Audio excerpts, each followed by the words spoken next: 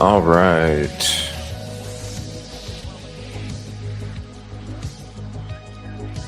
Good morning. Good morning. Give me. It always takes so long to get to the music in this damn thing. Got a poll up as we get it going here. Give me 1 second. Thank you all for joining. Day 20 is Lindsay Clancy. 100% guilty, guilt by insanity, innocent, or undecided. Let us know what you think.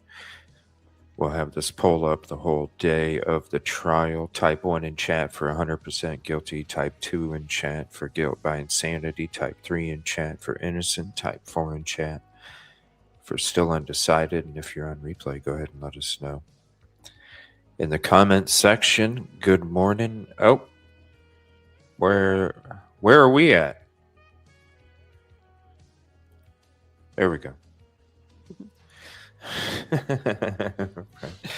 I apologize. I don't know what's going on with my sinuses today.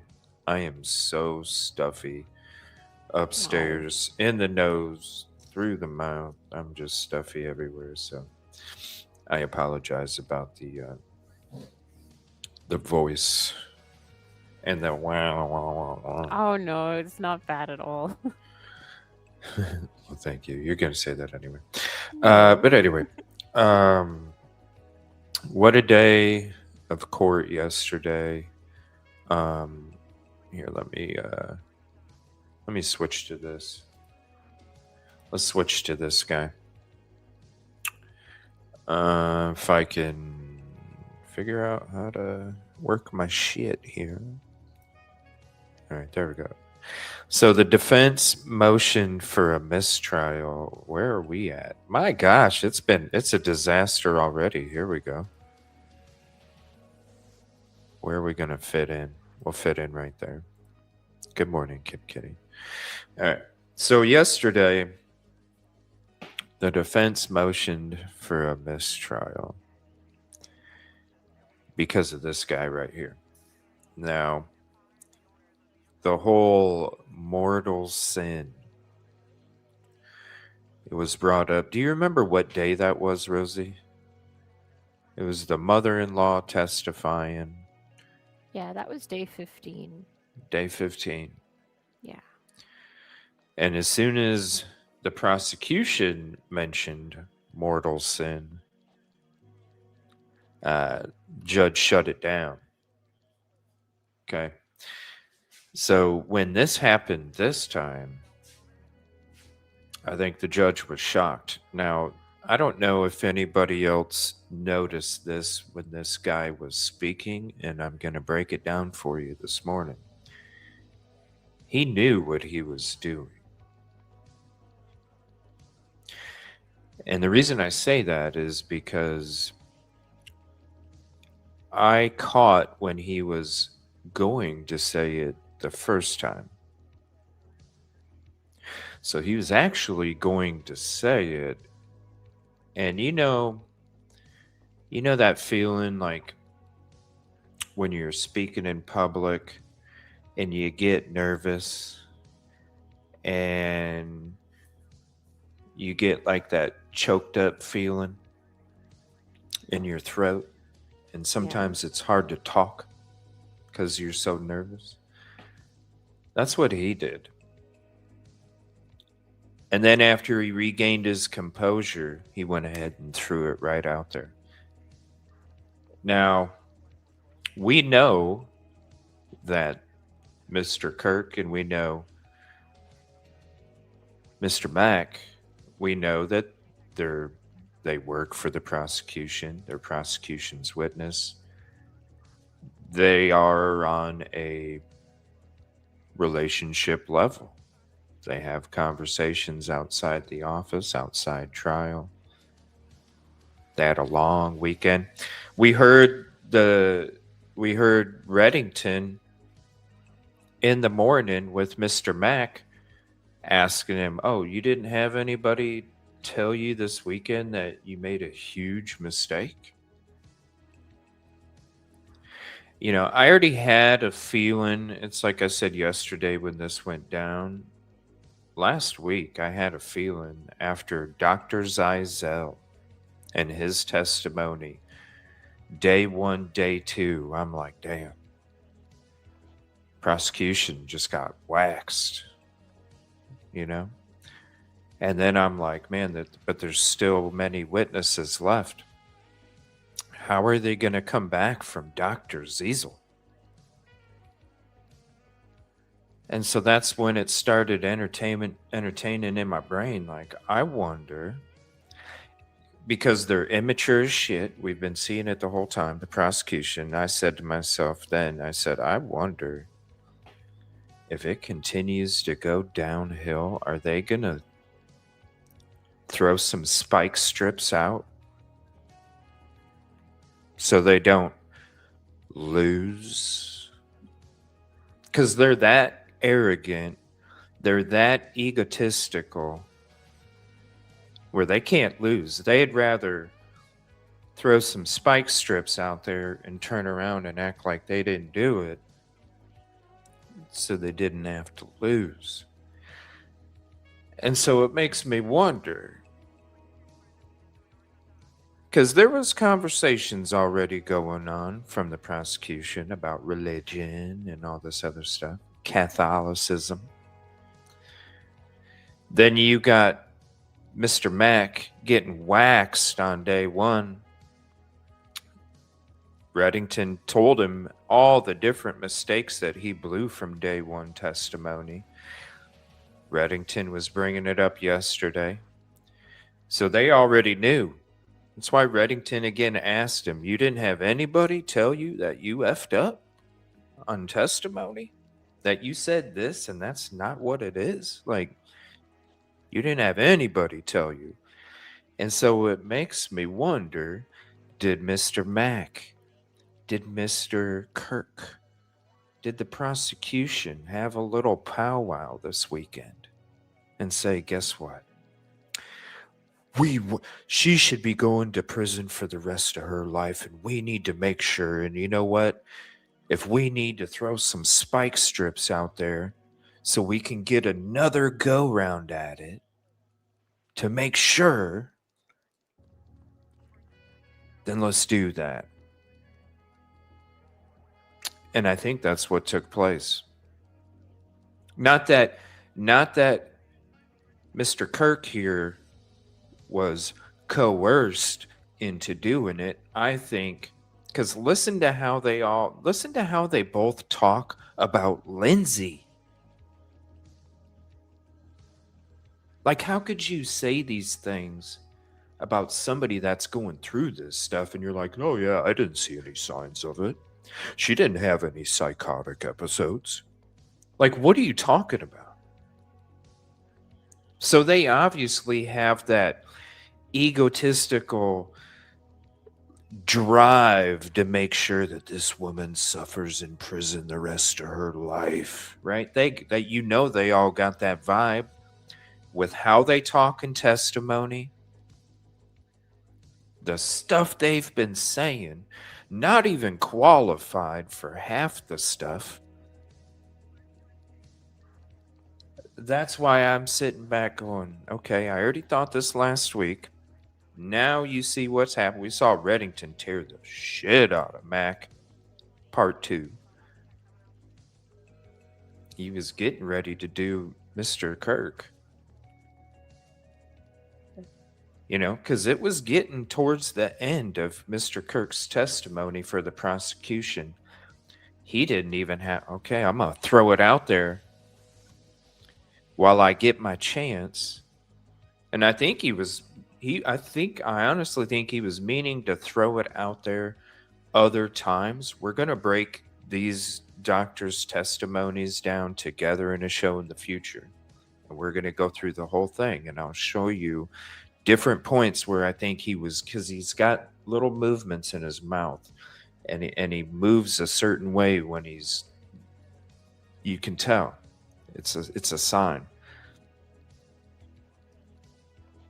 I think he was trying to say it before plenty of times, and he just couldn't And finally, when he got to this slide, because there was slides that were in there that weren't supposed to be in there, and there wasn't slides that he talked about that weren't in there. So it was not organized. And I think that was done on purpose too.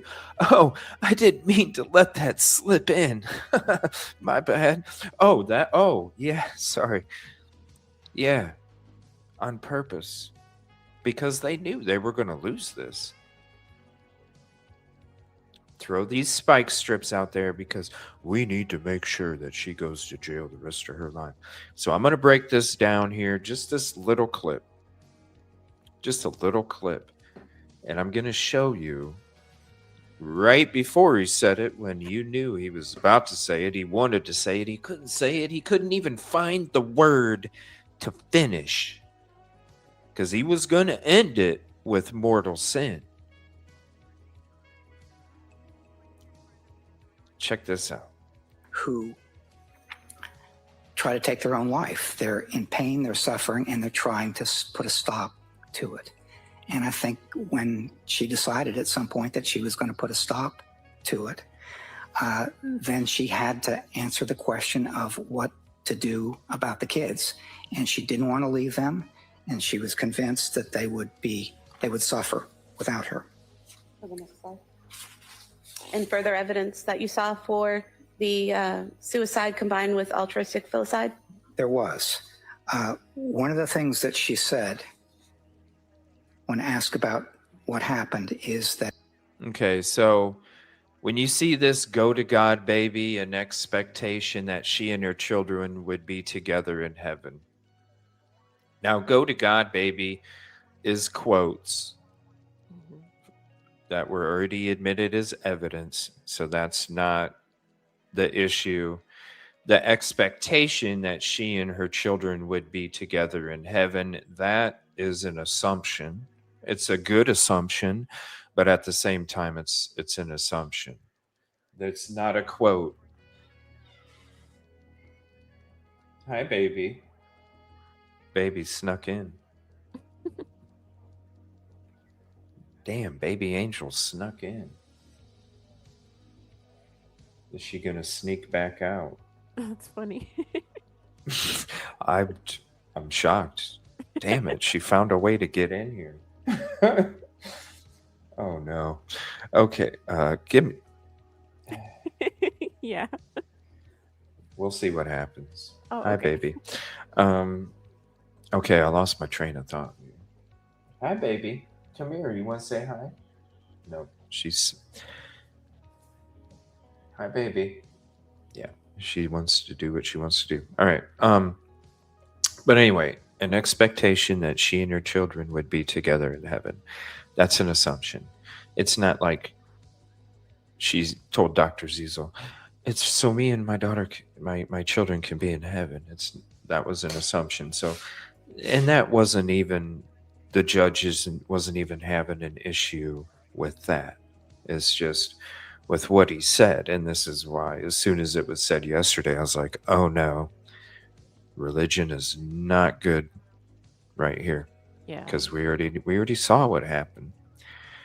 The prosecution, Jennifer, said the words mortal sin to Patrick's mother during her testimony.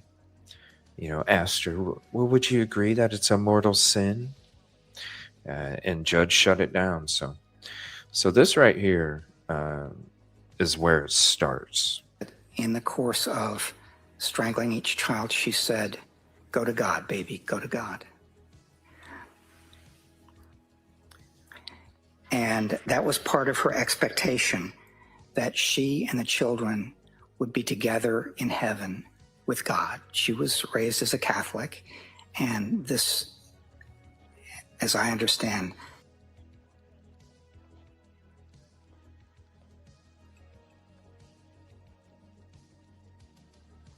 It's muted if you're speaking. Sorry.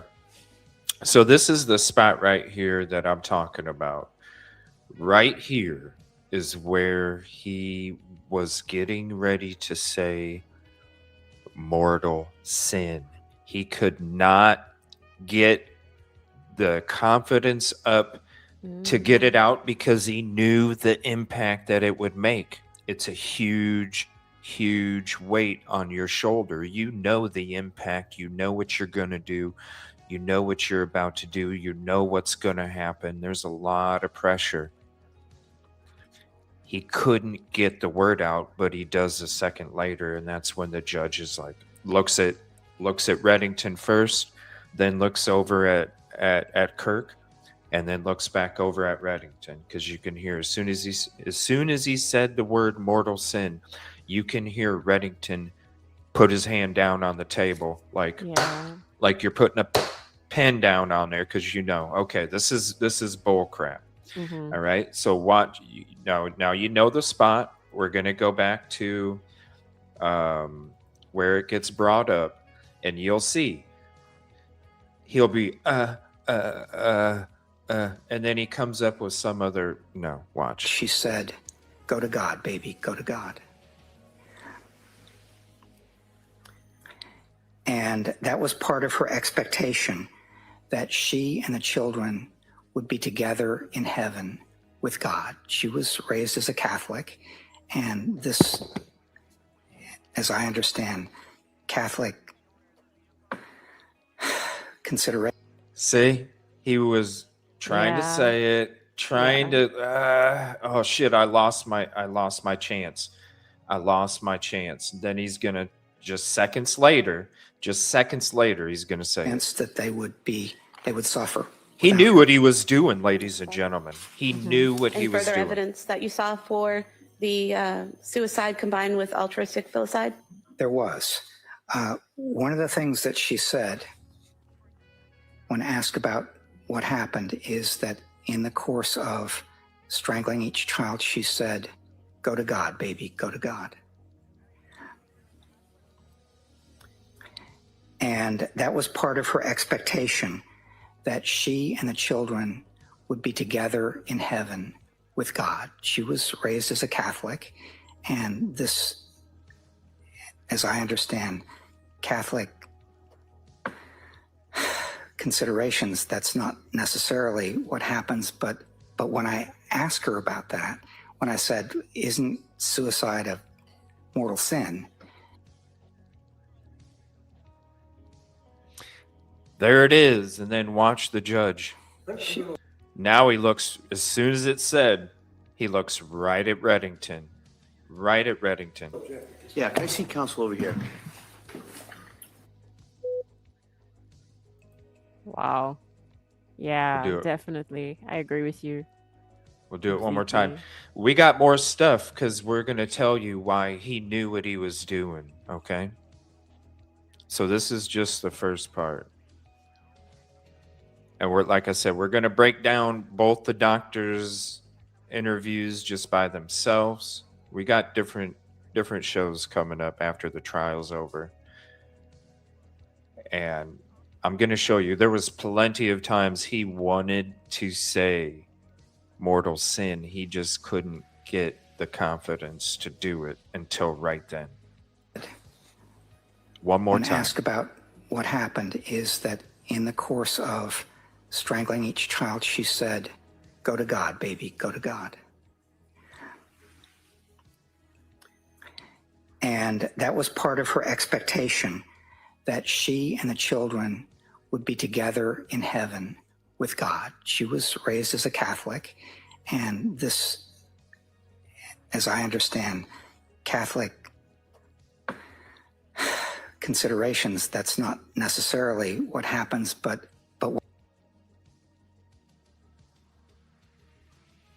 You're muted. He was supposed to be saying Catholics consider it a mortal sin, and that's where all the fumbaloos came because of his nervousness. Yeah. Catholics consider it a mortal sin. He couldn't get it out. And that was part of her expectation, that she and the children would be together in heaven with God. She was raised as a Catholic, and this, as I understand, Catholic considerations, that's not necessarily what happens, but when I asked her about that, when I said, "Isn't suicide a mortal sin. Yeah, can I see counsel over here? Yeah. And then he looks right at Reddington. Oh, hold on. And then he looks right at Reddington. He tried to say it 2 times in there, and he couldn't, because he was nervous. This is why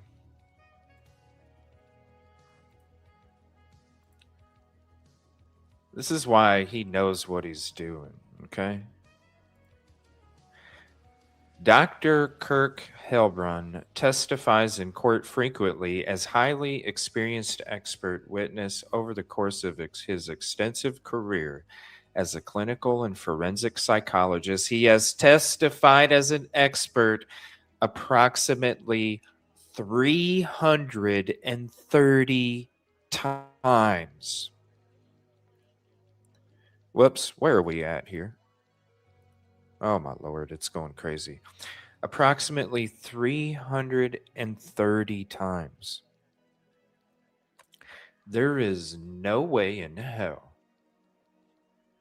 that this gentleman does not know what the hell you can say, what you can't say, the impact, and what it can create. Mm-hmm. And the reason that I think that him and Dr. Mack and the prosecution got together, it was so the prosecution could say what they said when they came back from break. That when they came to this slide, if I can get it on there.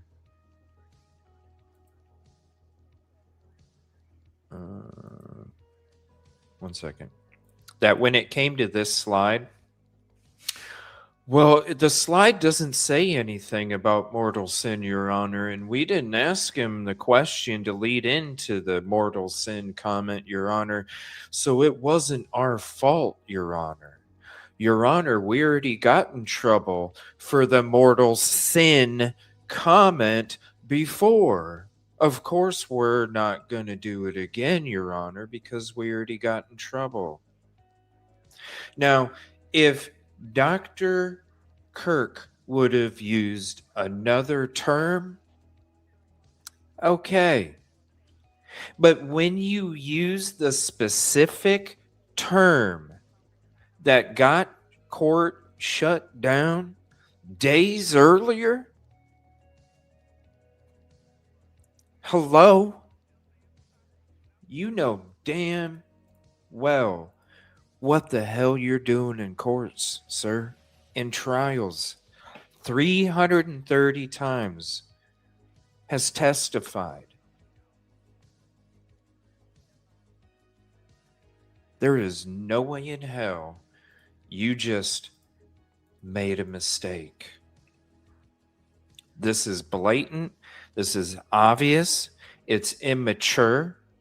It's a tactic that was being used by the prosecution because they were getting their ass handed to them and they didn't want to lose. Dr. Kirk says, look, I'm going to be retiring soon. I've already testified over 330 times. I'm just going to ride off into the sunset. Let me do the noble thing for all of us and put myself down on the sword so we can all make sure that this ends in a mistrial so we can have another go round at it so the right thing can happen, right? Like that's this little powwow meeting. Yeah. Dr. Kirk is going to be the sacrificial lamb. Let them blame me for the mistrial. Let me get bashed on media for being the reason it was. Let me do it. They'll forget about it. It's ridiculous. That's what I think. That's what I think went down, because when we go to day 15, hold on 1 second.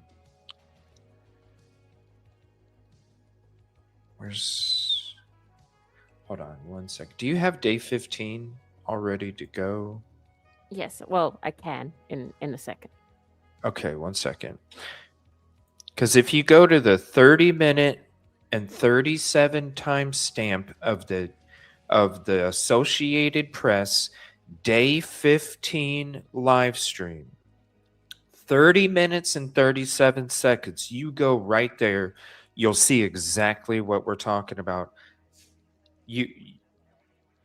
How does the prosecution not they know because they tried to pull this stuff before and none of their little tactics were working. Objection denied. Objection denied. We're going to drag stuff on and on and on. It's going to be interesting to see what happens today. Now, we know that Reddington motioned for a mistrial yesterday. The judge denied it. Now, the only way that the appeal can happen, because he can appeal, but it would be after Lindsay would be found guilty, if she's found guilty, which honestly, I don't think the religious thing is going to come into it. But at the same time, I don't know the jury pool. I don't know if they're mostly Catholic. Now in Boston, there's a lot of Catholic. So that could be a huge, Massachusetts is a lot predominantly Catholic. That could be a huge thing for this jury. So I don't know the criteria. Maybe they wanted to have, there's got to be at least one Catholic on the jury, I would assume. And so maybe it can have a humongous effect on the outcome. And so under the Massachusetts criminal procedure, a defendant cannot pause an active trial to appeal a standard procedural ruling or a denied motion for a mistrial. Instead, the issue is preserved for a potential post-verdict appeal. So it's not like we're going to be going into court today and we're not going to have a trial and the judge, he denied it. So the trial's moving on. There's going to be more questioning going today. He's going to ask the jury to never mind that. But the thing is it does set up, because even though Reddington didn't want to, he had to motion for the mistrial. But the thing is if she is found guilty, you can guarantee she's going to get a new trial like that. It ain't going to be like these other cases. That with this happening in this trial two times, with it happening in this trial, I guarantee you, as soon as there would be an appeal filed, automatic, yep, let's do it, we're going again. Because there is no way that they're going to deny an appeal based off of what happened yesterday, Rosie. There's no way, especially after they showed what they showed here, which you're going to show us. You're going to see how they already acted on day 15. It's no wonder the judge was so pissed yesterday. Yeah. This is the first instant of it, which was day 15, 18th of August. And you can see it's like the same wording. It's everything. Thank you, Rosie. Her family. Right. Now, are you an active member in the Catholic Church? Yes. Okay. So you're aware that murder is considered a mortal sin? Yeah, Counsel, could I see you over here?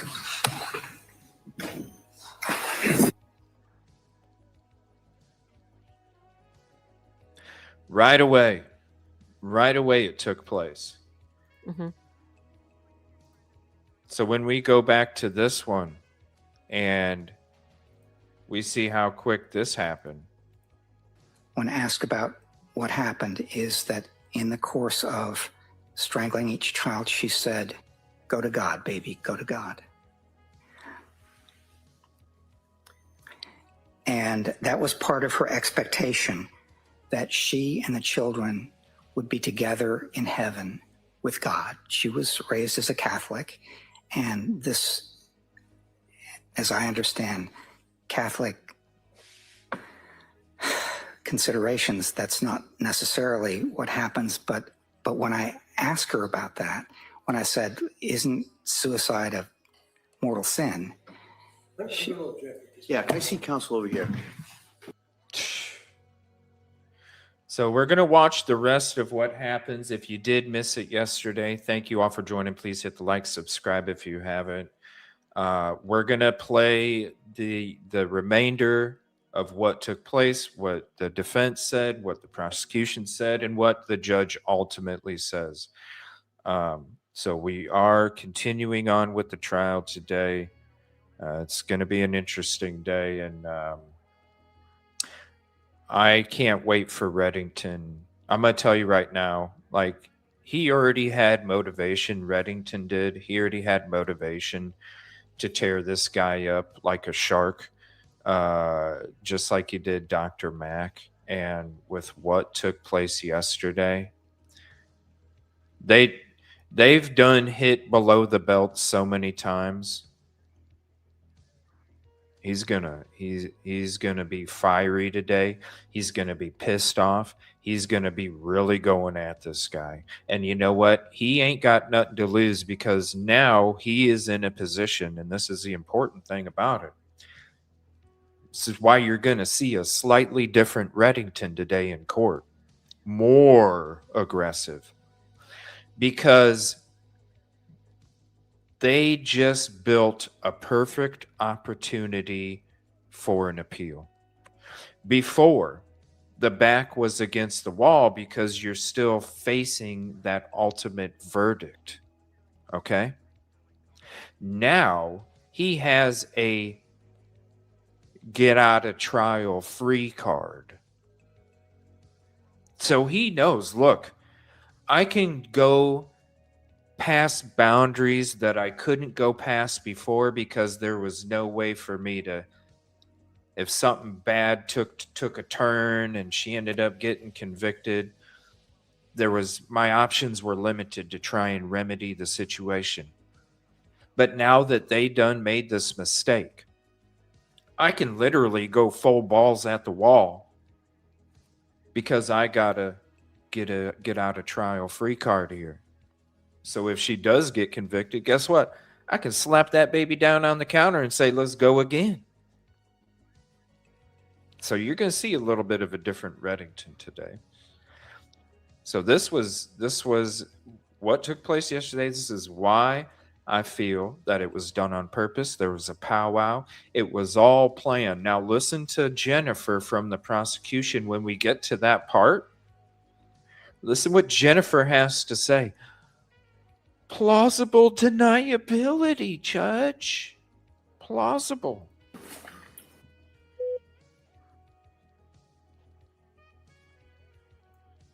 All right, and so I'm going to ask you to go back to the jury room, and then we'll bring you back in a couple of minutes. All right? Court, all rise. Jury, time for locals. Please.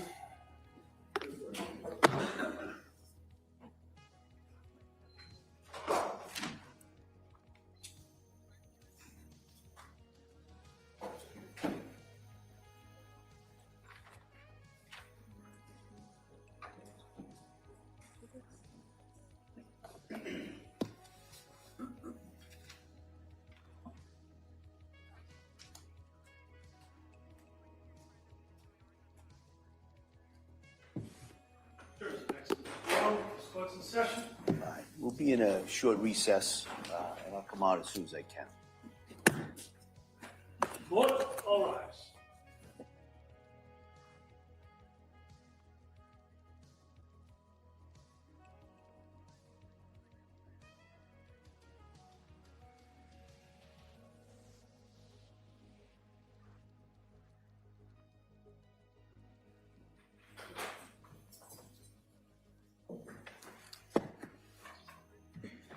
This court is back in session. Please be seated. Your Honor, for the purpose of the record, we return back to the trial of Commonwealth versus Lindsay Clancy. All parties are present, excluding the jury. All right. After the following sidebar conference, think the defendant made a motion. I'm going to allow argument in regards to the motion. I'll hear first from the defendant, and then I will hear from the Commonwealth. Mr. Reddington. Thank you, Judge. Your Honor, this has been obviously a long trial and a lot of work on the part of everybody involved, from the court to the staff to the prosecutors to myself, and needless to say, the strain on Lindsay Clancy. I have to move for a mistrial reluctantly. The reason is that this is intentional misconduct on the part of the prosecution.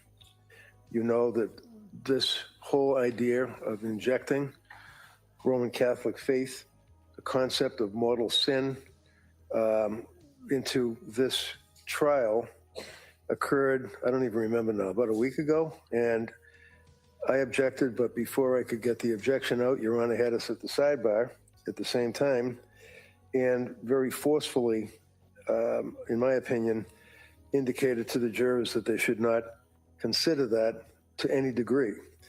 At the time, I put on record the fact that I did not feel that I felt that the court's instructions were sufficient. They were forceful. They were right on point. And we moved forward without a motion for a mistrial. I made a tactical decision. But unfortunately, at this point, it's a concern I have because this is just over the top. It's the same thing again, talking about religion, talking about heaven, talking about killing people and the impact or the effect that it would have on Lindsay as well as her children. The fact that this is not the first time that it occurred during the trial, and the prosecution has previously brought up the concept of mortal sin, based on your ruling in the past, in conjunction with the fact that they brought it up again, I believe it was intentional misconduct, and I feel that the court should grant a motion for mistrial. All right, thank you. Commonwealth? Thank you, Your Honor. The question I asked the witness did not ask for any testimony about religion, about Catholicism, about mortal sins, or anything like that. And the slide is still up on the screen. There's nothing on the slide about Catholicism, about mortal sins, about any of that. The witness was explaining his reasoning. I don't think it was intentional on part of the witness either. If we look at his interview of Ms. Clancy, one of the things that this witness has to do is determine whether the defendant knew the wrongfulness of her conduct. And that can be either that it was criminally wrong or morally wrong. And he explored that with her in the interview and asked her about whether she knew it was legally wrong. And she said she had no concept of legal consequences. And then he went on to ask her about moral wrongfulness and about her religion and whether she knew it was morally wrong. And she did say that she had knowledge that suicide was considered sinful. So I believe that's where the witness was going in trying to explain his reasoning. I don't think he was intentionally trying to inflame the jury or cause an issue in this case. I know I certainly wasn't, because I didn't ask a question about her religion or a question that would plausible invoke that kind of deniability. response. I asked him to explain what was on the slides, and that's not on the slides. So there was no intentional conduct by the Commonwealth. That was not where I intended to go with this questioning. And I don't think that the witness intended to do any harm either. He was just explaining his rationale. So I would ask that the jury be instructed to disregard the answer, and I can speak to the witness and tell him not to talk about that reasoning for behind his thoughts, that he can testify about his conclusions, but to leave that portion of his reasoning out of his testimony. Well, here's a concern I have, is what the witness did say in regards to he said, go to God, baby, go to God. That was statements that had been made in evidence already. And then he indicated that was part of her expectation, that she and the children would be together in heaven with God. All right. Now we're getting a little closer to problematic area. Then he testified she was raised as a Catholic. And as I understand Catholic considerations, that's not necessarily what happens. How is any of that proper at this point? But it was not, well, I'm not going to declare a mistrial at this time. What I am going to do is I'm going to bring the jury in. I'm going to tell them to disregard it. I'm going to tell them that's an inappropriate area of inquiry and that this witness's understanding of Catholic dogma or Catholic teaching is irrelevant. There's no evidence of his background or training or having been to the seminary or any of that. And so I think, and that's where he injected that. And so I am giving that, but the Commonwealth, I'm going to strongly, and perhaps the strongest language, talk to him and let him know that he can't go into that. And then my thought is we're going to bring the jury back in. I'm going to give them that instruction, and I'm going to send them home. I don't want them leaving here today with the last thing they heard was a discussion about this witness's understanding of the Catholic teaching. That's not the last thing they're going to hear. And so my thought is that as best I can is to address that and minimize the damage or prejudice, because I do presume that this jury will be able to follow those instructions. And so that would be my thought. We'll come back. That will give the Commonwealth plenty of time to talk to this witness, to let him know the areas that he should and should not go into. And then we can come back tomorrow and we can resume his direct examination and cross-examination. All right, so that'll be my thought. We'll bring the jury in. I'll give them that instruction, and then we will recess until tomorrow. Okay? Your Honor, just for the record, could I note an objection? Sure, absolutely. All right, so we ready for the jury? Yeah.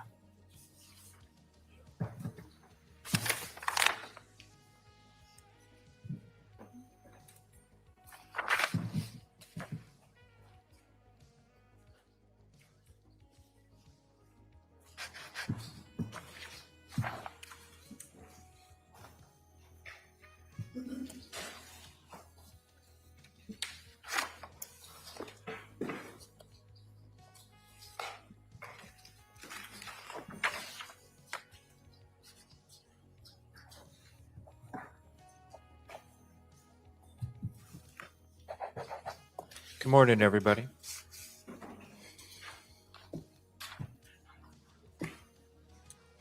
We will take you live once it starts. You know, there's always a sidebar. Jurors enter.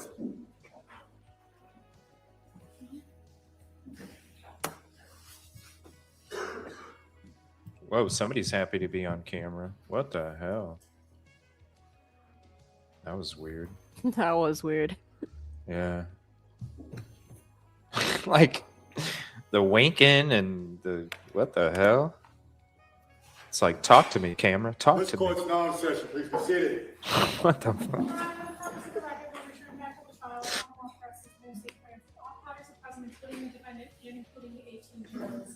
All right. Well, members of the jury, just before we broke, there was some testimony from that last witness. And I just want to give you some instructions in regards to that testimony.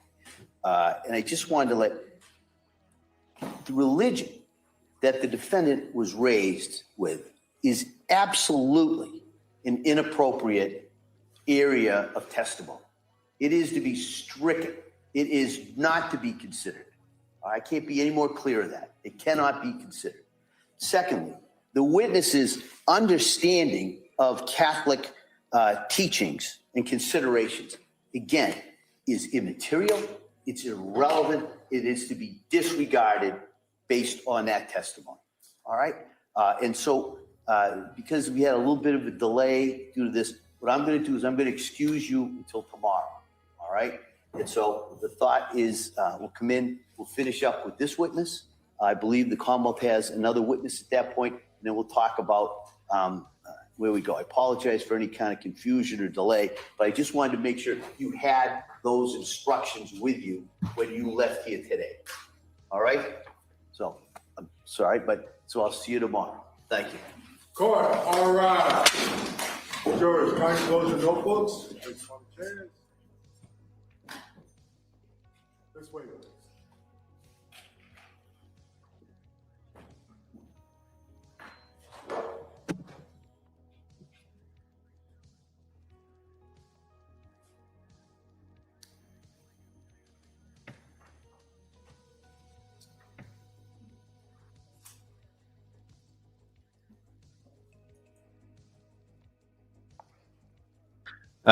He made the decision yesterday. So he denied it. He denied it right after they each got to speak. He denied it after they each got to speak after Reddington motioned for the mistrial. So he listened to the defense, the prosecution, and then he made his decision. Be in recess until tomorrow. The anticipation is that the evidence will be done at some point tomorrow, with the thought that most likely we'll have a charge conference sometime probably tomorrow afternoon, and arguments in charge would be on Wednesday. All right, subject to change as they always are. Right. So thank you, everybody. And so basically, and let me pull up the live feed there. So basically, he was saying that he's just asking the jury to disregard the comment. I don't know how you can. Do you think it's going to affect the jury and the verdict? I think so. I think it will too, even though you're disregarding it. And now, so, like I always felt hung jury for a long time. And then I started to go to guilt by insanity just based off of the latest few days of testimony. Last week, really. But after yesterday and after that comment, I really do feel like even though you can't redact it from your mind, you can't redact it, the emotions that it made you feel or think when you first heard it, that you just can't go in and delete it and put it in the recycle bin. It doesn't work that way. And so I really do think it will affect at least one jury member. And so now I'm back on the hung jury vote. The defense to me had it in the bag, but I think that comment will affect the verdict, will affect the jury, and I think it's going to end in a hung jury. More than, percentage-wise, more than anything else now. So it's unfortunate. It was a great showing in court. Reddington did a hell of a job. And with that video that we saw yesterday of Reddington, and it's just him and his secretary that he's had for 34 years. And it's just them doing all the work. You heard all the high-profile cases he was covering while he's doing work on Lindsay's. I mean, you got to be damn good. Yeah. To just have a small 2-person operation. I mean, wow. And still come across as way more organized than your opponent. Yeah. Yeah. Yeah, it's just, I really think it's going to affect it. So the only thing that can happen, we went through it a little bit ago. The only thing that can happen is once the verdict comes through, then the defense can file an appeal. And there's no way they're not going to accept that appeal. And there's going to be another trial. Did the same thing happen? I didn't really follow the Karen Reed trial, and I know you did some of it, Rosie. Is it kind of the same thing that happened with her? Where she got a new trial or something? Or am I thinking of somebody else? Not exactly. So I didn't follow it very in depth, but I know that she did get a mistrial. I don't think it was for the same kind of reason. No, I'm not saying the same kind of reason. I'm just saying the new trial and how Yeah, so she the did get a quick process mistrial, of it. and then there was a retrial, and then also the victim's family pursued civil action. So there was a lot of different trials essentially with her. Do you know why it ended in a in a mistrial? I think that it was, from what I understand, and please somebody correct me because I know somebody will understand this better. I think that the jury was deliberating for too long, and they couldn't come up with a decision. It wasn't Yeah. even like a hung jury. It was like they just couldn't decide on it. Hmm. Yeah. How long did they go? Do you remember? I I'm think it wondering was how long this something. one's going to go. I think it was something like 4 days, but again, I would have to check. I'll check right now and let you know. But it was something like that. It was a few days, I have a feeling the same thing's going to happen with this one too. Like, quite possibly. yeah, I honestly, he was talking about the rest of the witnesses and then the charges. I don't even think they're going to get to that today. He's talking verdict watch on closing arguments tomorrow. I don't. I honestly don't see closing arguments until Thursday. I think Reddington. I mean, look at how long he spent with Mac. Yeah. You know, I don't. He's to me, before any of this, he was just as important. Him and Mac were both uh, equally responsible in the reckless testifying. You know what I'm saying? Like when it comes to Lindsay's condition and what she went through, and how they're like, well, that didn't even happen. Um, it was all I. It's not like he would have spent, uh, a whole day on Mac and then a quarter of a day on Kirk. Like I felt like Yeah. he was going to go at him the same. And so I really think that his testimony and Reddington's rebuttal is going to last up until the 1 o'clock break. Then you got the 1 to 2 p.m. break Eastern. And then after that, you might be able to get another witness in there. But I think it's going to go into the next day, honestly. So we'll see. We'll see what Yeah. happens. I mean, every morning the judge has, and hey, it's good to have goals. It really is. It's good to have goals that seem like you can achieve them, so you can push yourself even harder. But damn, like every morning you're like, yeah, we're ahead of schedule. We're gonna do this, and then it just never happens. It just never happens. So at some point you got to be realistic, you got to be realistic and be like, all right, like he did yesterday. He's like, that's the plan, but things can change. And it's like, yeah, we know. He means what? But that's what I'm thinking. I'm thinking this stuff. I'm thinking verdict watch is going to be like Thursday. Yeah, probably. Yeah, more testimony.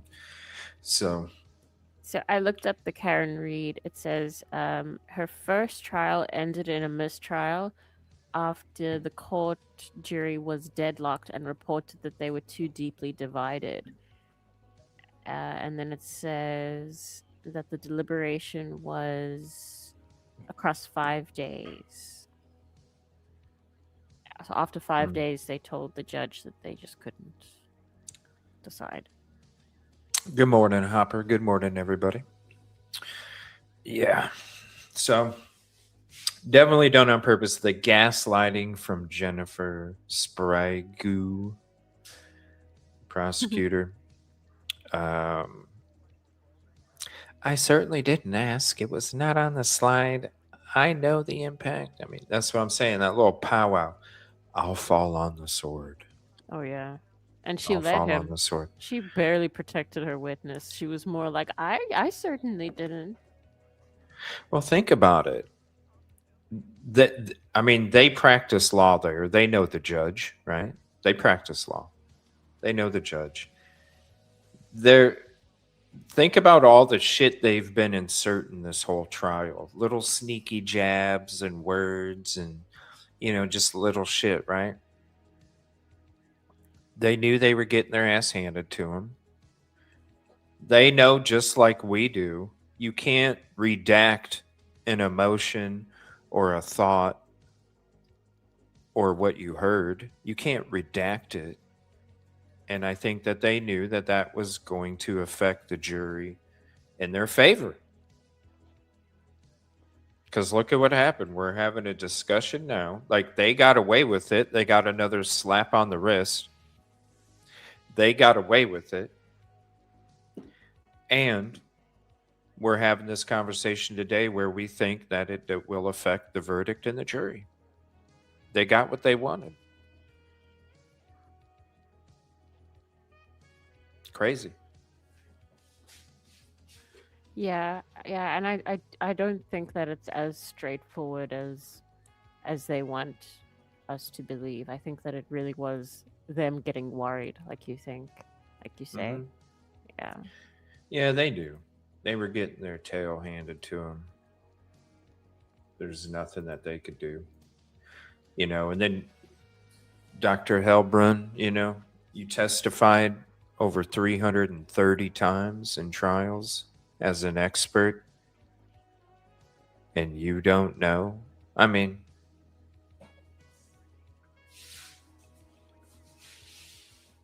Yeah, I mean, once I saw that number, I was also like, whoa, okay, because like testifying is I guess it's like a skill. They just develop it, and every time they do it, they learn a bit more.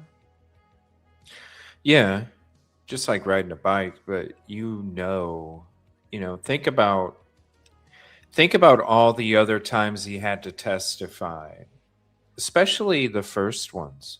Okay, now, doctor, it's a tale as old as time. You don't bring up religion in frickin' court unless it's part of the evidence. Like, it's rookie shit. It's rookie shit. Rookie. And I'm sure when you're first starting out, look, we got to make sure we don't talk about this. We don't bring this up. I'm sure it's in the frickin' schooling before you even get the degree and certifications. Things that can affect a trial. You know what I'm saying? Things that can affect a trial.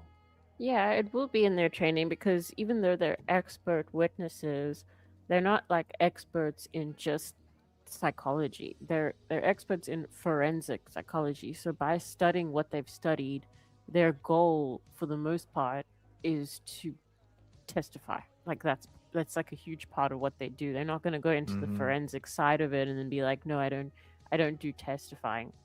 That's not how it works. That's not how it works. Yeah. Then they could become any other kind of psychologist. They could do Right. clinical, they could become a neuropsychologist, they could teach, but if they do forensics, it means they want to testify. That's what they want to do. It's part of it. Because you're going to be called at some point, potentially in the future. And even if you do, and they don't have some kind of training, when you know that, hey, you're going to be a witness in this trial, you're going to have training for it. The prosecution, especially if you work for the prosecution, they're going to sit you down. You're going to have a mock trial. You're going to have mock testimony. They're going to pretend. They're going to put you under pressure. They're going to, you practice this shit. They know okay, so next doctor, we're going to go through this, and then we're going to go through this. And they get their little notes together. And as he's taking and turning his pages, she's turning her pages too. They're on the same, Yeah. And it's, sorry. no. No, I was just saying, like, that's exactly, like, it's so transparent. And coming to what Backward Beat said in chat as well, it's like, are we supposed to believe that it's such a coincidence that we're all just using the same word? Like, no. Right. Yeah. Especially mortal sin. Right? Like, I haven't heard the word mortal since Mortal Kombat. It's I been a don't even while. know. Yeah. It's been a while. I haven't heard the word mortal for a long time. Mortal sin. And then we saw, like we did, with her, the whole mortal sin comment. Thank you so much for the 100 Joules Hopper Marshmallow High. Hopefully soon here. StreamYard will add that, but then there'll be another bug for it. So, yeah, we'll see. It's gonna, I don't know. I really think it's gonna be hung jury. I don't see it affecting the whole jury, but I do see it affecting at least one. And I don't know how you can. I couldn't remove it. You know what I'm saying? If I was Catholic and I was sitting there in that chair and I heard that, and that's my belief, and you feel strongly about it, and it could definitely be like, you know what? It outweighs the evidence. Somebody could definitely get there where their religion outweighs the evidence. But it also, on the flip side, if you're a juror and you've heard it come up twice and you can't just erase it from your mind, but you can see the judge's reaction, then you also on some level know that you're witnessing a case where the prosecution is doing something wrong because it's come up twice on their end. Yeah. So that's also going to be in your mind where you're like, okay, well, we've seen this come up twice. So what does it actually mean for what they're trying to tell me? So it could play on either side. Yeah, we'll see. Let me see if I'm surprised they haven't came to the cameras yet. Let me see here. Let's see. I'm trying to find a good video that we can.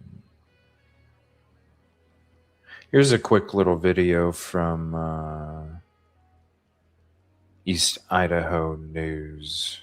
We'll check that out real quick in the meantime as we wait for court to resume here. Hold on. It ended with some dramatic moments there. What can you tell us about the conversation there at the end when Lindsay Clancy's religion was brought up yet again? This was the state's third rebuttal witness, and he is an expert psychologist that has testified in more than 300 times. And he said that 75% of that time he testified for the defense. And he is a professor at Drexel. So he's got the chops. He's got some, both academic and practical experience. And he evaluated Lindsay for 3 days. And in his testimony, he approached this from the premise that this was so out of character for Lindsay. What could possibly have caused her to murder her children? And he came to two theories. One of them was psychosis, acute psychosis, and two was a mental illness. But he didn't find the evidence of psychosis. So he concluded that this was more of a mental disease, but not so sick that she couldn't appreciate right from wrong, that she could appreciate the wrongfulness of her actions. And his conclusion was that she wanted to commit suicide. She had very intrusive thoughts, and those thoughts led her to think of when she killed herself, what would happen to her children. And to prevent her children from suffering, then his conclusion is that she then decided she would kill her children to avoid their suffering or to prevent their suffering. So that ultimately was what he concluded. But in doing so, during his evaluation, he said that he asked her about when she wanted to commit suicide, whether that was a mortal sin in her religion. And they didn't get to that answer because the defense objected, and then there was an immediate sidebar, and then the judge called a recess. And so once that recess was over, they came out and they discussed what they had to put something on the record. And so that's when defense attorney Reddington asked for a mistrial.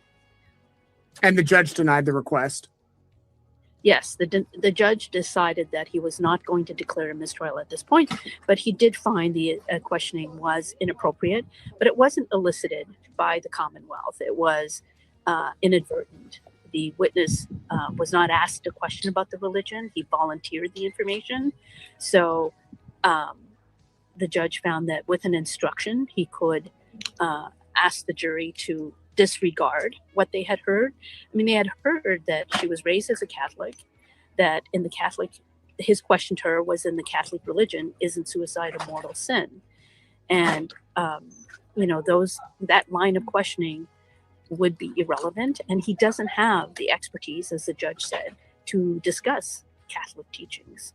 And so for all those reasons, I think he was, a little peeved at the witness. He wanted to give the prosecution time to review with the witness what he can and cannot testify about.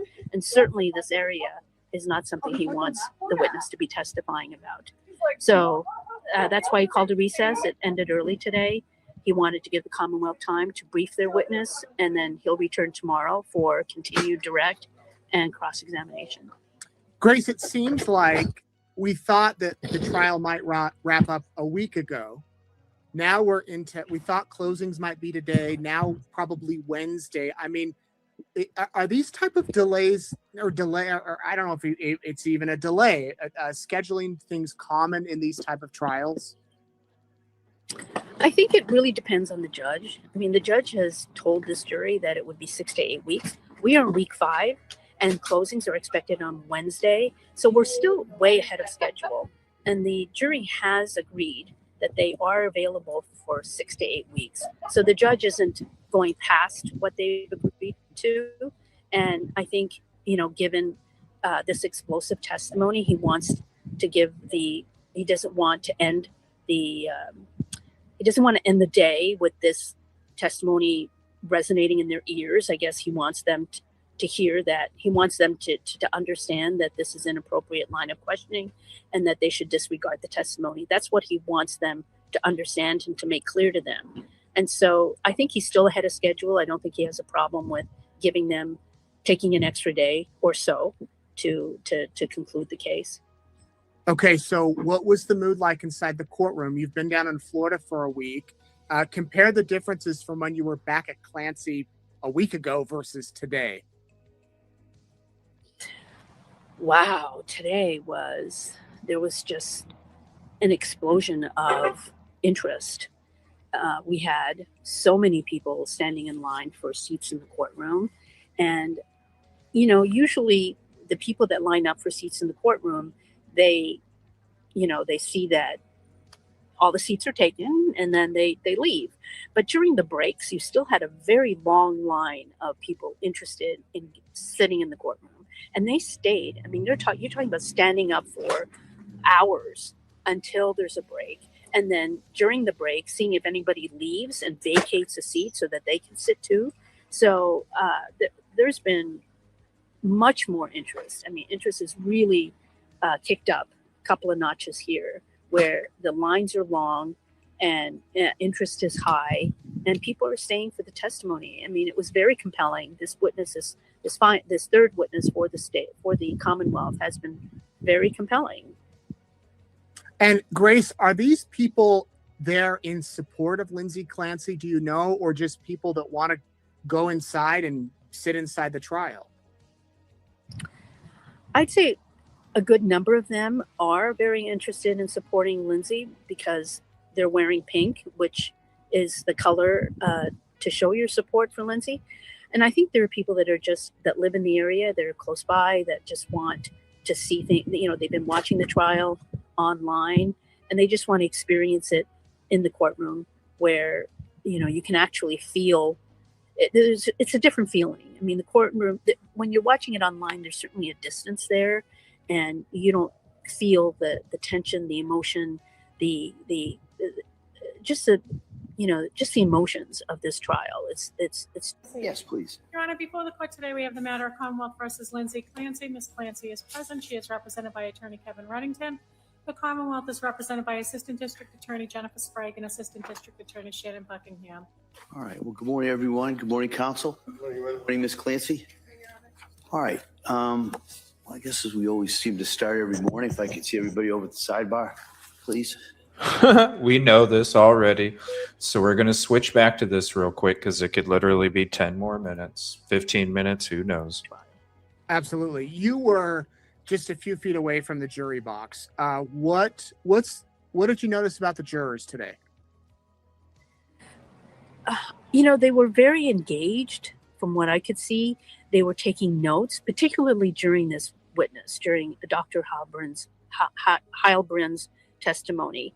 And I think simply because he was approaching it from the point of view, of motive. Like, why would she want to kill these children? And I think that's the question that haunts everyone is why would a once loving mother who wanted to be a mother, who was in for all intents and purposes, nurturing and a hard worker and in a good relationship with her husband, why at this point would she want to kill all three of her children? And by approaching it from this point of view, it really helps to sort of position his testimony and where he's coming from and what he looked at. And, he spent a great deal of time testing her and examining her and talking to her for hours, not nearly as much time as the defense expert. So it's interesting. He's in the courtroom listening to his testimony. So I think it'll be interesting to hear what the cross will be. Right. And any other observations you noticed about Lindsay Clancy, about Kevin Reddington? You spoke with him briefly in the swarm of media after court today. Can you talk about that exchange? Yeah, I think, Kevin is still, he's a very zealous advocate for Lindsay. And he, one thing I really notice about him is that he doesn't work the way other lawyers work. He works by himself. He keeps everything in notepads, old school. And he does take a few notes during direct, but when he gets up and crosses, he's prepared and he knows where he wants to go with the cross. And he still remains very confident in his case. And in fact, when I asked him about whether he thought the prosecution was arguing out of both sides of their mouths when they're saying that Lindsay is not interested or Lindsay's attempt at suicide was not a serious attempt, because that's what he argued at the very beginning. He highlighted that point at the very beginning of his case, and he feels like they've proven that and they've shown evidence that she was very serious. And their own expert is now testifying that the suicide attempt was a serious suicide attempt and did eventually lead to her killing her children. Right, which is what the prosecution has been saying. Well, they kind of downplayed it all along. Right, they downplayed it, but now this is an expert that's saying she wanted to kill herself, she intended to kill herself, and she was going to take her children with her so that they wouldn't suffer after she was gone. Now, I think that could work both ways when you think about what the defense psychiatrist said, that this was an altruistic killing, that she was under the throes of a psychosis when she made this decision. However, this psychologist is saying there are many points here where she was not delusional. And a lot of it has to do with what she said.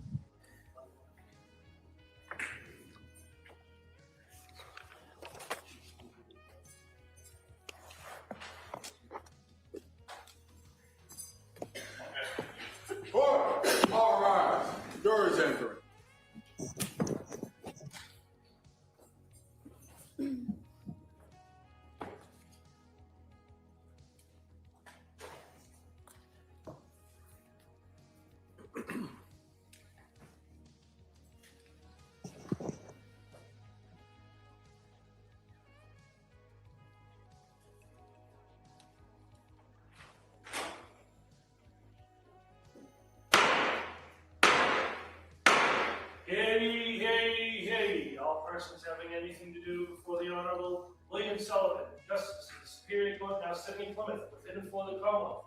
Draw near, give your attendance, and you shall be heard. God save the Commonwealth of Massachusetts. This court is now in session. Please be seated. Good morning, Your Honor. May I proceed? Yes, please. Before the court today, we have the continuation of the jury trial in the matter of Commonwealth versus Lindsay Clancy. Ms. Clancy is present. She is represented by Attorney Kevin Reddington.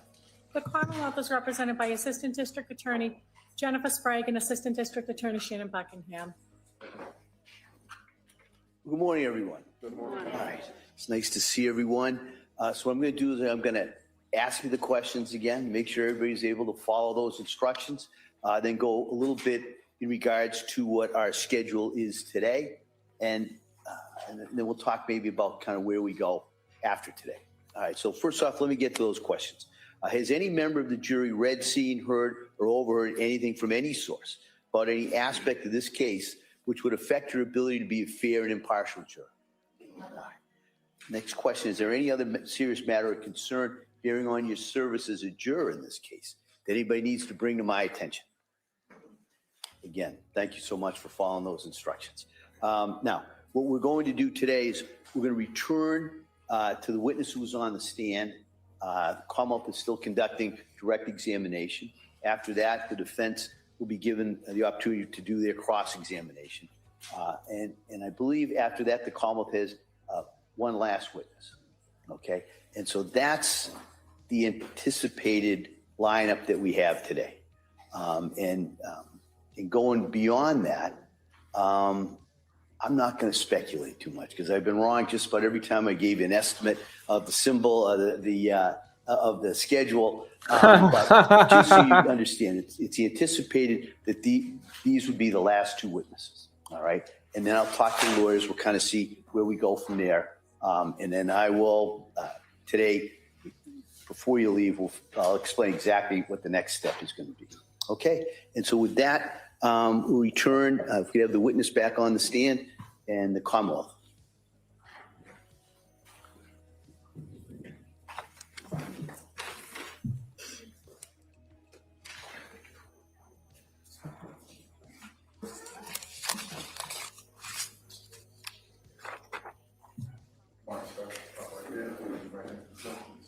Good morning. Please almost heard the testimony given.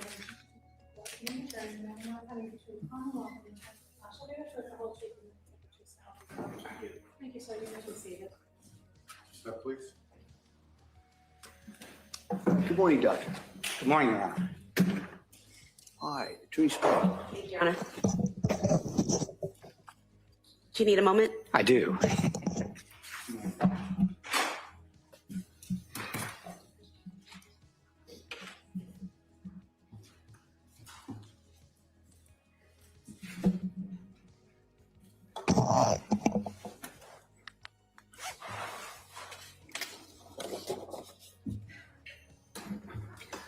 So, Doctor, could you tell us what is peritraumatic? Sorry, let me start over. Can you tell us what peritraumatic disassociation is and whether it factored into your evaluation in this case? Yes, that's the kind of thing that you experience when you're going through a very frightening or traumatic set of situation or circumstances or whatever. And it's the sort of thing that you can experience in the sense that you kind of feel that things are unreal or that it's not you. It's like you're watching yourself go through actions and so on. And it's the sort of thing that if you talk about it, it sounds like it could be psychotic, but it's actually a recognized, more likely to be a recognized aspect of going through a traumatic situation or set of circumstances that many people going through something like that would experience. And when you say going through something like that, are you talking about when the defendant was strangling her children? That would be one example because that was very traumatic for her. And did the defendant show signs of peritraumatic disassociation in the records or in your conversation with her? She did. She talked about feeling like it wasn't her, like she was watching herself, like she was going through what she called no thinking, no decision making, only responding to the voice and taking action. And when she said that there was no decision making involved, did you see anything about in the records or in her detailing of what happened that was inconsistent with that claim that there was no decision making? Yeah, this is difficult but important to say. That there are just many ongoing decisions that have to be made to accomplish a killing like this in 18 to 20 minutes. For example, why the basement? Who among the children goes first? What do you say to the kids to keep them from panicking? There are other examples, but Yeah, hold on. And so what types of decisions, without getting to what she might have said or thought, what are some types of decisions that had to be made to effectuate the strangulation of the children? Well, I tried to give some examples a minute ago, and I don't want to go too. All right, hold on. Just answer the question, all right? Don't comment on the rulings of the court.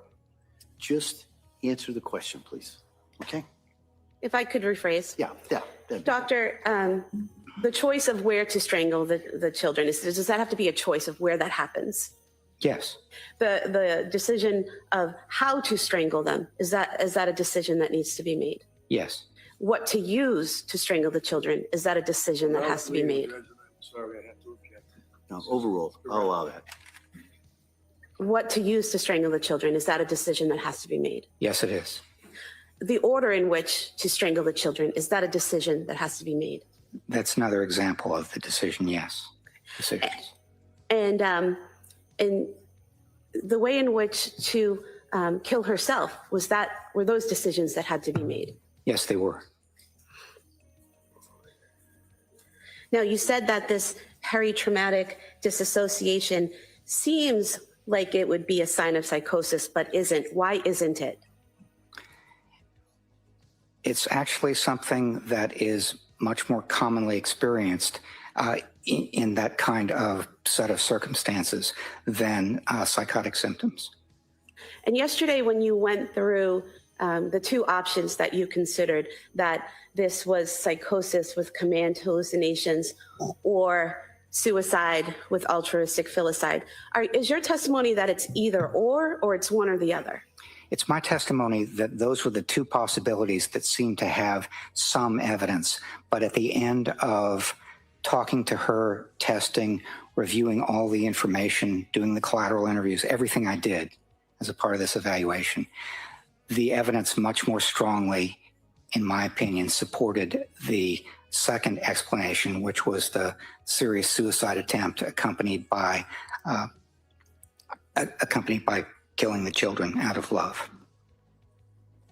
Now, you interviewed the defendant on 2 days, the first day and the third day, correct? Yes, that's correct. And were there any differences in her demeanor or her way of answering questions between the first day and the third day? Yes, I interviewed her and worked with her on testing for 3 days. And during the first and the second day, she was quite attuned to the question. Her recollection was good, even considering that we were more than 3 years away from some of the events in question. She had, I thought, a very good memory for dates and medications and dosages and times and other relevant details. And she continued to be attentive and responsive, good attention concentration, that sort of thing on the second day.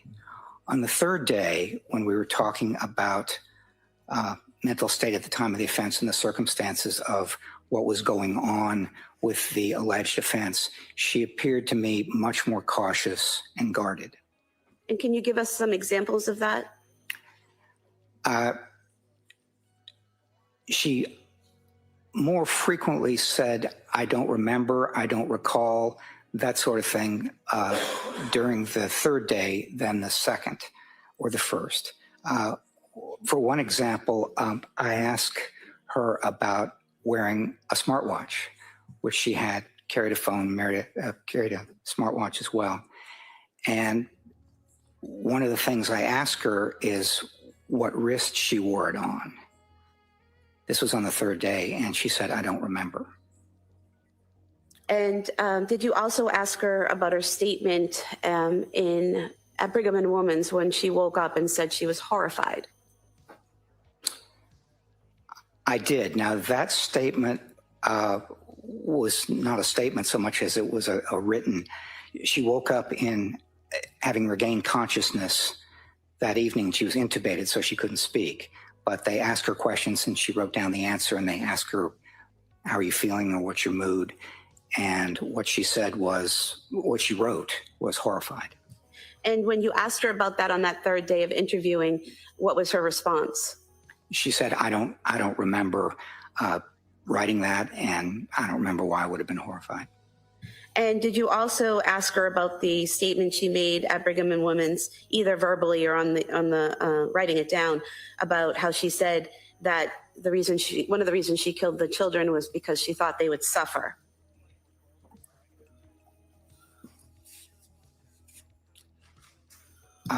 Where are you? Are you in my report there? Referring to the records at Brigham and Women's where she told. No, she can refer to where she's looking to direct his attention if you review those. You reviewed the Brigham and Women's records, correct? I did, yes. And the portion where it says that she told a treatment provider that she had to kill the kids to kill herself because the kids would suffer. Do you recall that statement? Yes, I do recall that statement. And when you asked her about it on the third day of interviewing her, did she recall that statement? Yes, that statement in Brigham and Women's to the attending psychiatrist was made in the context of her thinking about what happened.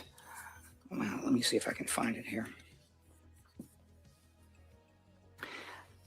Yeah, she was asked about what the voice had said on that afternoon, and her response was, it had said, you have to kill yourself so you can kill the kids. It also said, the kids will suffer without you. And when I asked her about that, whether the voice had said that, she said, no, the voice only said, this is your last chance. You have to kill the kids so you can kill yourself. So I'm going to move to strike this about this point. No, overruled. A lot. So the two differences where at Brigham, she's saying, the voice said, you have to kill yourself so you can kill the children, and that the children would suffer without her, versus after that when she says the voice only said, you have to kill the kids so you can kill yourself. Is the fact that she's giving two different statements significant in your evaluation? As I talked about in my testimony yesterday, when there is inconsistency, that's something that alerts me to the possibility of inaccuracy. And two statements that are mutually exclusive or inconsistent suggest to me that there is a problem. One of them, at least, is not accurate. And Doctor, did you find any significance in your evaluation to the fact that she was able to complete a phone call with her husband during this time frame of killing the children and herself? Yes, that was very unusual in my experience, to have a crucial time interrupted by something like a phone call, because one of the considerations there is that you then not only can document the time that it happened, and that helps be more precise about the time, but you also have whoever is on the other end of the phone. And this was her husband. When he called her at 5:33, she didn't pick up, but she called back immediately at 5:34. And when I talked to him during the collateral interview, one of the things he said is that she sounded on the short call distracted and like she was in the middle of something, but it wasn't anything that struck him as that unusual. He said when she's home with 3 kids, she's always in the middle of something. So that was one of the reasons that it was important. And then another reason, as I mentioned a minute ago, is it helps to establish a time frame. We know when her husband left the house, which was 5:15. We know when he came home, which was around 6 o'clock. And this is not quite in the middle of it, but close to that. And so it was unusual and valuable and important in trying to establish those kinds of things. And when reviewing the records and talking to the defendant, did you notice any statements or behaviors that seemed to focus in on herself? Such as, for example, being future oriented? Well, one of the things I noticed from the records at Brigham and Women's is that several days after she came in, there were comments from staff and in the notes about how she was a little bit more future oriented and thinking about what it would be like in the future, her life and that sort of thing. So that's one of the considerations that was in response to kind of thinking about herself and being oriented toward herself. And is there any significance to that state of mind or those thoughts in your evaluation of her? Well, I don't think that she was in any way over this or thinking only about herself. It's something that I noticed when I evaluated her in April, is that she is still grieving. She's still in mourning for those kids. And she used language like, I have lost everything and I don't want to be here. So I would not think of Lindsay Clancy as someone who is really self-centered or oriented only to herself. She is grieving her children. And you mentioned yesterday the emphasis she had on control of thought and control of her life. How did that come into play in your evaluation in terms of what was done here?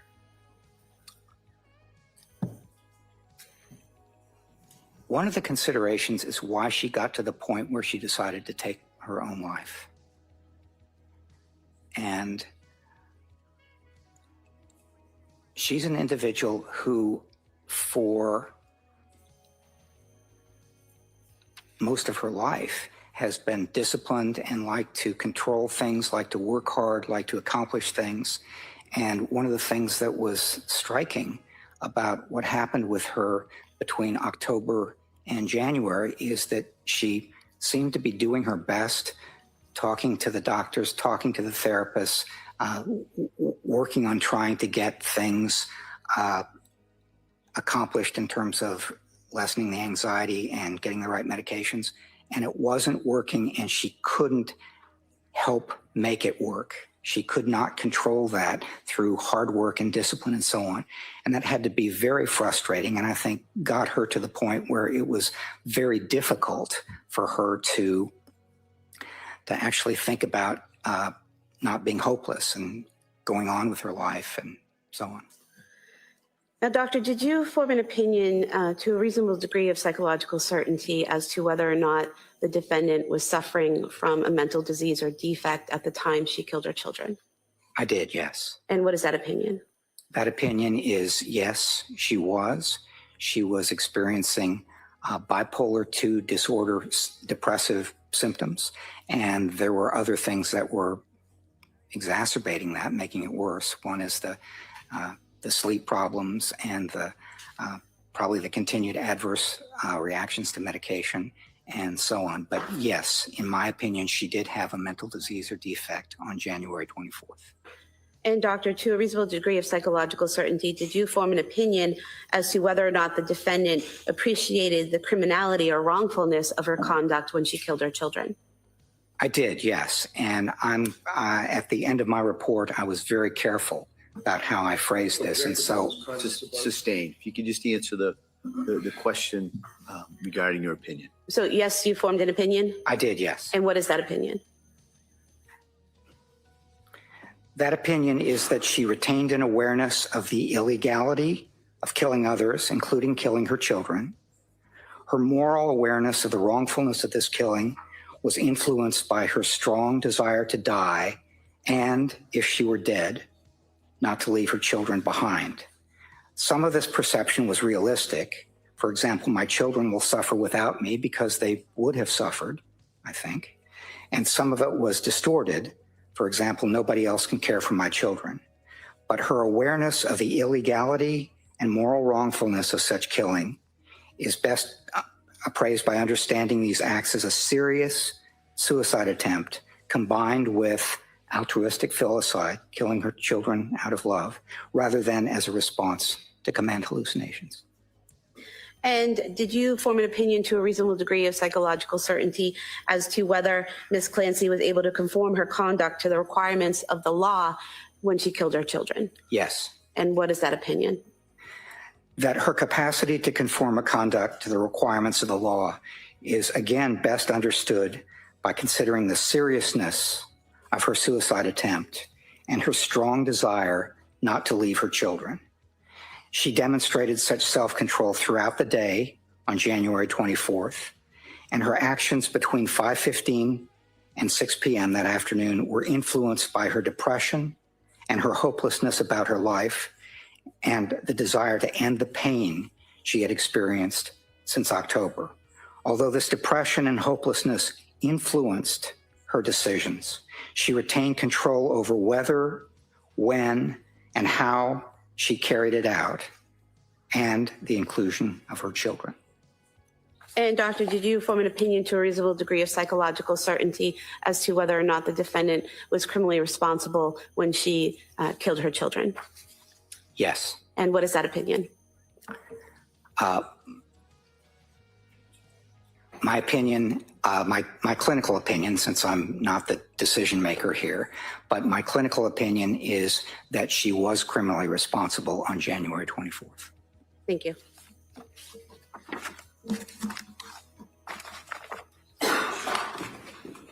Your Honor, I'd move to submit the PowerPoint for identification. I'm sorry? I'd move to submit the PowerPoint for identification. Okay, thank you. That may be done.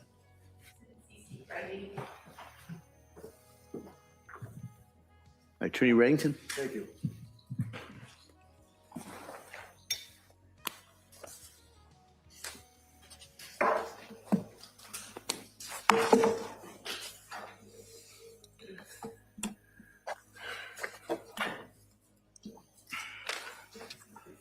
Sorry.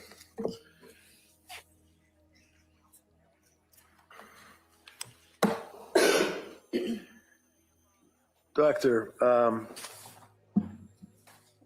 I'd just like to ask you about one of the things you just said to this jury that apparently stood out in your mind, and that would be the dichotomy of the difference between two statements that Lindsay made, one being, I believe, in the hospital, and you felt that there was a subsequent statement that was made by her that contradicted that or was different from that, and that would be after 3 days of you and Mac testing her. Is that right?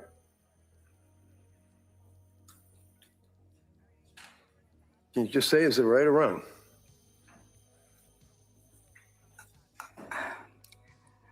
Mr. Reddington, it's not quite right. Okay, why don't we do it this way? You Yeah. just told this jury that that Lindsay made a statement to you at the conclusion of the 3 days that you and Mac were questioning her and testing her and interviewing her. Is that fair? Yes or no? What I would say is yes or no? No. Did you tell this jury, in addition, that Lindsay made a different statement when she was in the hospital? Yes or no? What I said to the jury I'm is, asking you, sir, did you make that statement to this jury? what I intended to say. No, not what you intended. Can you answer my question? Yes or no? No. Now, is Dr. Helbron aware of the concept of post-intensive care syndrome?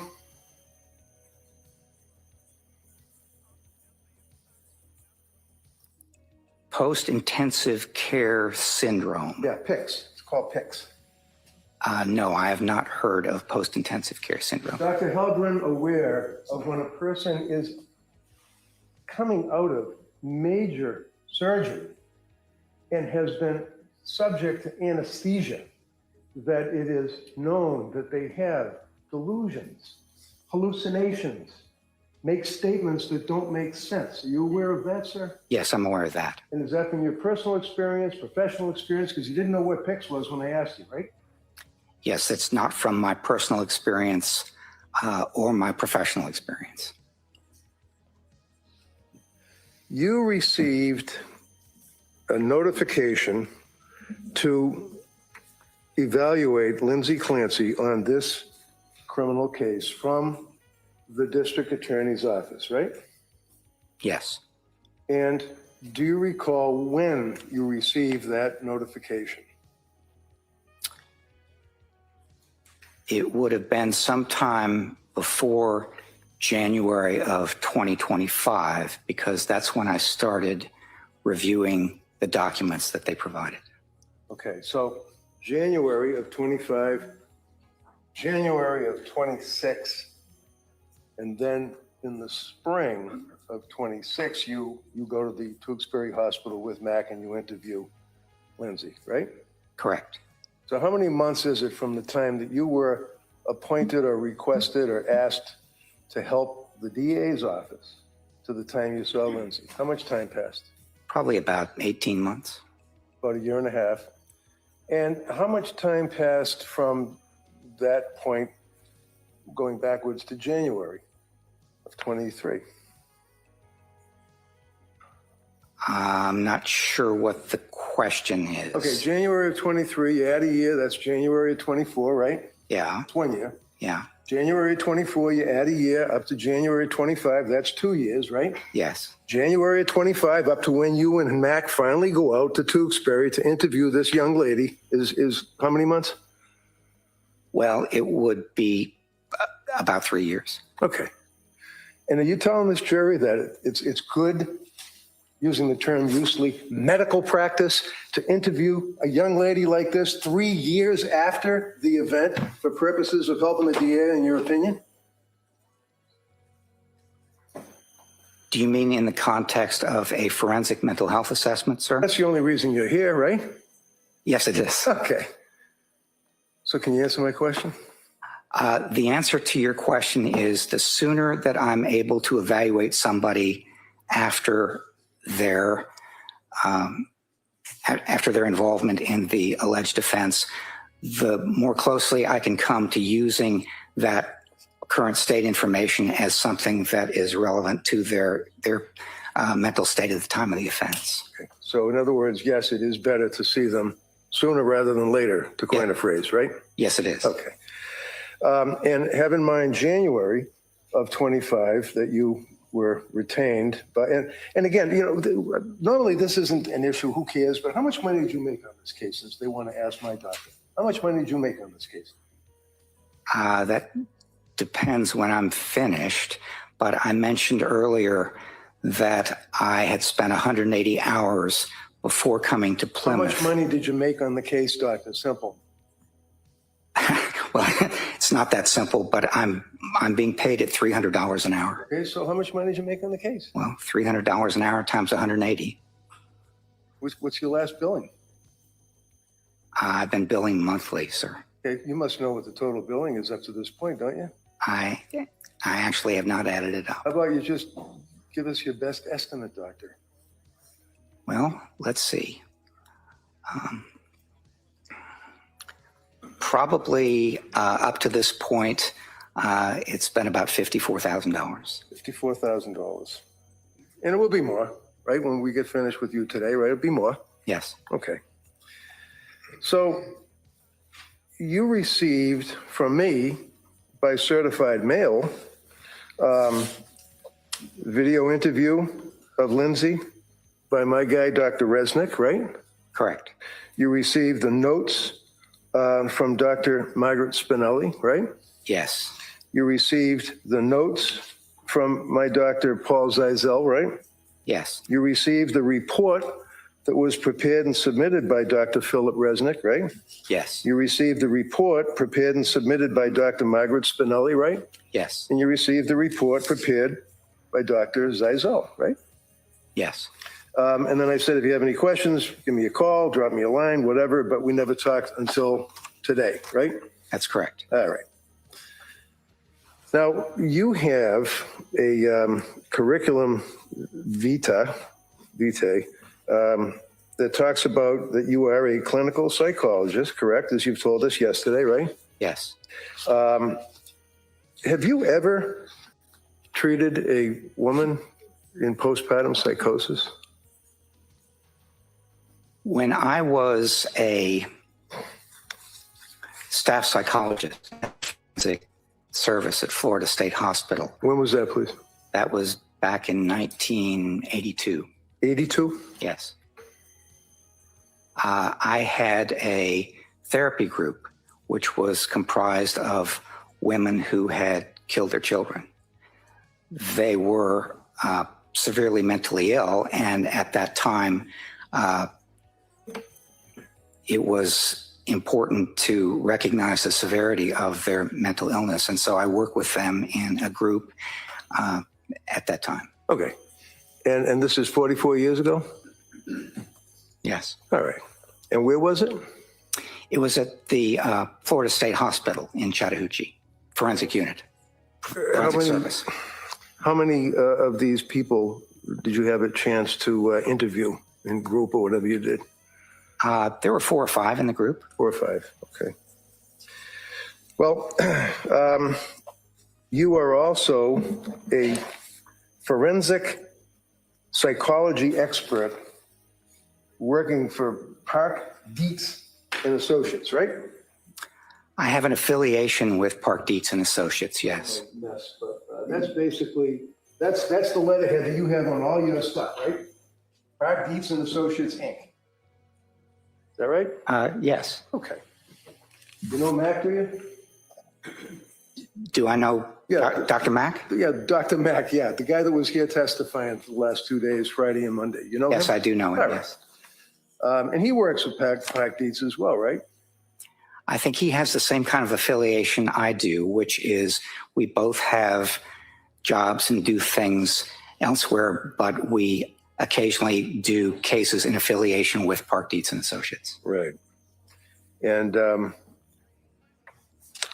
continuing on, and if you have it, you can certainly take a look at it. Make sure I don't misrepresent anything on your V-Day, as you refer to it. You also were involved with Giant Food Corporation. You do fitness for duty assessments. What is that? What are fitness for duty assessments? Yeah, Giant Food Corp. What's Giant Food Corporation? Oh, that's something that I did many years ago. Basically, a company or an organization might refer someone who is having difficulty at work, having symptoms, making threats, that sort of thing. And they would ask for an evaluation from a psychiatrist or a psychologist. And I did that for a while for Giant Food Corporations. And you also did it for U.S. Airways, apparently, evaluations and consultation, right? Yes. You also did it for the Texas Education Commission. You put in your resume the forensic clinical site visitor, Sam Houston State Hospital or University, right? Yes. You were a grant reviewer for the Office of Victims of Crime for the United States Department of Justice. That's the feds. That's the U.S. Attorney's Office, right? Yes. Okay. You also worked and you did violence risk assessment consultant as a consultant to the New Jersey Department of Mental Health Services, right? Yes. You also consulted as a research consultant with the community education centers in New Jersey, right? Yes. Research Advisory Board, the Center for the Analysis of, actually the FBI. You work for the FBI? I consulted with the FBI, yes. And in consulting with the FBI, you also consult with the Bureau of Prisons, right? BOP? Yes. When you're consulting for, well, okay, look, site visit of juvenile justice and psychology, you were involved with that, right? Yes. Consultant forensic psychology service for the Walter Reed Medical Center, correct? Yes. When you work on the consulting with the Bureau of Prisons, basically what you're doing is you're evaluating, as you told us a couple of times, people that are wrongfully convicted and they're in jail for decades. And you would evaluate them for the Bureau of Prisons to see if they're okay to release to society, right? That does not sound like a typical question that I would evaluate for the Bureau of Prisons. All right. Well, what would you evaluate for the Bureau of Prisons? That's, well, for example, wait, hold on. Just so we know, Bureau of Prisons is federal as opposed to the Department of Correction, which is state, right? Yes, that's right. So go ahead. Tell me what you do for the Bureau of Prisons. Well, one of the things that I might do is conduct a meeting or a workshop on a topic such as violence risk assessment or something like that. So I have done that, deliver a workshop or provide an organizational meeting, provide information and so on a number of occasions. And do you evaluate people to see if they're able to be reintegrated into society? I do that as well, yes. Okay. You also are involved with sexual violence risk. Is that correct? Yes, it is. You also are involved with specialized police response and collaboration with behavioral health systems in Pennsylvania, right? Correct. Sexual violence risk, again, for purposes of the Department of Correction. You focused on that, right? Yes. Principles of forensic assessments that you would be assessing juveniles for purposes of juvenile assessment and risk assessment, right? Yes. You also are involved with violence risk and sexual violence risk, correct? Yes, correct. Juvenile assessments, risk assessments, and principles of forensic assessment for the American Academy of Forensic Psychology. Is that right? Yes, that's right. And also a focus on juvenile assessment and risk assessment of juveniles, right? Yes, correct. Violence towards others, psychiatrically hospitalized populations. That would be what? Patient-on-patient assaults or something like that when somebody's in a mental institution? Patients against patients, against staff, that sort of thing. They can be pretty violent places, can't they? They can be sometimes, yes. Sexual violence risk, you involved with New Orleans, Louisiana, sexual violence risk assessment, right? Correct. Obtaining and using mental health experts in criminal litigation for the Administrative Office of the United States Courts, right? Yes. What does that mean? What did you do with that when you were dealing with obtaining and using mental health experts in criminal litigation?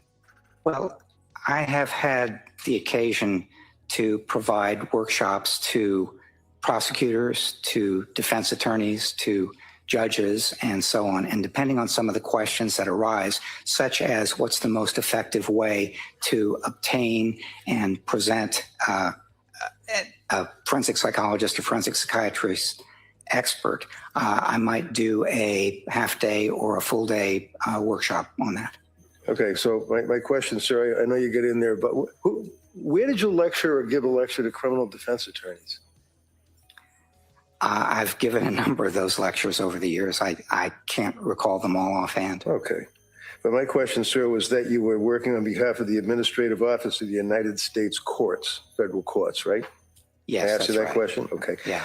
You also worked for the Forensic Mental Health Assessment for the Ohio Forensic Psychiatric Center of Yes, that's inmates, right? Yes.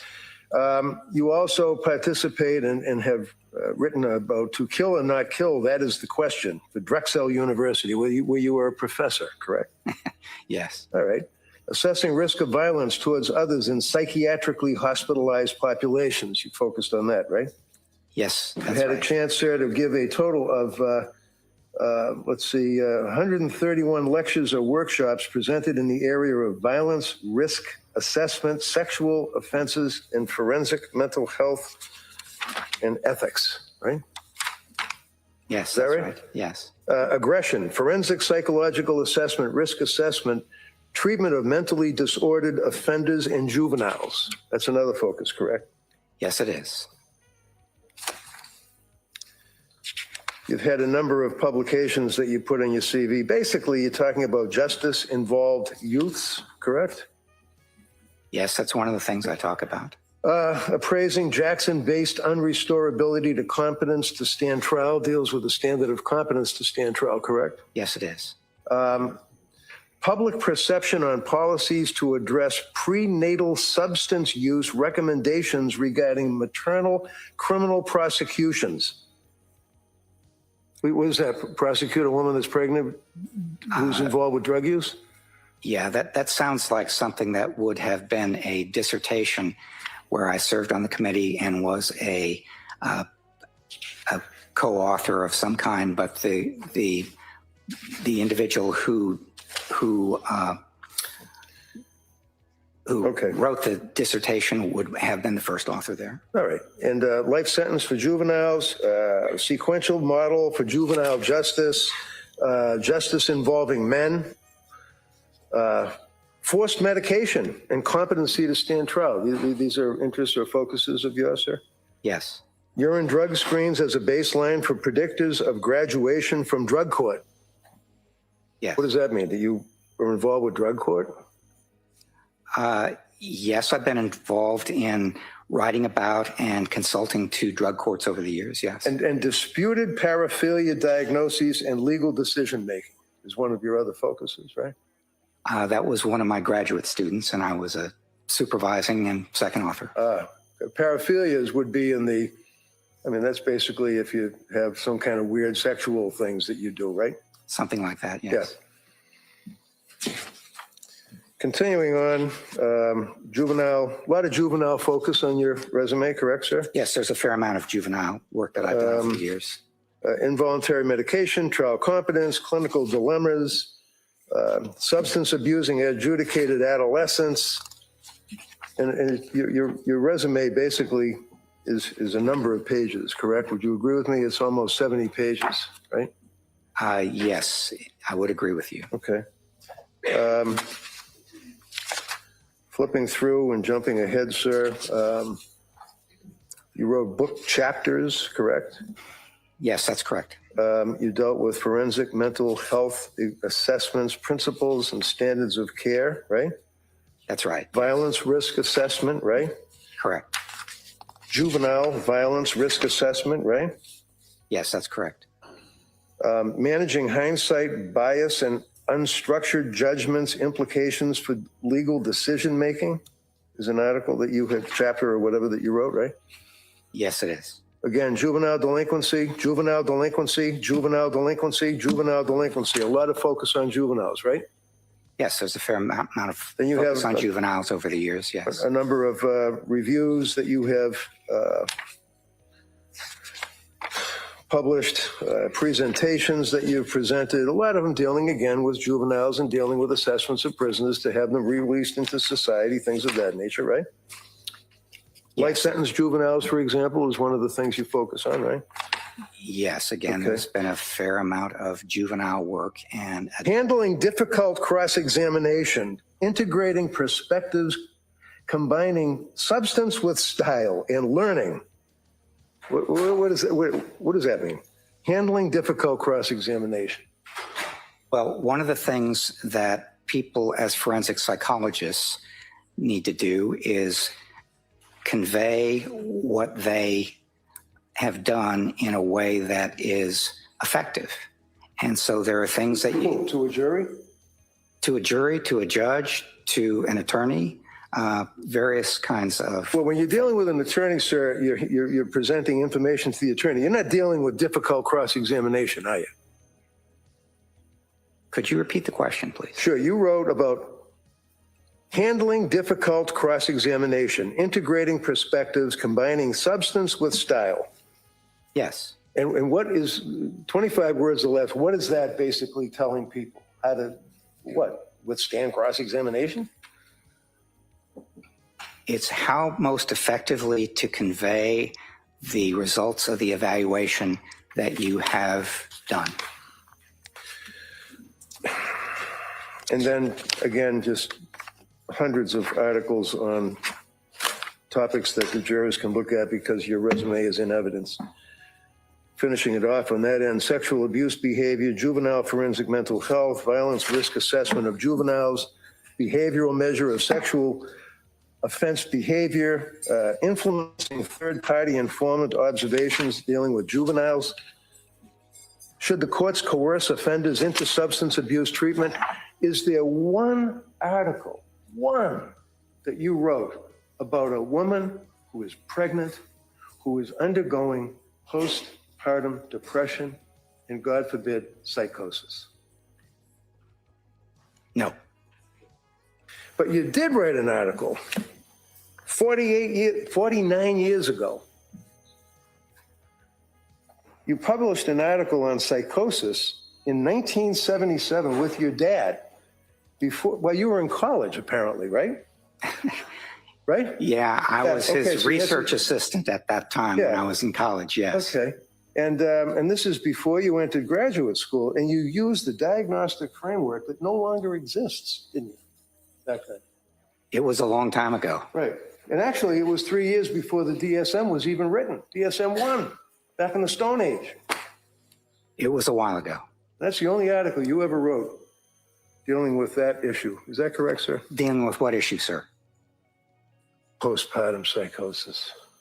Ah. Yes. Does I mean yes? Thank you. So,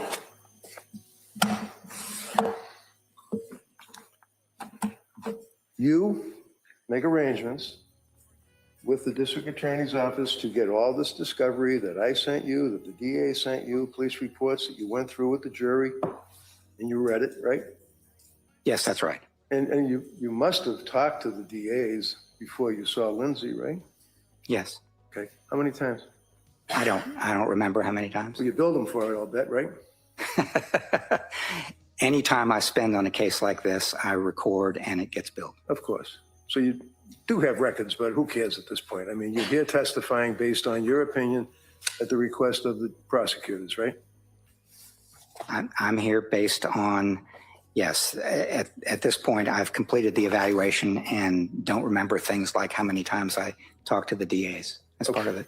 But basically, in your conversations with these two prosecutors, sir, did you talk to the state police at all, detectives? I reviewed a massive amount of reports, some by the state police, some by other individuals. So I reviewed records for many, many hours. And when you got involved with this case 3 years later, or 2.5 years later, you'd agree with me that it was quite publicized, right? Yes, I would agree with that.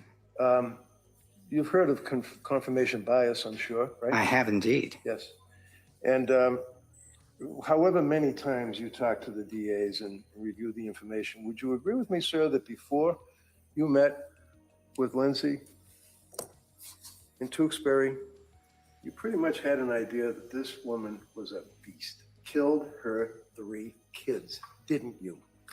I would not agree with you at all. So you had an open mind when you went in there to Tewksbury to see and speak to for 3 days, Lindsay Clancy? I did my best to have an open mind, yes. You told us yesterday you had some difficult decisions to make, correct? Yes, that's correct. Right. So when did you first meet Avram? When did I first meet him? Yeah. That probably would have been late 2025, early 2026. Okay. Around the same time that you first got involved with the case? No, it would have been considerably after I first got involved with the Where did case. you meet him? Where did I meet him? That's what I said. Where did you meet him? Virtually. Oh, virtually. Yes. Okay. So it's like a Zoom thing or Yeah. FaceTime or something. Exactly. You ever meet him in person before you went to Tewksbury? No, I didn't. So did you guys have a plan to meet up somewhere before you went to evaluate Lindsay? In the lobby of the hospital.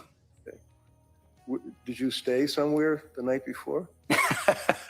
I did, yes. Yeah, where'd you stay? I don't remember. You don't remember? Were you with Mac that night? No, No? Did you stay in a private house? no. You stay in a hotel? Yes, I did. Wasn't a van down by the river, for sure, right? I don't remember the name of the hotel, but it was a hotel in Tewksbury. All right. So you're in a hotel, you meet with Avram Mack in the parking lot, and then you go into Tewksbury Hospital to meet with this young lady, right? Correct. And the two of you, day number one, you spend how many hours, the two of you, questioning her? 4.5. And day number two, you don't bring Mac with you, you're by yourself, and you administer the psychological testing, correct? Correct. And how long was that, sir? 3 hours. And day number three, how long did you speak to Lindsay in the hospital? 3 hours. So what was your total period of time over a 3-day period that this young woman was dealing with you and Avram Mack? 10.5 hours. So for 10.5 hours, this young lady is in a room, in a wheelchair, being questioned by you and Avram Mack while she's on medication, right? Yes, that's correct. And she was still answering your questions, trying to be cooperative and being affable and friendly, you put in your report, right? Yes, that's right. Did at any time she express to you that she was tired and wanted to take a break? We offered her in the beginning. My question, sir, was. Objection, if you could answer. Oh, he's not going to, he's going No, to use my. hold on. Would you ask the specific question, Doctor, if you listen to that question, okay? My question, sir, was at any time did you or Avram Mack offer to her to take a break? Yes. Did she accept that offer? Once she did, and once she did not. And basically indicated that she wanted to get through this interview and get it over with, right? Yes. You weren't her buddy going there to talk to her those 3 days, were you? No. She knew that you were there on behalf of the district attorney's office to testify against her in a trial and say to a jury that she knew and was able to conform to the law. She killed her 3 kids. Isn't that right? No, that's not right. So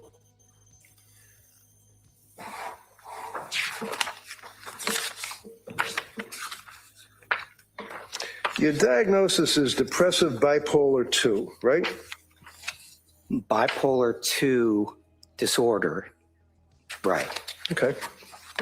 And that's a serious mental disease, isn't it? Yes, it is. You would agree with me, sir, that Lindsay is in your opinion, testified she's a very hardworking and highly self-disciplined individual, right? Yes, I would agree with that. You testified to that yesterday, right? Yes, that's right. Right, that's funny? No, it's not funny. It's just that you asked me whether I agree with something that I testified to yesterday. So what does that mean? It means that I testified to it yesterday, and that means I do believe it. Yes. Okay, so we established that. In your opinion, granted, through those 3 days that you had interactions with Lindsay, is it your opinion that she is a controlling individual, sir? It depends what you mean by controlling. Well, let me ask you, for example, would you agree that if a young mother prepares lists for a babysitter, for example, to chop up the carrots and dice them up small, and how to prepare the spinach, and how to prepare the chicken McNuggets, and then leaves them in a note and puts them on the kitchen table, is that controlling, in your opinion, of that individual? That is something that is working hard and being disciplined and exerting a certain amount of control, yes. That's not something that you would use against her in this opinion you have for this jury, is it? What I do is do my best to describe what she does, what she thinks, what she feels at certain times, what symptoms she has, and so on. And if that's a part of that overall picture, then it's not that I'm using it in favor of her or against her. It's just part of the overall picture, which I'm trying to present. I mean, it's not a bad thing to chop up the carrots and tell somebody this is how I like my child to be fed, right? There's nothing wrong with that, right? Not that I know. And you would agree, sir, that she was a good student. You told us about, she got all A's, she was hard driving and actually drove herself pretty good to try to succeed in college and in nursing school, right? I would. And did you interview any of her co-workers, or did you review any of her 5-star reviews from Mass General Hospital, flagship hospitals? I reviewed every record that was provided to me. And that would be by them, right? It was records that were provided to me by individuals who were a part of the investigation, and a lot of that were interviews with people who had known her before or were currently friends with her, things like that. Okay, so things like that. I'm asking you, sir, about with her 7-year career as a nurse, labor and delivery nurse at a very, very well-established hospital. Did you talk to any of the nurses that you worked with, or did you review any of the records of her work reviews? Anything like that? No. Would you agree with me, sir, that she also, by all accounts, is and was an incredible mother, taking care of her kids? I would describe her as a very good mother, yes. And in fact, sir, in the past 6 weeks or 5 weeks, there hasn't been one person that's had one thing bad to say about her other than these two. Isn't that right? Sustained. Did anybody, to your knowledge, come into this court in front of this jury and say that Lindsay Clancy was a bad wife? I don't know. How about bad mother? Again, I don't know. So in your readings about her as a mother, you were able to see that she would sing to her daughter when she put her to bed. That's in the reports. You read the reports, right? You might have to ask me that question. You know Rascal Flatts? I'm sorry? Rascal Flatts. You ever heard of them? No. Okay. So if I suggest to you, sir, that Lindsay would sing to her daughter every night, is that important to you in your evaluation? Yes. You didn't know that, though, apparently, right? I knew that she was very good with her kids, paid a lot of attention to them, spent a lot of time with them, and really enjoyed it. Even right up to within hours of their killing, she was making snowmen with them, right? Yes, she was playing with the 2 older children out in the backyard. And then bringing her life experience, which you testified yesterday that she never had any abuse in her life, was raised by loving mother and father, good student, hard worker, great mother, good friend, wonderful wife. She then randomly decides to kill her children by strangling them. It's the facts we're dealing with, yes, sir, right? No, not right. So one of the things you testified to yesterday is that, and you went like this and said that this is difficult, but then you were able to power through and tell the jury that Lindsay didn't like to leave her kids alone. She got anxious about that. Remember telling that to the jury? I do. And this is one of the things that you kind of hang your hat on that you felt was important in your evaluation, right? It was important. It was an important part of my evaluation that she did not like to leave her kids, and it made her anxious. Yes. That's not a bad thing, is it? for a mother not to want to leave her children and be anxious when they're out of her home, right? Well, it depends. It could be difficult and so on, depending on how anxious and even disabling it was, if she just couldn't leave her kids. But on the other hand, if it just reflected that she was close to them and wanted to be with them and wasn't a problem or disabling, then it's not a problem. Did you know, sir, that Pat's mother and father would come over to the house and babysit for the kids when Lindsay and her husband would go out to dinner or go out to a movie or go out with their friends? Did you know that, sir? Yes. Did you know that the children were actually in learning Sprouts school? Did you know that? Yes. They had to leave the house to go to school, didn't they? Yes. She wasn't anxious when they would go to school, was she? It made her a little anxious to drop her kids off. She didn't like to be separated from them. Well, that's because the kids many times, not on occasion, would cry, like little kids do when you drop them off somewhere, right? I don't know if she was anxious only when they cried. You know that in addition to the date nights, in addition to socializing with friends, in addition to the children leaving to go to the Little Sprouts school, you knew that there were a number of occasions that Lindsay alone or Lindsay with her husband would leave the kids and go out and do any number of things, shopping, socializing, go to Boston, things like that. You know, did you ask third-party contacts about that? I asked Patrick about that.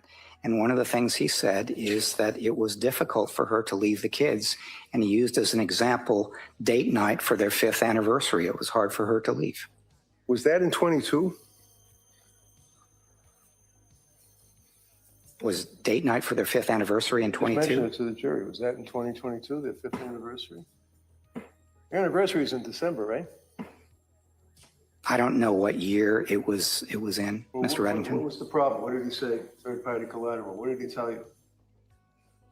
What he said in response to that question is that on date night for their 5th anniversary, she was anxious about leaving the kids. Right. Did they ultimately go out that night? They did. You know where they went? I don't. Did she have fun? Did she appear to be enjoying herself away from the kids? That was not part of the question I asked him. I mean, there's nothing wrong with a woman being concerned about her babies when she's not at home, right? There's nothing wrong with that. I wasn't presenting it as something that is wrong. I'll back off. I'm sorry. I thought you did. I thought yesterday you were telling this jury that because Lindsay didn't like to leave her kids at home, that was a factor that Dr. Helbrin considered in his opinion. But that's fine. You agree that there's nothing wrong with a woman being concerned about her children, leaving them out of the house, right? No, I don't believe I said that. Okay. One of the things that No, never mind one of the things. They can ask you on. Okay. The answer is you did not say that. Judge, I'm getting a little confused here between. Well, listen, no. Let's see if my question is not that confusing. Okay. Did you testify? You're done saying that you did not say what Mr. Reddington said. Yes, I'm done saying that. All right. That's good. Next question. One of the other issues is that also factored into when Tufts prescribed her the SSRI, she didn't want to take it because she was afraid of the breast milk being contaminated by this drug, right? Yes. And then ultimately when she stopped breastfeeding, at that point, she was able to take the SSRI, correct? Yes, that's correct. And then Tufts increased it to 50, right? I don't recall offhand what Okay. Well, you agree that Tufts increased the SSRI, right? I do. You agree that before the end of September of 2022, this young woman was living her life with her husband and her kids. Summer of 22, happy, had a great time. Do you agree with that, sir? I do. And when she saw Tufts from September end up until the killing of these children and the state of her condition that you told the jury was confusing. Remember using that word yesterday? It was confusing with these number of diagnoses that she dealt with? Yes, I did use that word. And the confusing with the number of drugs that was one drug on top of another drug, and stop this drug, start that drug. That was confusing, wasn't it, sir? Yes, it was. And it was a confusing and upsetting to her and her husband to the point where they went to these doctors and said to them, you're turning her into a zombie, right? Yes, that's right. But prior to seeing Tufts and the other healthcare providers, she was a happy woman, wasn't she?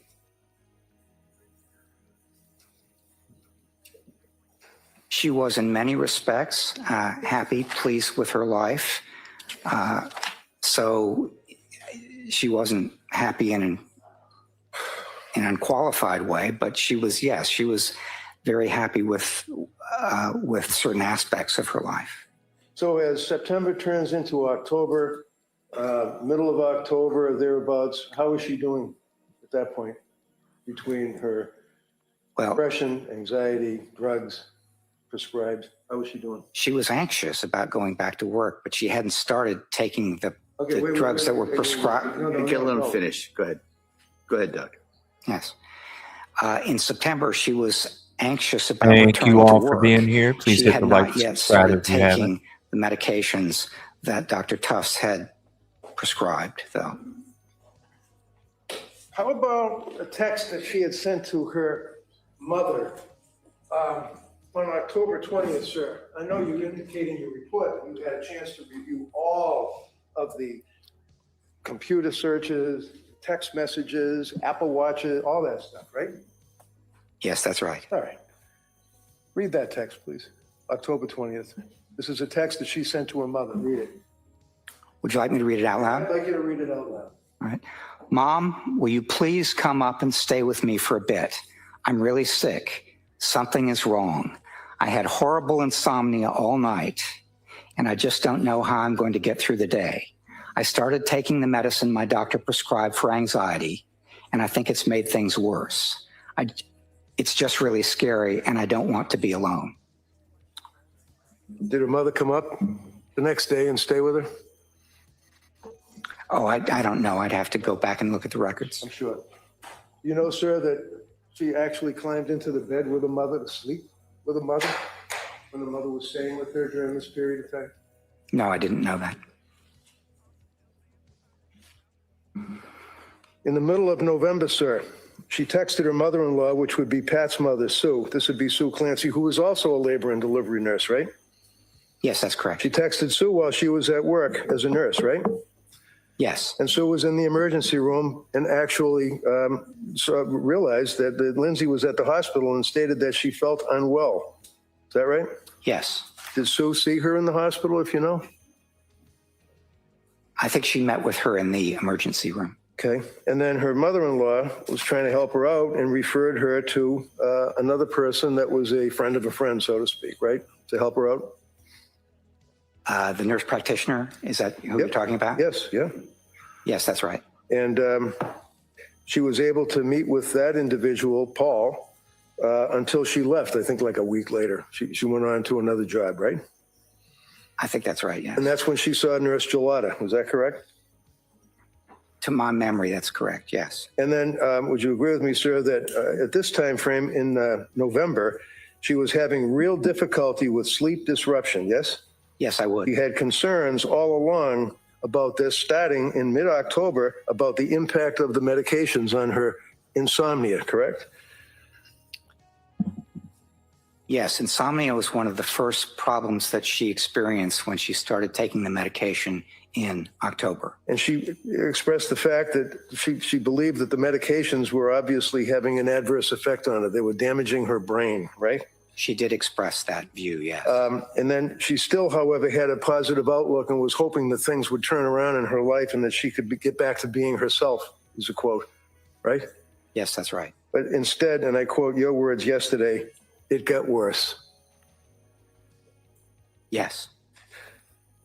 Late in November, she's still having a lot of trouble sleeping. She thought that she was close to, and I quote, the end of her rope.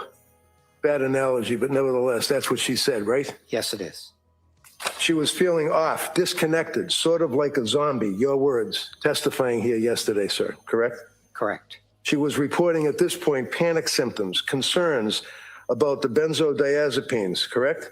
Yes. Indicated that she was disoriented and forgetful, correct? Correct. You told us that she stated that she was disconnected from her body. Isn't that correct? That's how she described feeling, yes. Could not relate to people, felt that she was in a disassociative state. Isn't that right? Yes, that is right. Thought that the medication was resulting in this type of development in her life, correct? She felt the medications were contributing to this. Yes, that's correct. And in December, and I quote you, it's not getting better. It got from worse, it got better. Well, actually, not better. It got worse again, didn't it, in December?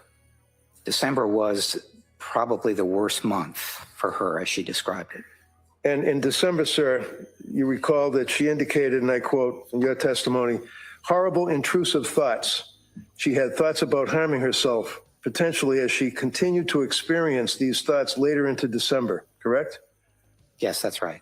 These thoughts, did anyone say to her, are these thoughts, are these coming from outside your head? Are they coming from inside your head? Are they male voices? Are they female voices? Anybody ask anything about thoughts, what they were?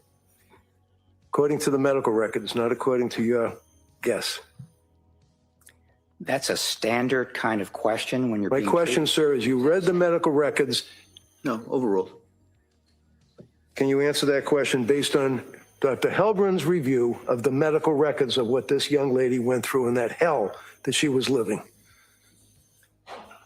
Is your question, did someone ask her about hallucinations? Yeah, if or I come thoughts? to you for help and I say, I've got intrusive thoughts about killing myself, God forbid, I'm thinking about killing my kids, I've got these thoughts in my head. Did you ask me? Thoughts? What are they? Does anybody ask that question? Yes, that's a standard question that psychiatrists ask at the beginning of each appointment. It's a standard mental status question. Did any one of those psychiatrists ask Lindsay Clancy that question, according to the medical records? Anyone? Ms. Clancy completed the answer to those questions What question? on a number of occasions, Sir, if what I might. questions? No, oh, go ahead. What No, questions? Finish that question and I'll let you have that question. Okay. Finish the answer. Questions such as, are you hearing voices? If so, describe those and so on. And the typical response that she gave as part of a question like that was no. How about when someone says, I've got dark thoughts? Does anybody, professionals, ask, what are the dark thoughts? If somebody said, I'm having dark thoughts, then the follow-up question would be, tell me more. What are the thoughts? Tell me, just give me some descriptions of what you're having, what you're thinking, what it's like, and so on. So if a patient goes to a doctor and says, I'm having these intrusive thoughts, I'm having dark thoughts, I'm having thoughts of, and at this same time frame in December, she's talking about harming the children, correct? She said that those thoughts had come to her at times. At times. Yes. And she mentioned that to her husband, didn't she? That's what she said, yes. She mentioned, did you talk to her husband about it? Yes, I did talk to her husband. Tell about you it. that she said that to him? Yes. A couple of times she said it to him, right? A couple of times she said, I'm having thoughts, and he asked her, give me more detail if you could, and she said, they're just thoughts, it's not a plan, that sort of thing. You got this girl living in her house with her kids, saying she's having dark thoughts, saying she's thinking of harming the children, and Patrick's response, according to your testimony, is just basically just power through it, you'll be okay? Objection. No, overruled. Huh? No, that was not his response as he described it. He asked more questions because one of the things that she had been dealing with for some time are thoughts about hurting herself and possibly the kids. And so what he did was try to get more information about the details. He asked questions that a mental health professional would also ask, which is how often, what are they like? Do you have a plan? Things like that. And she pretty consistently said, no, I don't have a plan. And this is how often it happens, but they're just thoughts. So let's talk about that, because that's apparently the standard reaction if a patient comes to a doctor and says, I'm having dark thoughts, intrusive thoughts, I'm thinking of hurting myself, I'm thinking of hurting the kids. You say, do you have a plan? That's the question you ask, right? That's one of the questions that you ask, If yes. the person says, nah, I don't have a plan, I'm just having these thoughts, and you just basically move on, give them more drugs, what do you do?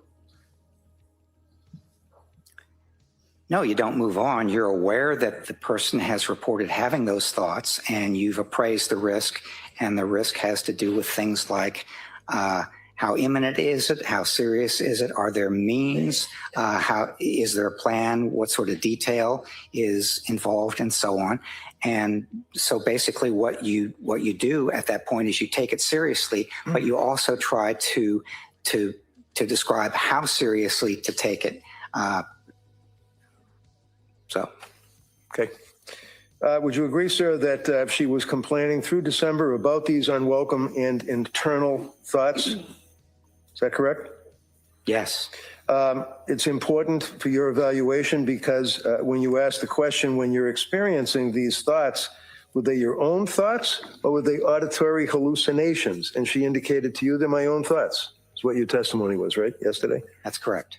But she made clear that these were unwelcome and that they were intrusive. Is that correct? Yes, she did. So she's answering your questions honestly. She certainly isn't trying to fake that she's hearing all sorts of voices yelling at her and things like that. She's answering honestly, correct? Yes. Very cooperative, correct? Yes, correct. You then would indicate, sir, that in your evaluation as you went on, that she described an experience on December 15th, and she described December 15th as being literally one of the worst days in her life, right? Yes. And that's, why was it one of the worst days of her life?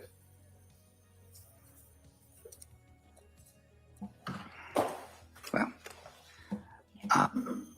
it was one of the worst days because things were getting more intense and difficult, and the thoughts that she was experiencing were harder to handle for her.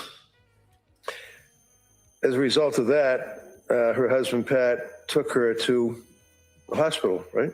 Correct. And you indicated that it looked like she was having general anxiety symptoms, right?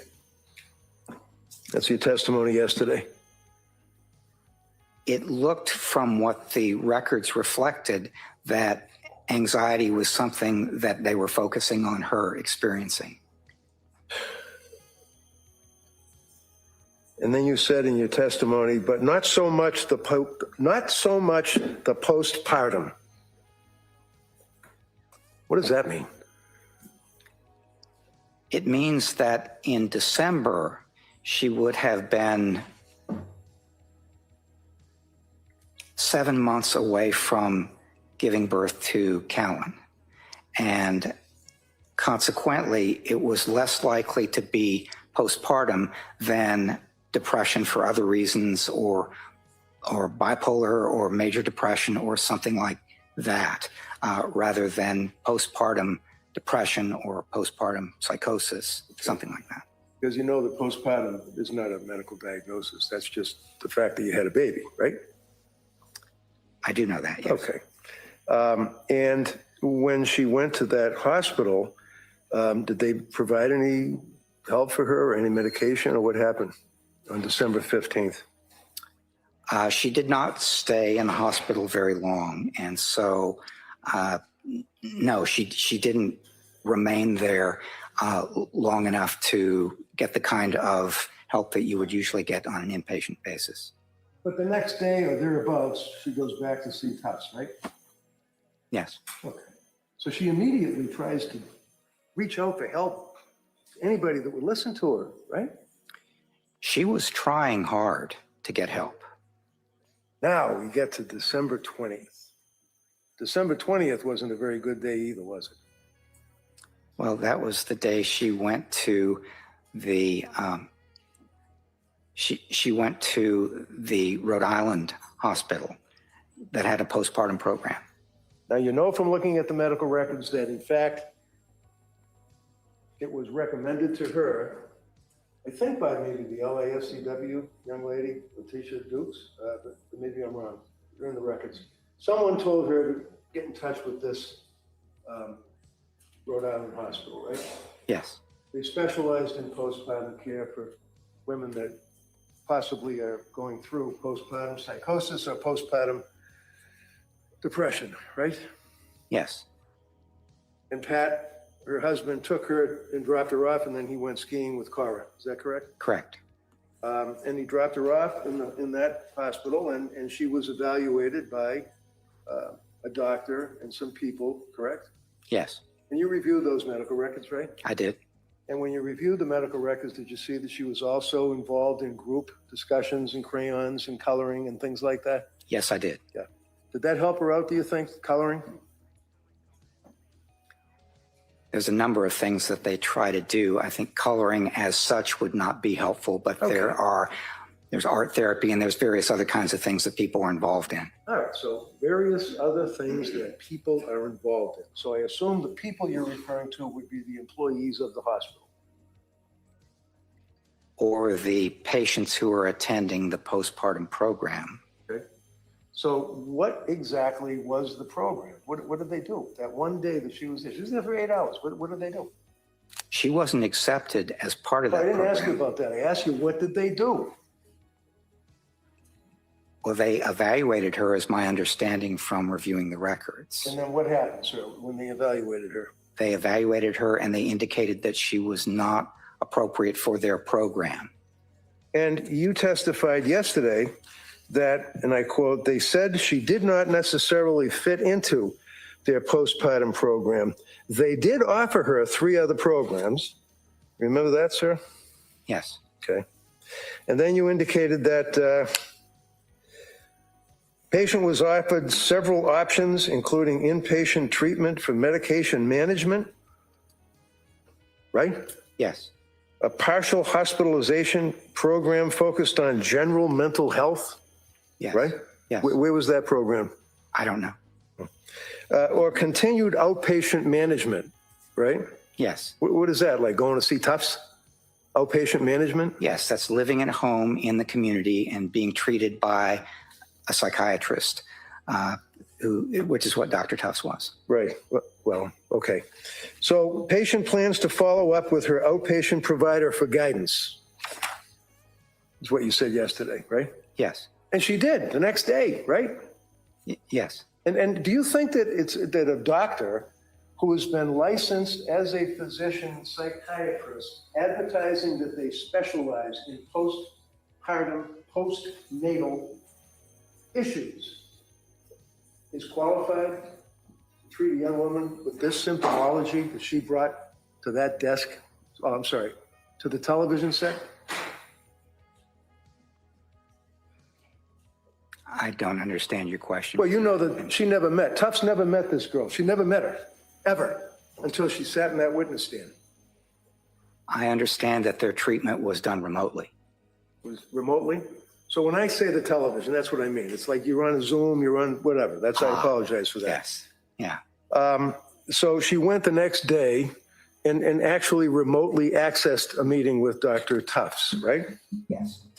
And then she went back onto her schedule with Dr. Tufts, but that didn't help so much. Is that correct? You indicated that she was still numb. She was still having suicidal ideation, things of that nature, right? Correct. Okay. One of the things that you said, though, sir, yesterday is that her admission to the hospital was because they did not feel, and I quote, that she did not necessarily fit into their program. You recall that? You mean their failure to accept her into the day program? Their failure to help her, period. They told her to leave. It's my understanding that what they said was that you don't fit with our program because it's not a postpartum phenomenon, and that's what the program is about. Did you really read those records? Yes. Seriously? Yes, I did. Okay. And So I tell me wrote again. something about, in my report, I wrote something about it. Wait for the next question, okay? Yes, Your Honor. So you read the records from that Women and Infants Hospital in Rhode Island. Yes. On this jury, right? Yes. And what was the word, the language, the word salad you just said to me that they didn't accept her because of what? You rephrase that. What was it you just said to this jury they wouldn't accept her? Why? It was a day program for women experiencing postpartum difficulties. And their evaluation of Ms. Clancy was that her difficulties were more related to general mental health, but not particularly to postpartum difficulties. And so she did not, Go ahead. if I might, Yeah, you might. if she might be more appropriate for somebody, she might be more appropriate for a general mental health program, but not so much for a postpartum day program, which is what they had. So they didn't say that you don't need help.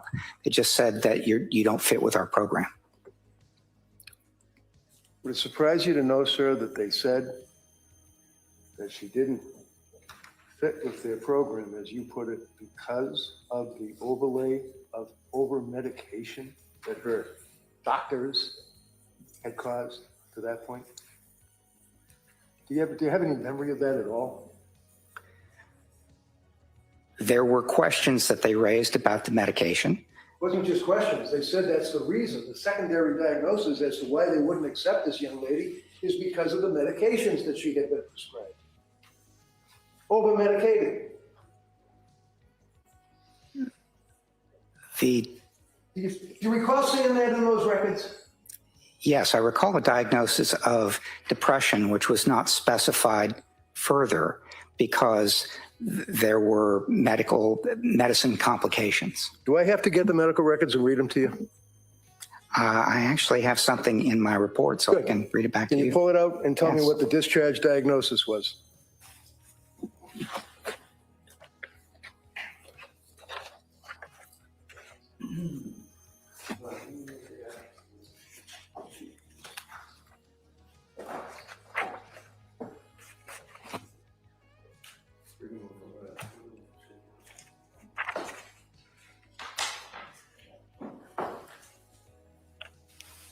Exhibit 220. Thank you all for joining. Hit the like and subscribe. Thank you for the jewels, Denver.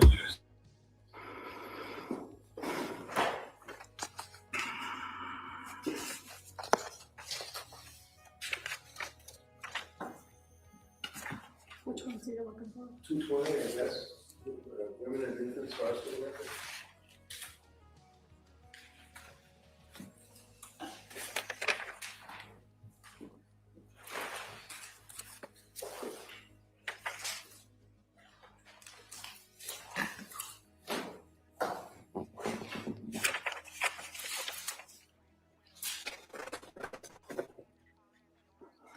I'm on page 18 of my report. And Discharge diagnosis? the records indicate a diagnosis of generalized anxiety disorder and depressive disorder without further specification, and I quote, due to adverse drug effects. Anything else? Yes, they indicate that her chief complaint was feeling numb and crazy depressed, identified passive, suicidal ideation, notes that I'm sure you can read all the diagnoses. My question, sir, is simple. It's on the discharge diagnosis. That's all. Yes, the discharge diagnosis was anxiety and depression. And secondary to what? They didn't specify more about the Why don't you just depression read it? because it was due to adverse drug effects. Okay. And in your review of the record, sir, did you then see that the doctor at the Women and Infants at least was concerned enough about the overprescriptions that she reached out to Dr. Gelada to speak to her? Dr. Gelada? Sorry, nurse practitioner Gelada. Yes. Yeah, okay. It's like Captain Major, that type of thing. But Gelada, you know who she is, right? I do, yes. Okay. Did they reach out to nurse practitioner Gelada? I did not see that in the records. Can we break here, Judge, because I got to get the records? All right, it's 11 o'clock. So why don't we take the morning recess at this time, and we'll come back shortly. Okay? All rise, please. Good. I close the notebooks. Okay.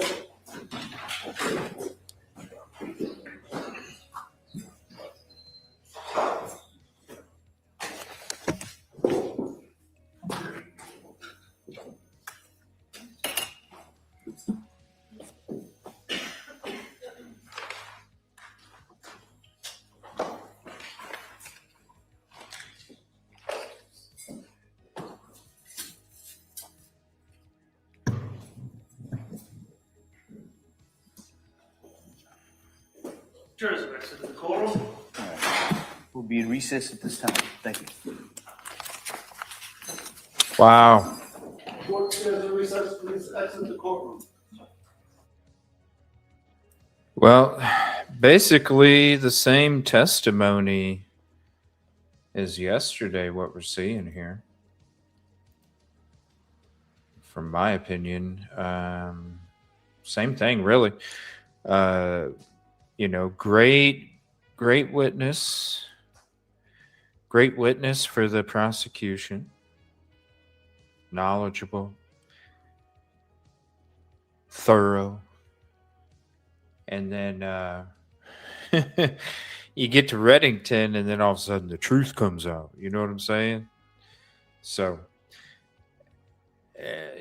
we hear the lack of experience, the lack of qualifications pertaining to the specific details of the case, the trial. Obviously, very well paid from the prosecution. And we're seeing the same thing exactly as what was going on with Mac. I was really hoping that he was going to get up there and read that with Dr. Kirk. I was like, please do. Please read it together. Do you want me to get it so we could read it? Yes, please. Oh, it didn't happen. But I'm telling you, like, even though there was that fumbaloo yesterday from the prosecution, and even after that, I was like, man, it's going to affect the jury, the verdict. I don't know. Not so much anymore right now. It could change tomorrow or even at the end of the day today. But to me, I don't know. It seems like the defense is back. I don't know. Maybe the jury will forget, or not forget, but it won't stick out so much.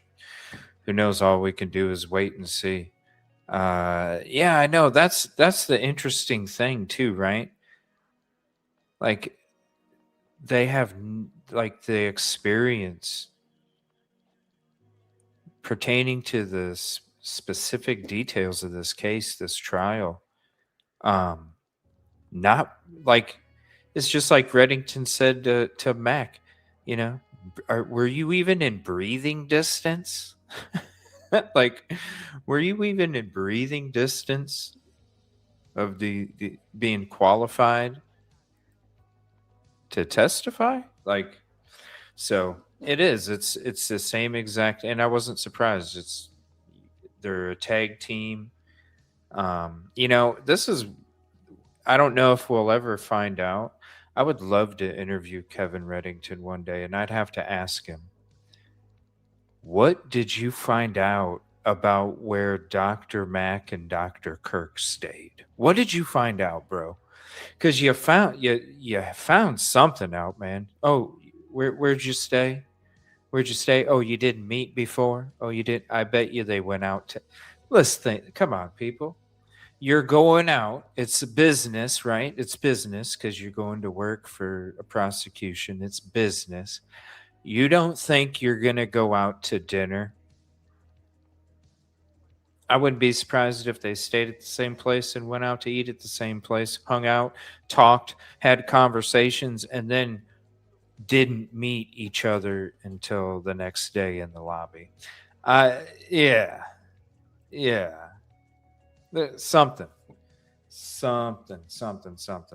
Reddington, I don't know. He found out something. We probably won't find out because I think it's past, that point now where he was trying to fish, come on, give it up. I can't give it up. But they didn't give it up, so we'll see. All right, during this break, we got some clips ready for you. And as soon as they come back to the camera, we will bring you back to the live trial. Thank you again for hanging out with us. Let us know what you think and chat about everything going on. I really appreciate the conversation going on. And we appreciate you being here again. Please hit the like, subscribe if you haven't. And right when they come back, we're going to take you there. So, Dave, let's first, though, talk about what just happened today in the Lindsay Clancy trial. Today, Monday, we could watch SOT 15. Strangling each child, she said, "Go to God, baby, go to God." And that was part of her expectation, that she and the children would be together in heaven with God. She was raised as a Catholic, and this, as I understand, Catholic considerations, that's not necessarily what happens. But when I asked her about that, when I said, "Isn't suicide a mortal sin?" Yeah, I see counsel over here.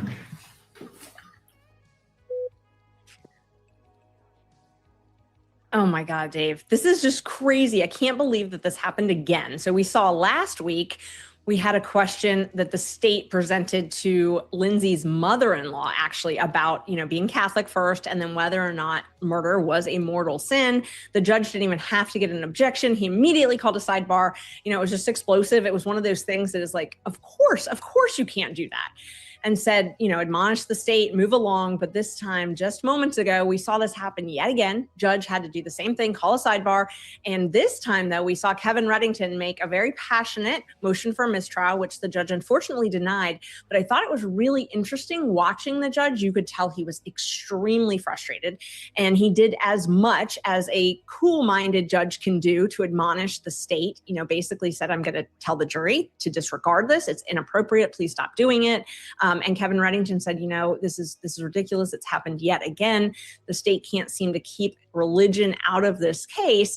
So it'll be interesting to see how that affects the jury, especially when the judge is giving that admonishment. It seems like the jury has heard a lot of that, a lot of these admonishments from the judge with different evidence, hey, disregard that, disregard this. And juries pick up on that stuff.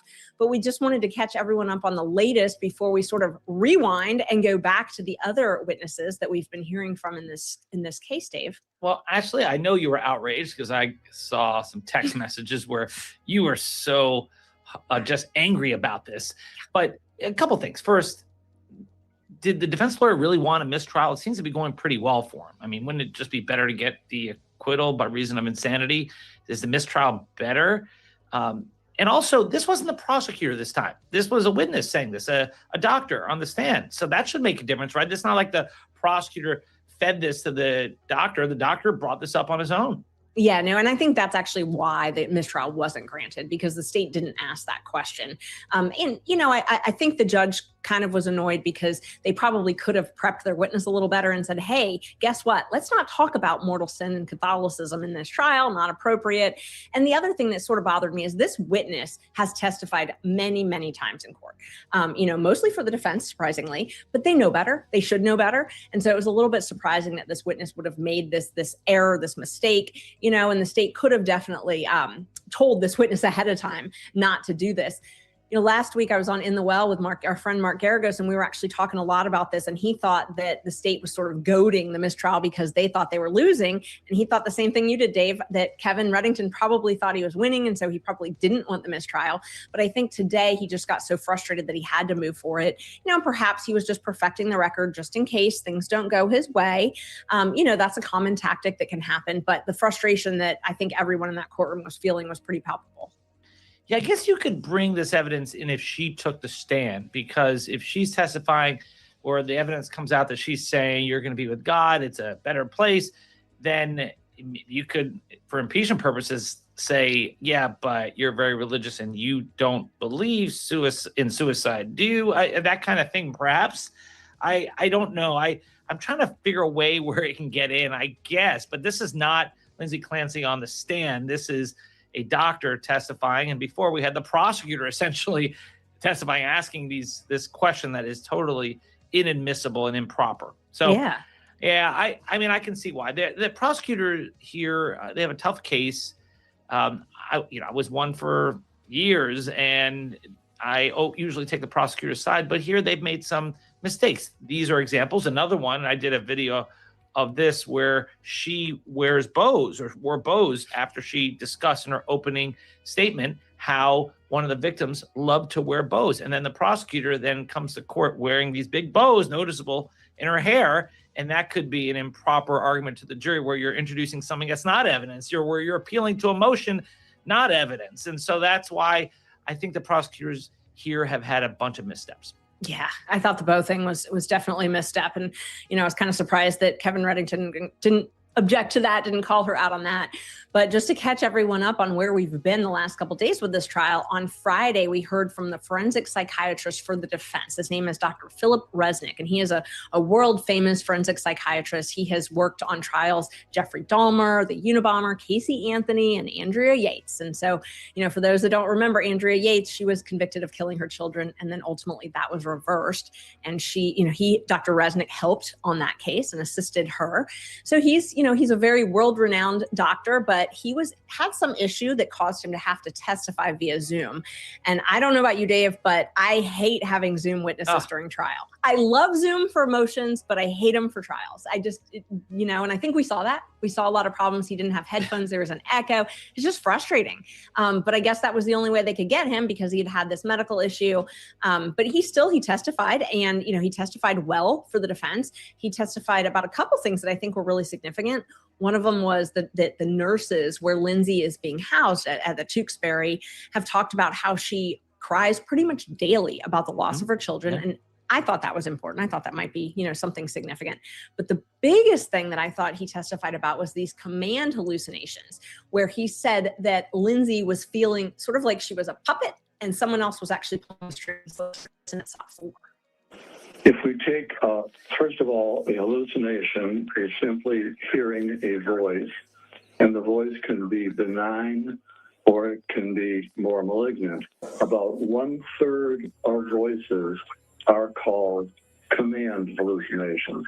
That is an instruction to do something. In Ms. Clancy's case, she had not only a command hallucination on the day that she killed her children, she had what is known as a delusion of influence. That is, not only did she hear a command, but she felt that her body was taken over by an external force where she was in a dream state and did not have control of her own body. It was almost like she was a puppet and someone else was pulling the strings. Well, he's saying it like it's fact. How did he find that out? Because she told him that. Right. So. And there was an issue with that. The judge, actually, there was an objection about it and they had a sidebar, and the judge then instructed the jurors that the things the defendant told the mental health professionals should not be taken as fact. Gave the instructions, such statements are admissible only as they relate to the basis for the doctor's opinion of the defendant's mental condition. So the judge caught that one as well, I think. Yeah, I'm glad. The judge has done a good job here. This has not been an easy case. But again, there's nothing that dissuades me from my belief that this is ending in either a not guilty by reason of insanity, whatever you want to call it in Massachusetts, or a conviction on a lesser charge. I would be shocked if 12 jurors unanimously found her guilty of first-degree murder. I'd be shocked. I could see the lesser charge in voluntary manslaughter. Maybe they want to compromise if they're allowed a compromise verdict, right? I don't think we know that yet. Right. Whether that's going to be on the jury form, that's going to be a big debate. All right, here to weigh in is the host of Crime Stories on Fox 1. Our friend Nancy Grace is back. I want to go down the same road with you. Look, I do feel 13 medications, many that that can counteract with each other, coupled with postpartum, which I personally do believe is real, does not negate what she did. And the idea that this person is getting so much sympathy, nobody thinks about the victims. They can't speak for themselves and how they felt being strangled, based on what we know to be the crime here. And that's disturbing to me. Everyone's rushing to just defend her and she just needs help. And then, she should be let out on the street. I don't know if this woman should ever walk the street again. Every time I hear about this case, every time I watch the court proceedings, I hear the name Lindsay Clancy. No one mentions the name of the victims. I don't think that anybody even knows their name unless they're reading a teleprompter. It's Dawson, Cora, and Callum. Callum, just a few months old. One of the children tried to get away, Dawson, and was found in his father's office. You were saying she killed one after the next. I think the point you are making legally is it was methodical. The claim by the state is that she sent her husband out on errands purposefully, sending him to a restaurant far away that they had never gotten takeout from, sending him to the pharmacy, keeping him gone as she herded the children into the basement and methodically killed them one by one, face down, so they could not see their mother as they were strangled. That's a plan. Everything that those ladies are saying outside the courthouse, the ones dressed in pink and coral, may be true. What matters in the courtroom is their intent to commit this crime? That's all that matters. Could she form intent? Did she know what she was doing was wrong? The state is arguing she did. Why else send your husband away? Why try to kill yourself afterwards if you did not know what you did was wrong? That's the state's position. The defense is arguing she was the 1 in 1,000, literally 1 in 1,000 women have postpartum psychosis, not depression, psychosis, that she did not understand what was happening or what she was doing. I would like to point out that it is extremely rare when you hear auditory hallucinations, that it only happens one time. Usually it leads up to the crime and you still hear them after.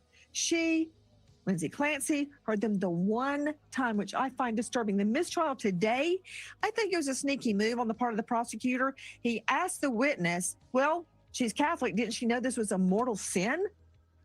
Religion has nothing to do under the law. Lady Justice is blind as to your religion, wearing a blindfold. I think he did that to tell this jury she knew it was wrong. She was raised a Catholic. She is a Catholic. She knows it's a mortal sin. She knew it was wrong. I think that's where he was going. The mistrial was denied. We are in rebuttal. That means the state has rested, the defense has rested, and the state is rebutting what the defense has done. I do not believe there will be a surrebuttal by the defense. In other words, more witnesses. We're heading straight into closing arguments and jury instructions. One issue and one issue only. She admits she did it. The only issue is she not guilty by reason of insanity? And unlike many, many other states, the burden is on the prosecution to prove she was insane.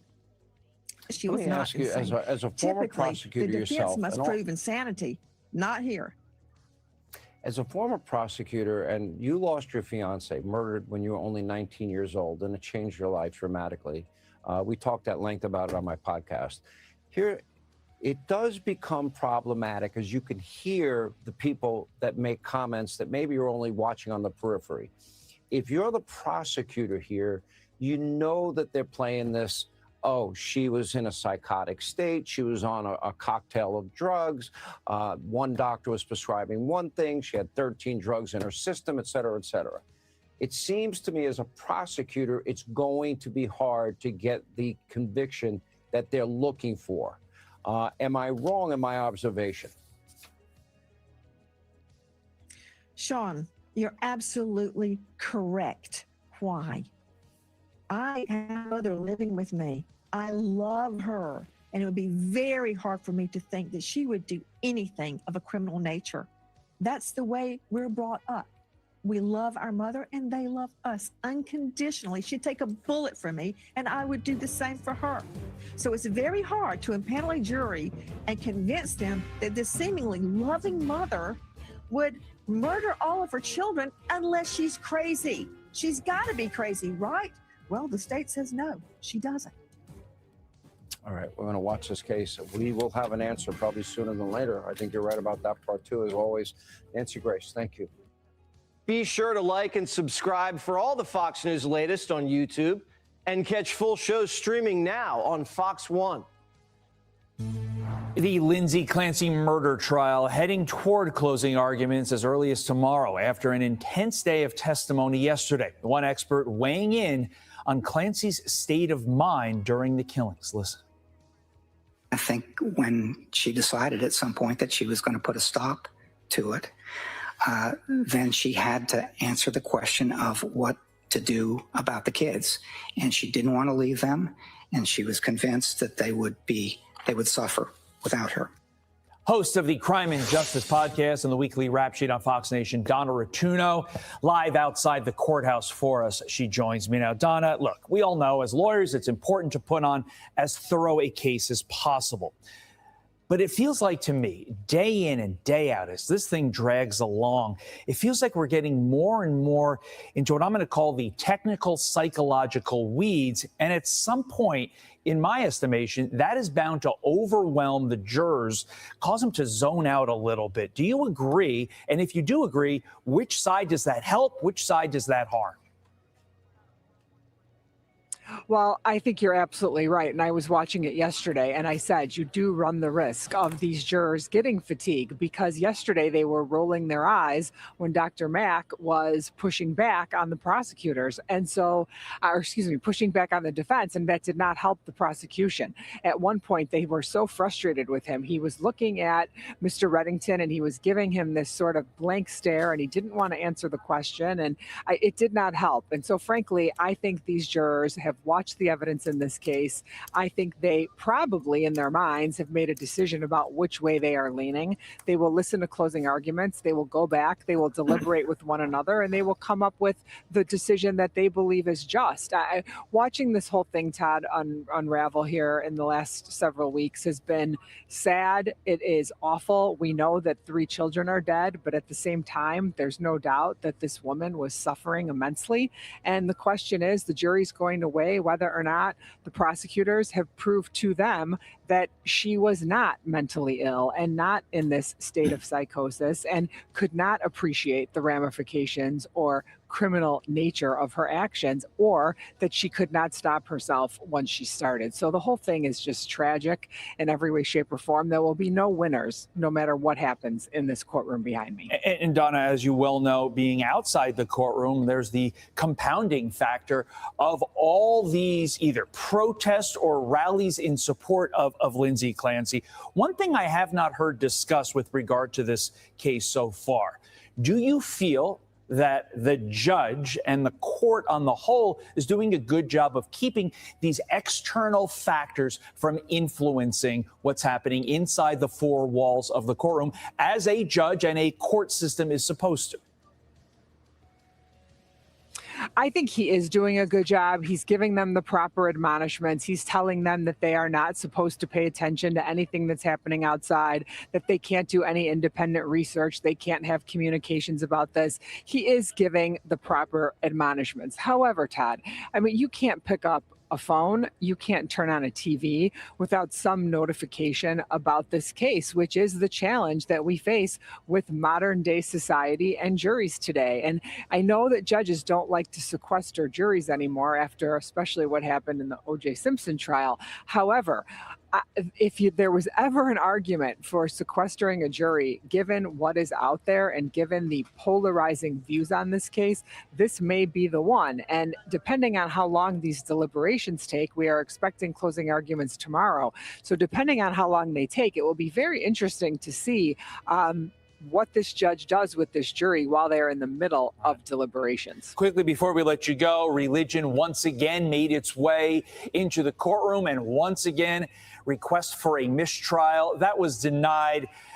Explain to our audience how it's very, very, very rare to get a mistrial, right, Donna?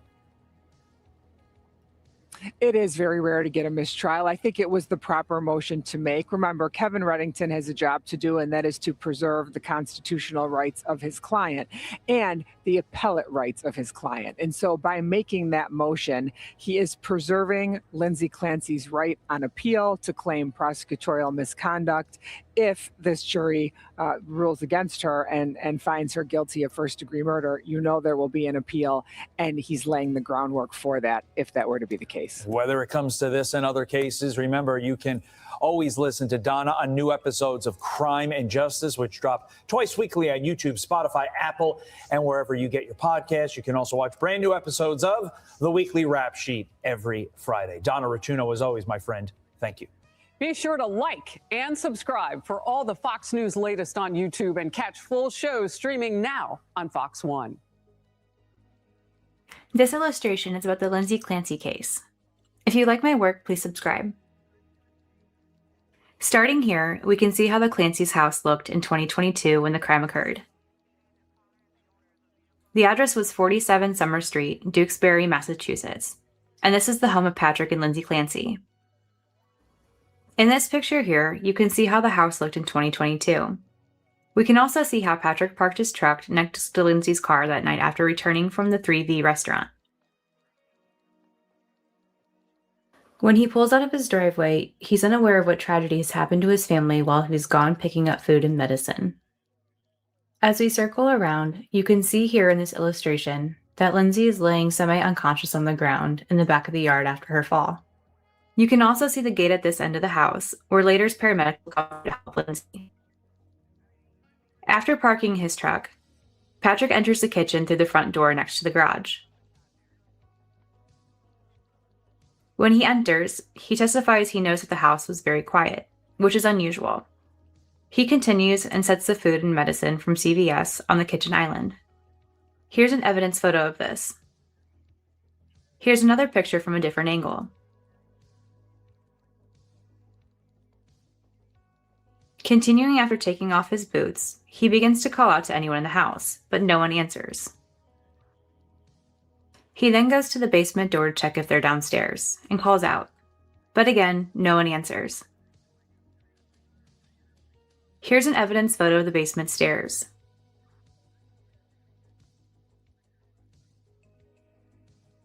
Patrick continues on and goes upstairs to the second floor.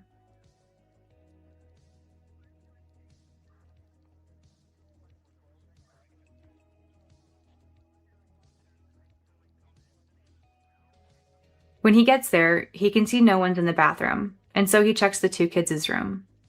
But no one is there. He turns to go to the master bedroom. He tries the door, but it's locked, and for the first time he feels like something is seriously wrong. After getting the key from one of the kids' room, he unlocks the door and goes in.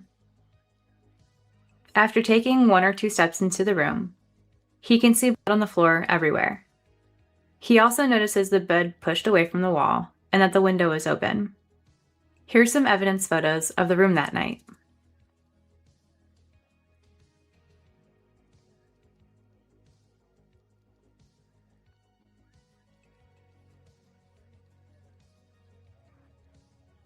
Realizing the severity of the situation, Patrick quickly goes downstairs to the backyard.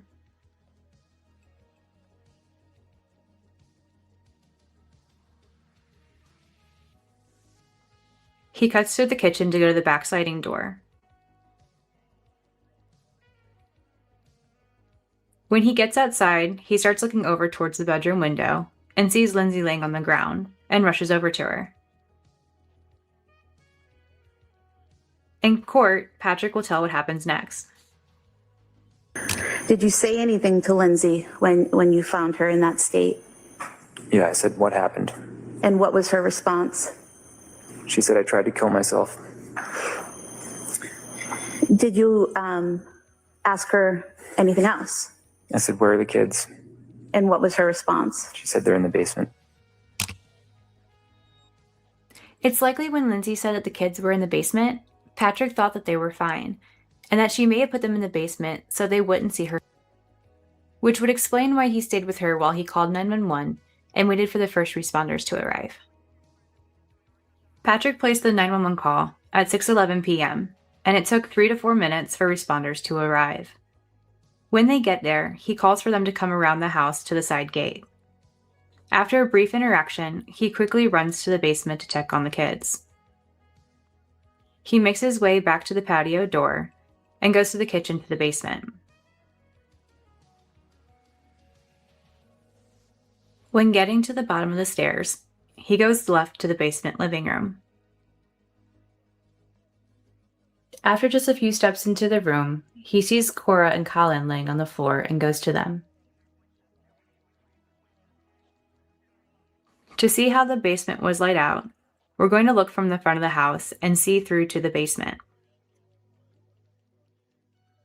After trying to help Cora and Colin, he started to look for his other child, Dawson, so he quickly rushes over to his office area on the other side of the basement. There he sees Dawson laying on the floor. He begins screaming for help. The EMT outside who are working on Lindsay hears the screams and notices the scene through the basement window. Immediately, many responders begin running into the basement to help the children.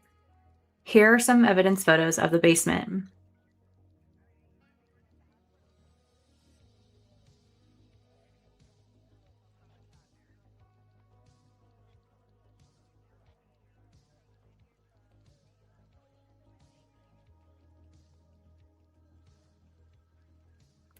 There is a 911 audio recording of this moment when Patrick discovers his kids in the basement. It was played in court, but was not released to the public, but by all accounts it is horrifying to hear. In this last illustration, we are going to show how Lindsay fell out of the bedroom window. We will start with some evidence photos of the back of the house. In this photo, you can see the top right-hand window, which is Lindsay's bedroom. The area circled is where there is blood on the shingles off the side of the house. Here's that area blown up. Notice these 4 yellow circles. This indicates where blood was transferred to the side of the shingles, and we get this information from the court documents. Back to this image. Notice how the blood transfer stains on the siding run vertically up to the handprints on the windowsill. This and the fact that Lindsay had a Jefferson fracture of her C1 vertebrae helps us know how she fell out of the window. And here's that illustration. You can see how her hand transfers blood stains to the house as she falls to the ground.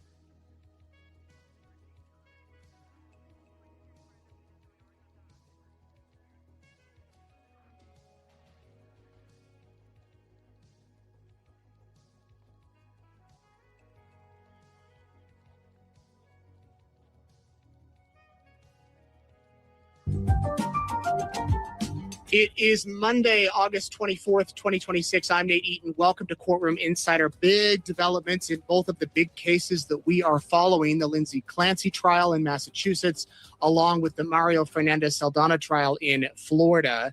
These cases will likely go to the jury at the same time, or at least on the same day, both of them coming to a conclusion here, likely this week. You never know, because with the criminal system, anything could happen. I want to break down all of the latest developments in both of the cases, including some salacious, bizarre, I don't know how to say it, in the Fernandez case from this morning, which we'll talk about. Play a little clip from there coming up. Thanks for being here. Please let me know where you're watching from. If you have any questions, comments, and if you're new here, also, if you haven't subscribed to us, I'd sure appreciate it if you would. Hit that subscribe button. That helps us reach more people and allows us to continue to do these types of programs. So really appreciate you subscribing, everybody. It doesn't cost anything. Just hit that subscribe button, and we'd appreciate you being here. Okay, day 19, Lindsay Clancy. We're going to start there. More people outside in support of her. Check out this video of lines, people lined up outside. Across the street, a couple of people with signs, one saying that Patrick Clancy did it, one saying that in support of the children. And it was the packed courtroom was just packed. We'll talk with Grace Wong here in a moment, who made it into the courtroom today. She was there since the beginning. She was in Florida last week, but she was back in Boston today. We'll be there until the end of the trial. I want to show you the pictures that came in from Gregory Durr, the pool photographer for the Patriot Ledger. Just some images from inside the courtroom. You can see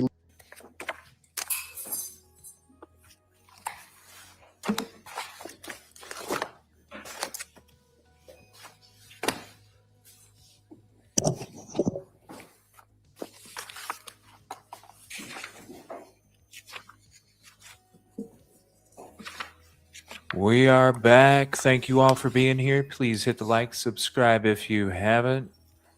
More testimony from Dr. Kirk. All right. Jurors enter.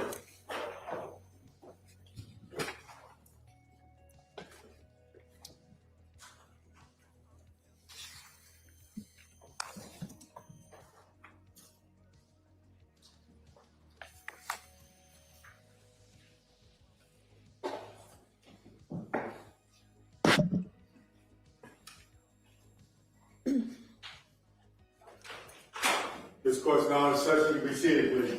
Your Honor, for the purpose of the record, we return back to the trial of Commonwealth versus Lindsay Clancy. All parties are present, including the defendant and including the 18 jurors. All right. Attorney Reddington? Thank you. So I now have, sir, Exhibit 220, which would be the records from the Women and Infants Hospital that you read prior to coming in here today, correct? Yes. And when you read the records, would you agree with me, sir, that there was a history of present illness, which means they would ask Lindsay questions about how she felt, what her medications were, things like that, right? Yes, I would. And when you were reviewing this, did you note that she indicated that she was feeling, and I quote, because it's in quotes, crazy, depressed, numb to all emotion, end quote, quote, can't feel love, end quote. Quote, my life is becoming a disaster, end quote. You saw those? Are you quoting from the records or from my report? Records, Exhibit 220. Okay, yes, I would agree that those were words that were used when I reviewed the records. And when you were talking with Lindsay, you asked her what she meant by saying she can't feel love? Yes, she said that she felt like a shell. She felt hollow. She felt like a zombie. She felt emotionally flat as a pancake, which is also one of the phrases that was used in those records to describe her mood. Okay. My life is becoming a disaster, quote, can't feel fear, end quote. What did that mean? Did you ask anything like that? Can't feel fear. I didn't ask her specifically about can't feel fear. She indicated that she couldn't feel things emotionally that. Worried that she is, quote, messed up beyond repair, end quote. That was in the records, correct? That was several places, yes, including the records. Quote, takes all the effort in the world just to breathe, end quote. That was in the records, correct? Yes. And in the interviews of friends and family, would you agree in this time frame, which was in December, to the end of December, that she was having difficulty even getting out of bed? Yes. She felt very heavy. She couldn't even walk. She had difficulty with her personal hygiene, correct? Yes. Was worried about how she's going to take care of her kids and feed them and watch them while Patrick was working, right? Yes. And one of her goals, and I quote, was to come off meds and be able to sleep, end quote. Yes. Now, insomnia, you'd agree with me, is very serious. Oh, I would absolutely agree with you, yes. And that can lead to any number of things, right? Yes. Can even lead to psychosis, right? Yes. Okay. I asked you about the treatment plan and recommendations that the district attorney had asked you about as well. And if I may, and if you need to look at it, let me know. It says treatment plan, admit to DHP. Do you know what DHP is? No. Okay. Medication, recommended tapering off Seroquel, starting with 200 milligrams tonight and follow up with outpatient provider. That would be who, Gelada? At the time, it could have been Gelada or Tufts. And then indicating, sir, that diagnosis that we talked about, if I may approach, can you, right here, just read number 1 and 2? Number 1 is GAD, which stands for Generalized Anxiety Disorder. Number 2 is depression, unspecified, rule out due to adverse drug effects. So when you rule out, you have a concern about adverse drug effects, one of the things that I imagine one would do is to reach out to the person that's prescribing the drugs, right?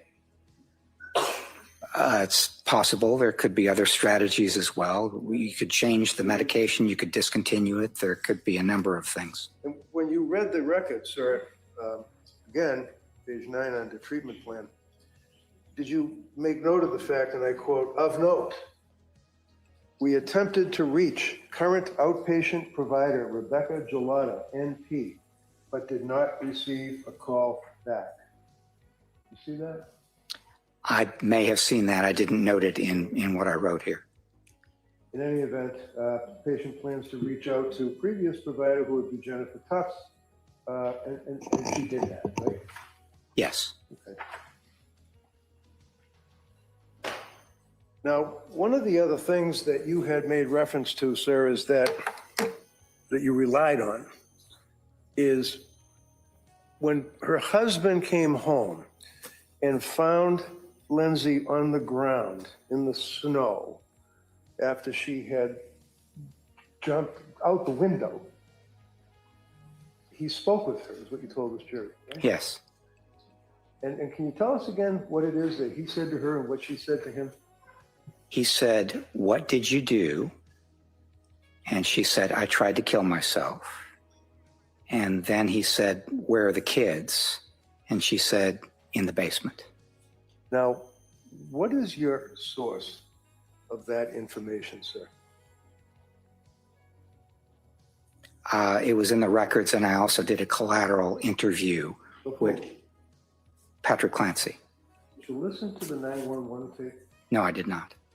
If I tell you, would you be surprised, sir, that she had significant damage, not only to her back, her spine, and was hemorrhaging, but also to her throat?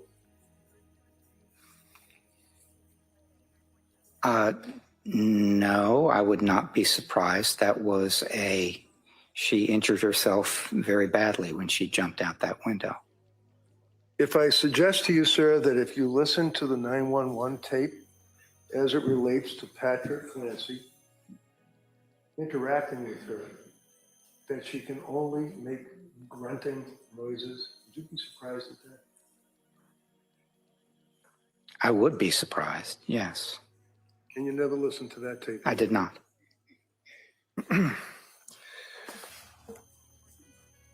Went into McLean Hospital, and that would be the locked wards of McLean Hospital. She was there for 5 days, correct? That's correct. And then she was released at her request to attend Cora's birthday, right? Yes.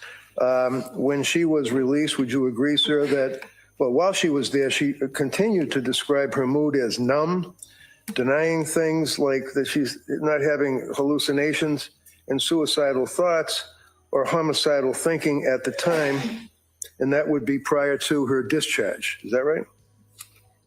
There was a lot in that question, so if you could break it down for me, I'd appreciate it. No, I'm just going to ask, sir, if would you agree with me that she indicated what her mood was prior to discharge, right?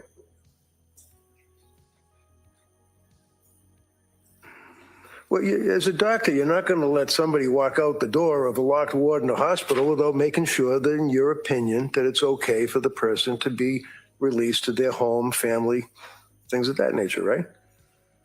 I'm looking at the part of my Sir, report. can you understand my question? I don't care about your report. I'm asking you about when someone is in a hospital, you don't release them unless you feel they're not a danger to themselves or others, right? Yes. Okay. The answer to that question is yes. And she was released, right? From the hospital. Yes. And she then was allowed to go home and go to her daughter Cora's birthday, right? That's correct. And this was on January 5? January 5, yes. And she was described in the records as being cooperative and pleasant, right? Cooperative, pleasant, no psychosis, no suicidal or homicidal ideation, mood described as good, in quotes, and not anxious. Good for you. Anything else you want to add? Objection. That's sustained. Next question. So after discharge, would you agree, sir, that she had what she described as a small shred of hope after discharge because she thought that she was off the Seroquel and felt that was what was causing her a lot of her problems, right? Yes, I would agree with that. Okay. But the intrusive suicidal ideation and thoughts returned. Isn't that right? Within a week, yes. And they were pretty bad, weren't they? Yes, they were.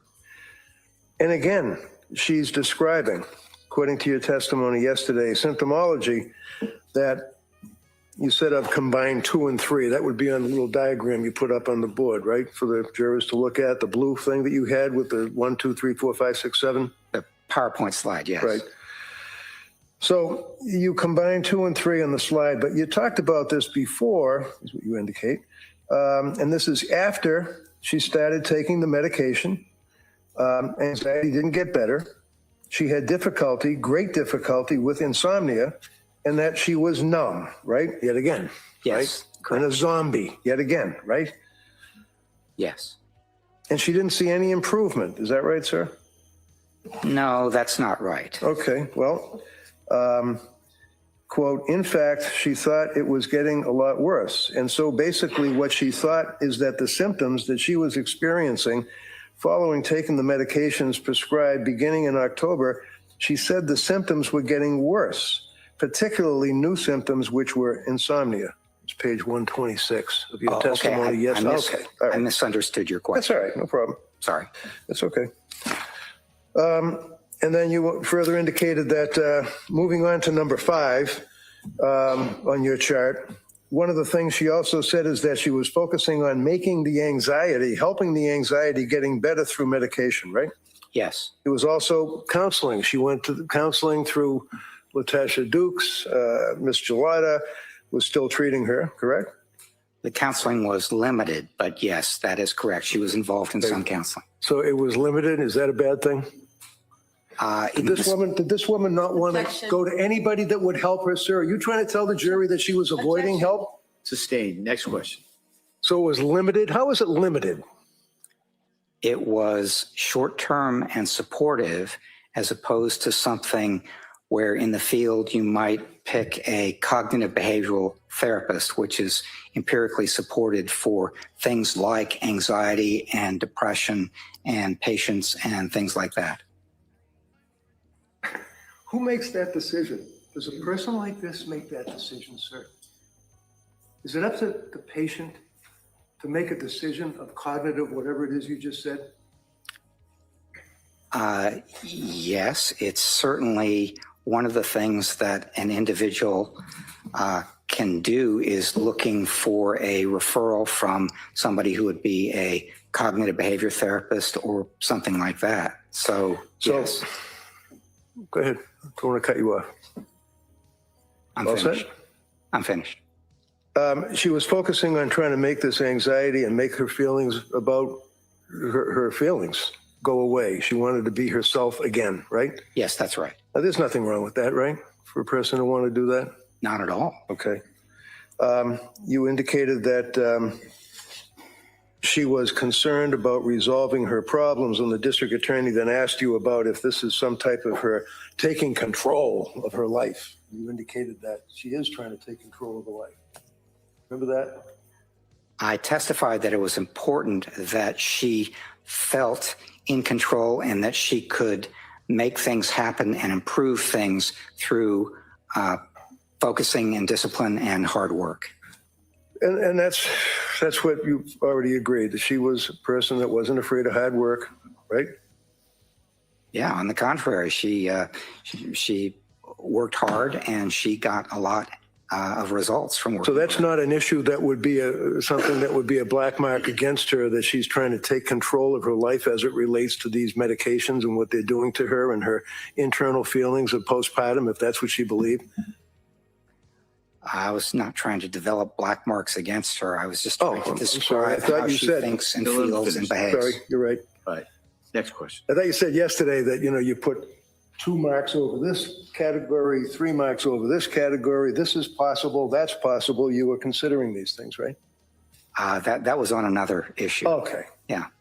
So as it relates to resolving the problems, that would include talking to doctors about different medications to try, researching medications on her own. This is your testimony. Asking friends and family for tips. Really? You're supposed to ask friends and family for tips about your mental psychosis, your mental state? I'm not sure what the question is. Well, Dr. Helbron testified yesterday as it relates to, in response to questions from the district attorney about her resolving her problems, including talking to doctors about different medications to try, researching medications on her own, and asking friends and family for tips. Objection, is there a question? Yeah, the question is that good medical advice, sir, to tell a sick person who comes to a doctor for help to go ask their friends and family for tips? One of the things I would say is that when you want very much to improve, you, of course, ask your doctor and whoever else you're working with, but you might also ask other people in the family or friends any recommendations that they might have. That's sort of something that you do.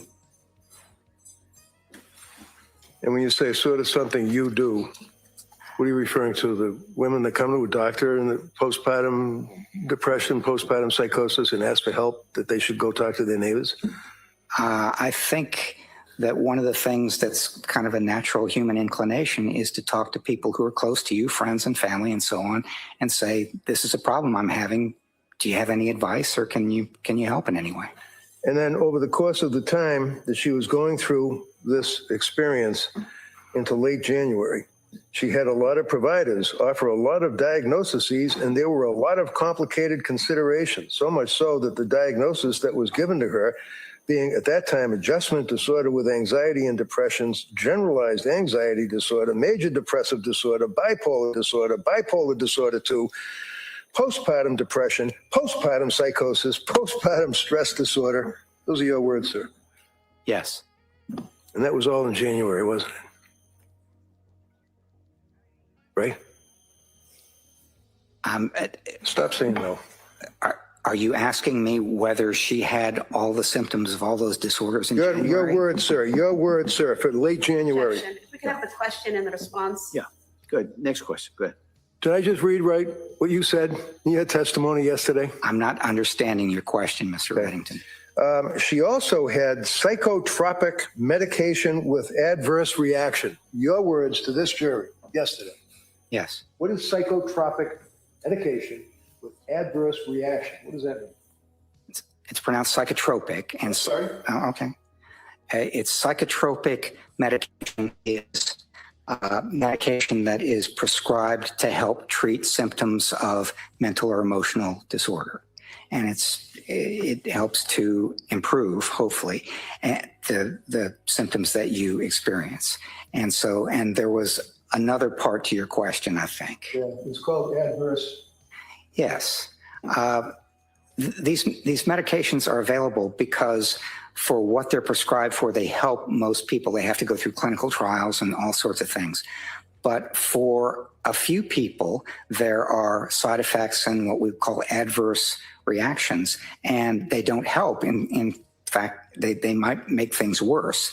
And it appeared to me from reviewing the records that for Ms. Clancy, she's one of those few people where the reactions were very different, very poor, they were not the kind of reactions that were designed to have the medication prescribed for and improve the symptoms. She just had sort of the opposite happen.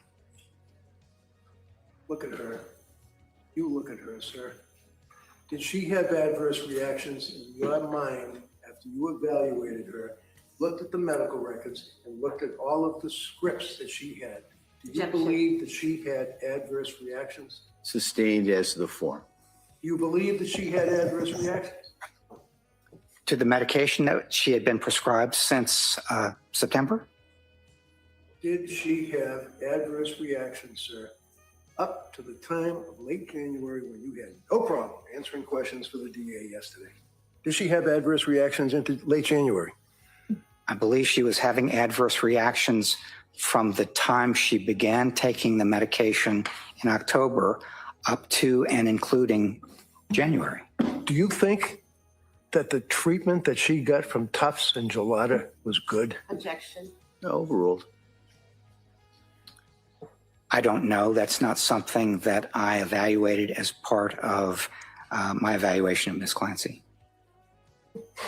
You testified yesterday that she was returning to exercising in December.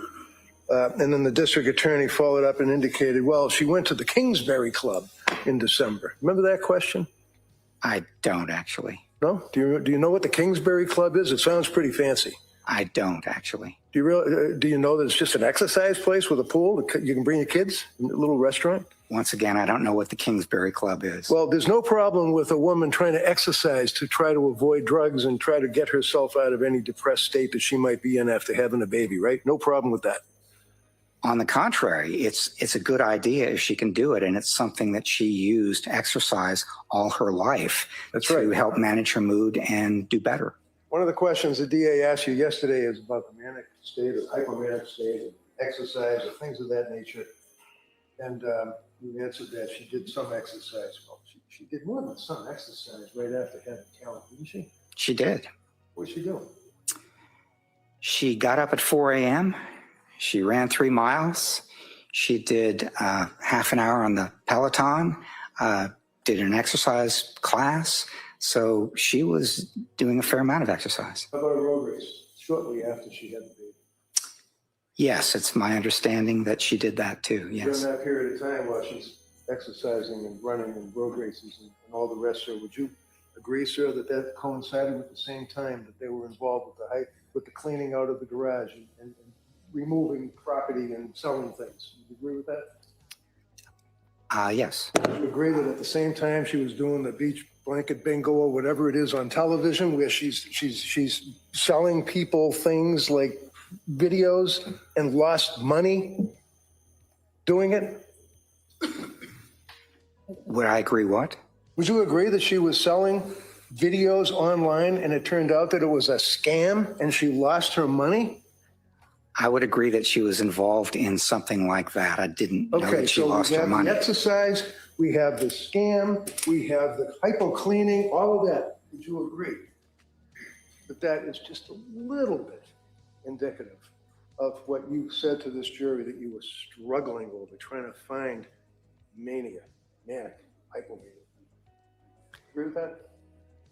I would agree that those could be symptoms of a manic episode, which I was having a hard time identifying as she was clearly experiencing something like that. But I did end up with a diagnosis of bipolar 2, and that reflected my thinking that some of those things that Mr. Reddington has just described could be symptoms of a manic disorder, although less serious than a bipolar 1 diagnosis.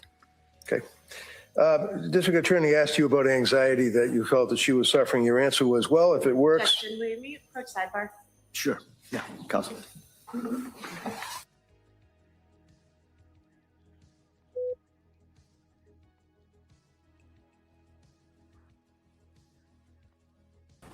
Uh-oh, what happened?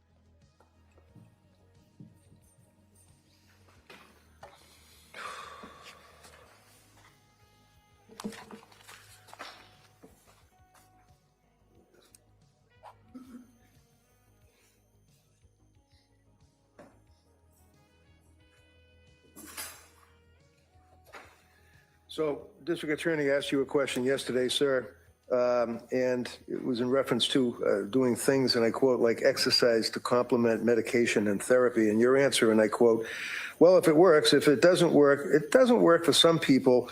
It and the use effectively over the course of their lives, particularly if they have anxiety that might not fully need treatment, but it's something that might interfere your life a little bit. What did you mean by that? I mean that exercise is something that isn't useful for managing anxiety for some people, but for other people, it's quite useful. Okay. In reference to determination as to a manic episode.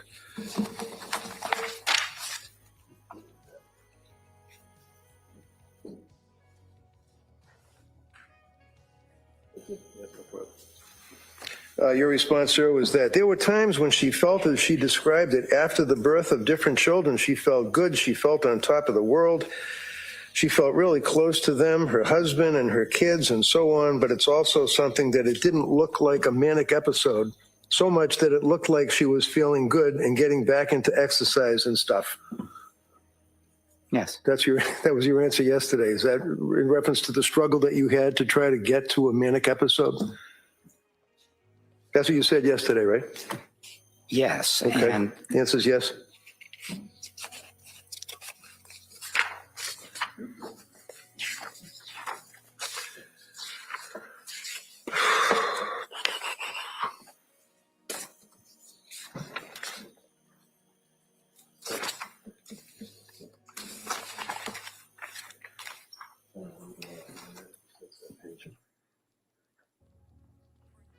Can I ask them off the transcript for her? She can cover it? Okay.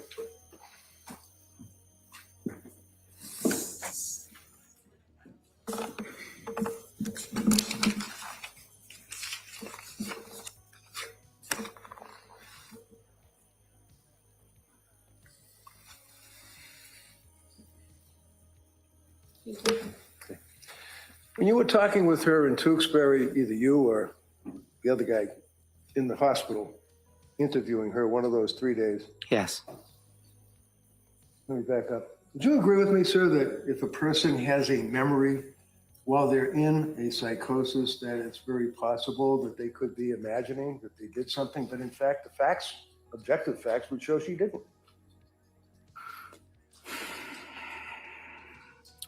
It's possible that being in an actively psychotic condition could affect the way information is processed and therefore could affect the accuracy of their memory.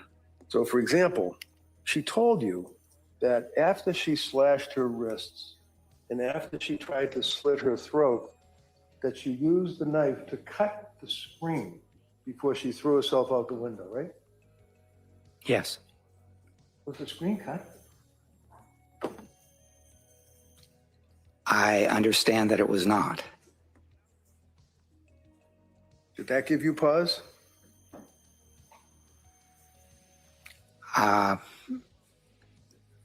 There are a number of things that I don't think are all that important in terms of memory difficulties and accuracy of memory, and that was one of them.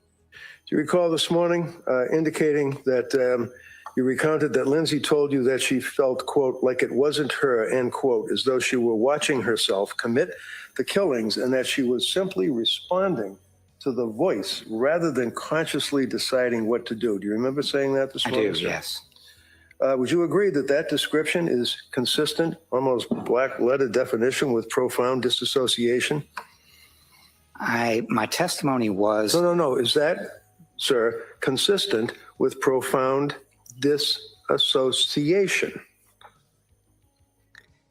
No, it is consistent. So the answer is no. The answer is no? Well, I was about to give the rest I'm sure of the you answer. were, but the answer is no, is what you're saying, right? I just read to you what you testified to this jury this morning, right? Did I? You used... Hello, did I read what your words were this morning? I don't remember exactly what my words were this morning. If Dr. Halbrin told this jury that When Lindsay was talking to you and or Mac in the hospital, she felt, and I quote, like it wasn't her, as though she were watching herself commit the killings, and that she was simply responding to the voice rather than consciously deciding what to do, end quote. Question is, would you agree, sir, that watching oneself is consistent with disassociation? Disassociation that is peritraumatic, which is what I testified. So the answer is yes? Well, you said profound dissociation, so the answer was no. Last time I knocked out profound. I'm just asking. Oh, yeah. Okay. With disassociation. It is consistent with peritraumatic dissociation. Okay. Yes. And briefly, what is disassociation? Dissociation is sort of the sense that you are removed from yourself. You're not feeling like yourself. It's something like you're in a position where your sense of time and your sense of self are altered. And it's also the sort of thing where you don't feel as if it's you anymore. Sometimes you feel as though you're watching a body that's you, but it's not really you. And at disassociation, you'd agree, in the DSM, using that book, is in fact defined as an altered mental state. Is that correct? Yes. Okay. And would you agree with me that in your evaluations of Lindsay, after you guys had the chance to speak to her and consider all of the documentation, your opinion ended up, using your words, being in your mind two possible explanations? We talked about that, right? Yes, we did. Okay. And then you indicated that there were some possible things that made me believe that there was severe mental illness involved, right? Yes, And there was severe mental illness involved, right? There were some possible things that made me think that it might have been a psychotic episode. Right, but there were severe mental illnesses involved here, right? Yes, there were. Okay. It's just a question of which kind. Semantics. Yes. You talked about thought broadcasting, right? Yes, I and did. Thought broadcasting, sir, would be if somebody hears a voice and is concerned that somebody else might have heard it, right? No. Okay. Thought broadcasting. That's what thought broadcasting is. Are you aware that Lindsay Clancy indicated to anybody that she was hearing or having these intrusive thoughts in her mind? Yes or no? Yes. Did she indicate that she was afraid that people could read her mind or knew what these thoughts were or whatever they were in her mind, intrusive thoughts? She was afraid of that. And so one of the reasons that I asked her about the difference between hallucinations. All right, hold on, please. I can't be more clear, question, Judge. all right? And then if the Commonwealth wants to follow up, they'll be able to do that. All right. Go ahead. Did she, according to Dr. Helblin's review, all the information in all the hours of time, Yes. determine that she was afraid that people could read her thoughts or knew what her intrusive dark thoughts were? Yes. Who did she say that to? Not just who? Well, she said it to me. Okay. She said it to Dr. Mack. Yeah, I'm sure she said it to Mac too. Put you guys aside. Who else, like people, normal people, did she say that to? Not to be on that normal, but I mean people like friends or family or citizens or whatever. I believe she said it to Patrick. Okay. And she may have said it to others as well. She may have said it to others as well. This I is don't one of the remember most- who else she said it to, but she said it to Patrick. Well, how can you come in here and testify about a young lady that is saying to people that she's having thoughts that are intrusive and dark and that she's worried that other people are reading her mind and know about it, and you don't even know who she said it to? No, overruled.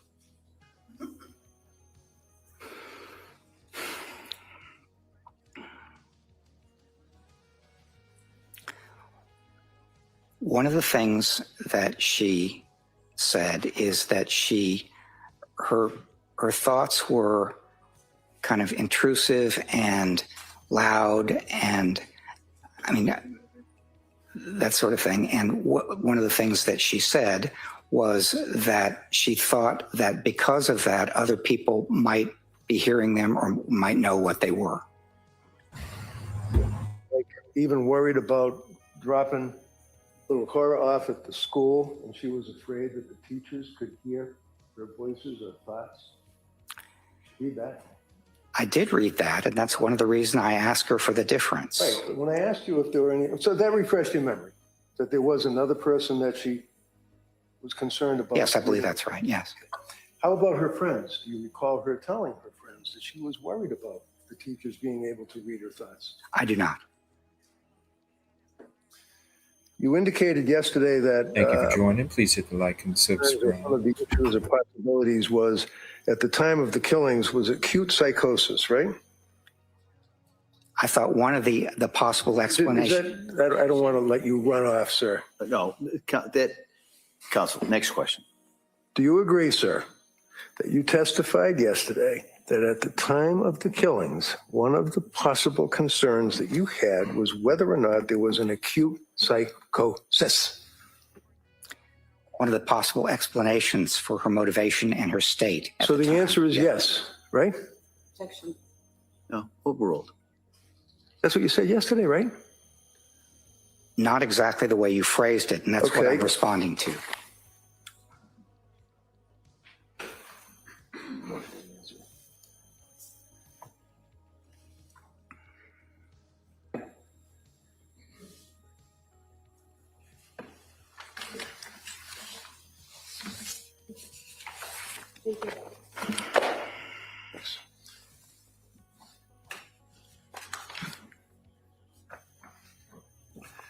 Yesterday, sir, you were asked, the next part of the evidence or what you saw against acute psychosis, and you referenced this discussion of whether this was postpartum.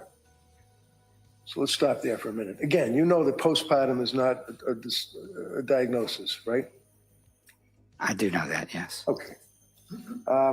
But the reason that it was not, as you put it, postpartum is because she was about 8 months away from having given birth to Calvin, right? Yes. And most of the explanations from the authorities, like DSM-5, would point to maybe 1 month after birth, or maybe give a little bit, maybe 2 months after birth, or something like that. That's what you said yesterday. Yes. And what's that based on in Dr. Heldman's mind? What's that cut off about? 1 month, maybe 2? It's based on what DSM-5 says, or the Cleveland Clinic actually said 6 to 8 weeks, if you look at their website. So it's based on accepted authority within the field. Is the World Health Organization accepted authority in the field? It's one accepted authority, yes. Okay, and what do they say? I don't know what they say. But would you be surprised if I told you they say up to a year that a woman can be experiencing postpartum psychosis or postpartum depression, up to a year or even longer? There are different kinds of outcomes and time periods that different organizations I'm not asking use. about outcomes and time periods. I'm asking about the World Health Organization cutoff for a woman with postpartum depression or psychosis. What's the time frame? Well, I don't know.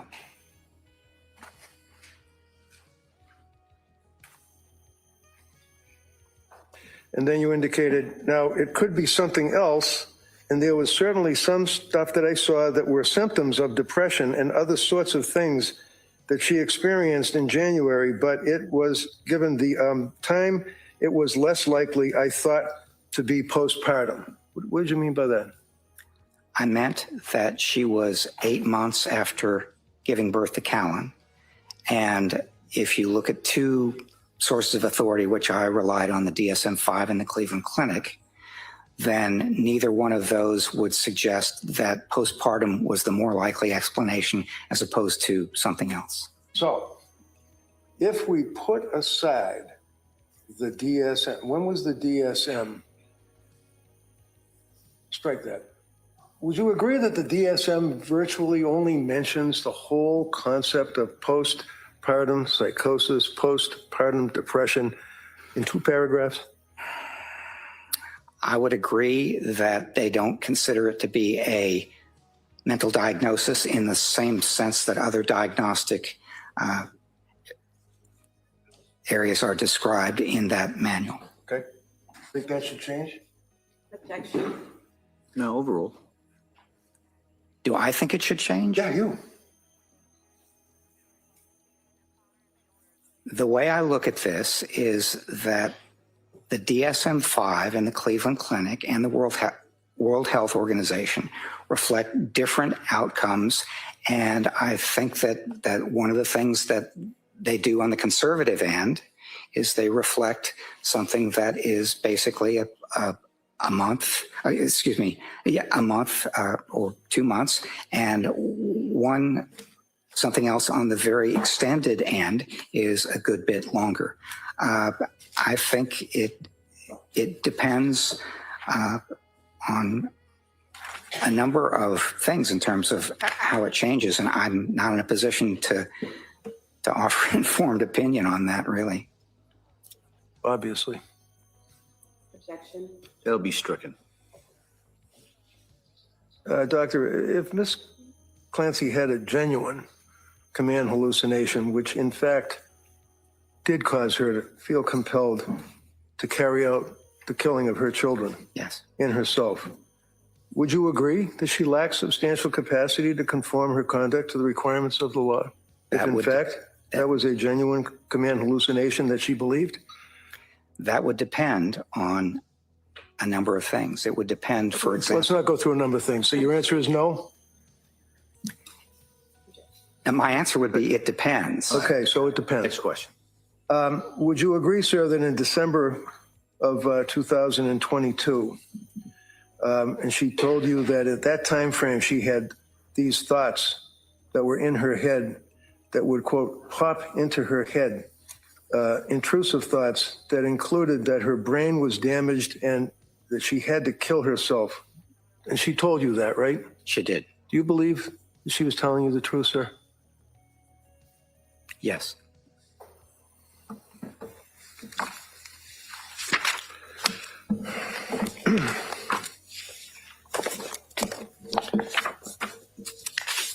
I stand corrected in one regard, sir. This morning I started off my questions by asking you about 49 years ago when you published an article on postpartum psychosis, and you agreed.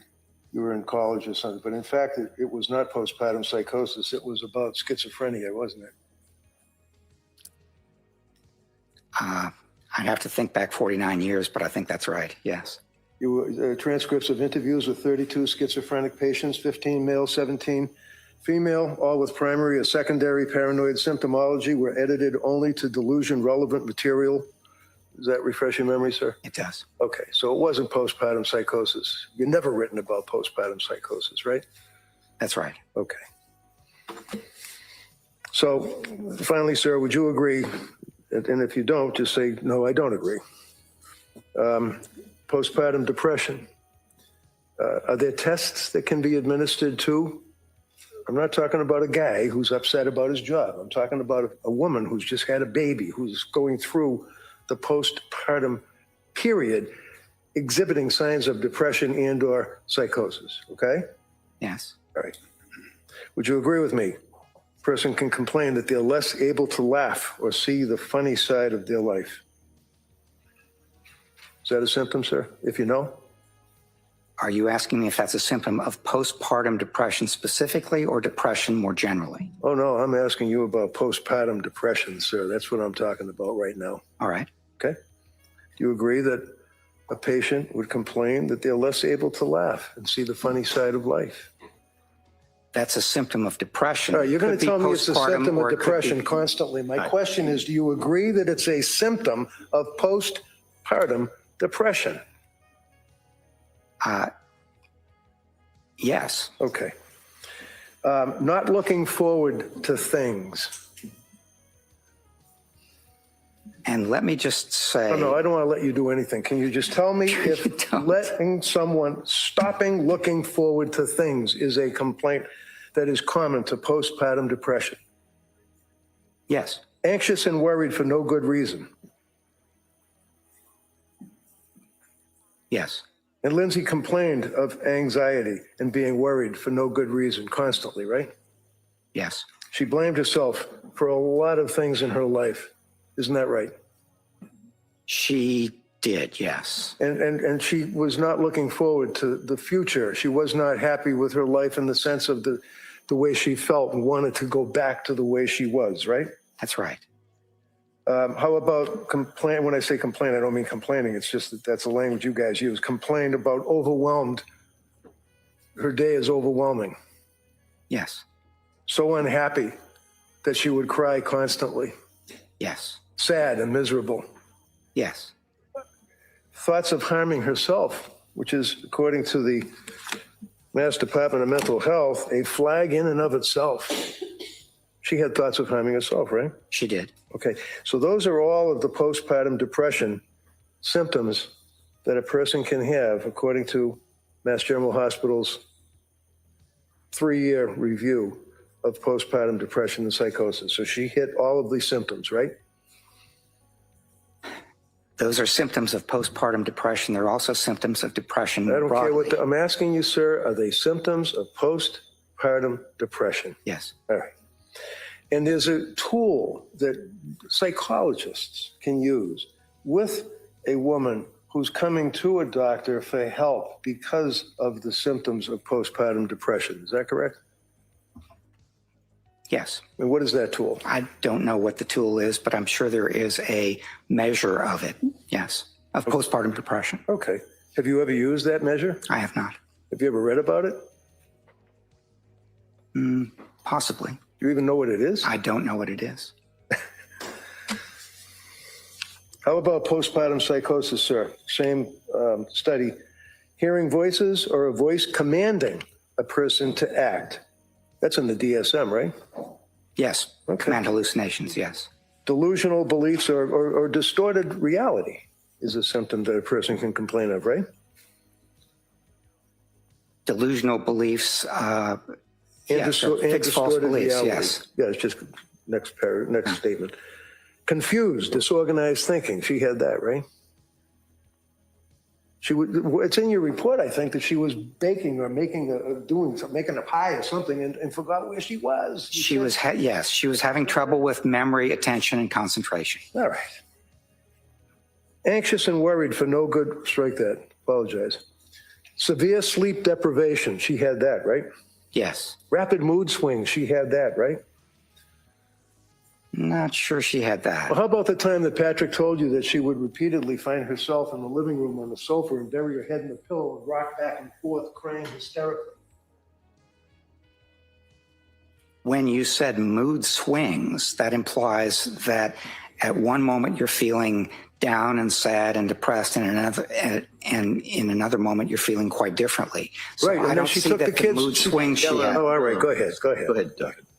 Yeah, I don't see that she was experiencing mood swings so much as she was experiencing symptoms of sadness and feeling down and lack of motivation, which are symptoms of depression. What is akathisia? AKASTHESIA, I believe. Yeah, I'd have to look that one up. Okay. Feeling overwhelmed. She felt overwhelmed? She did, yes. Not herself, family seeing the change? Obviously, right? Repeat the question, please. Yeah, not herself, semicolon, family seeing the change. Yes, correct. Lord knows. I mean, the mother-in-law, the father-in-law, her mother, her father, her husband, neighbors, people could see the change in her, right? Yes, they could. Okay. Continuing on with postpartum psychosis. Not herself, thoughts of harming her children.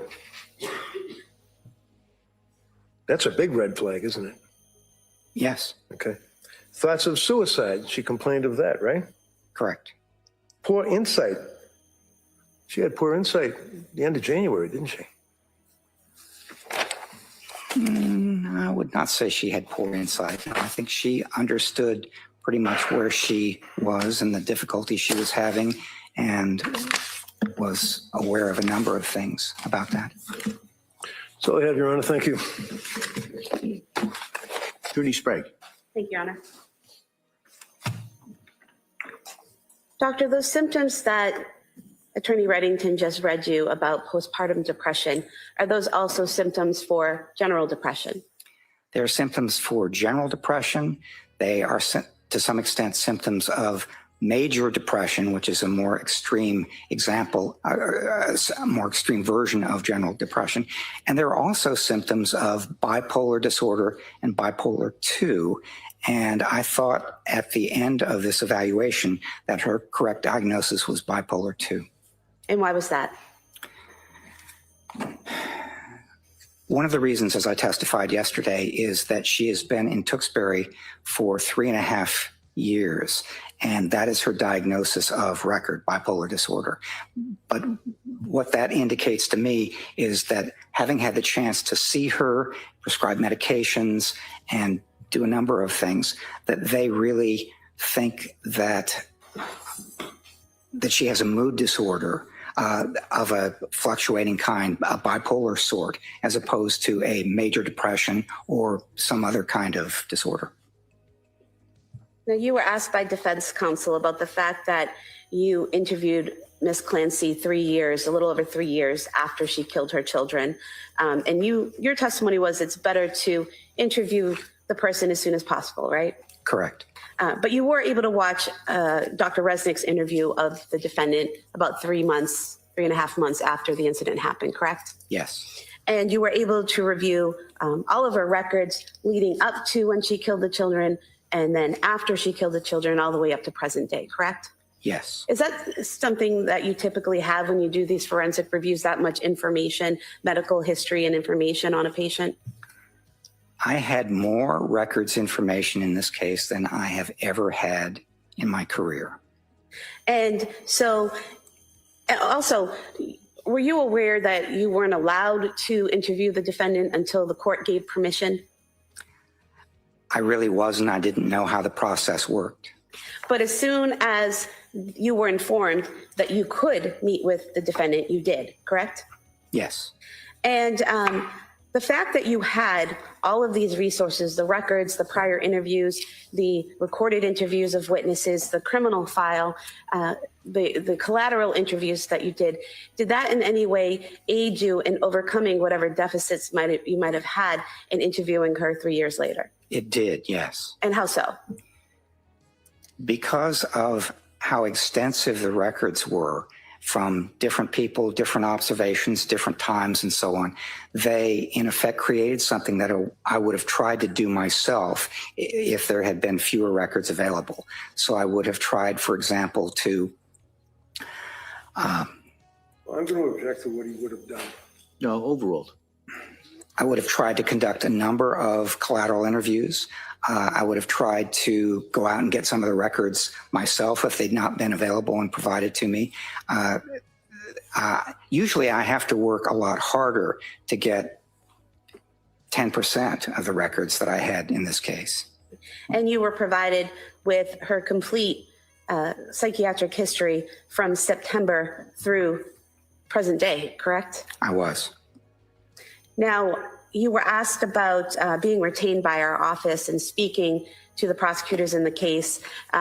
Did anyone from my office or myself or Ms. Buckingham ever tell you what your decision or what your evaluation should say in this case? No. And did we ever put any pressure on you in any way, shape, or form to come out on what defense counsel calls our side?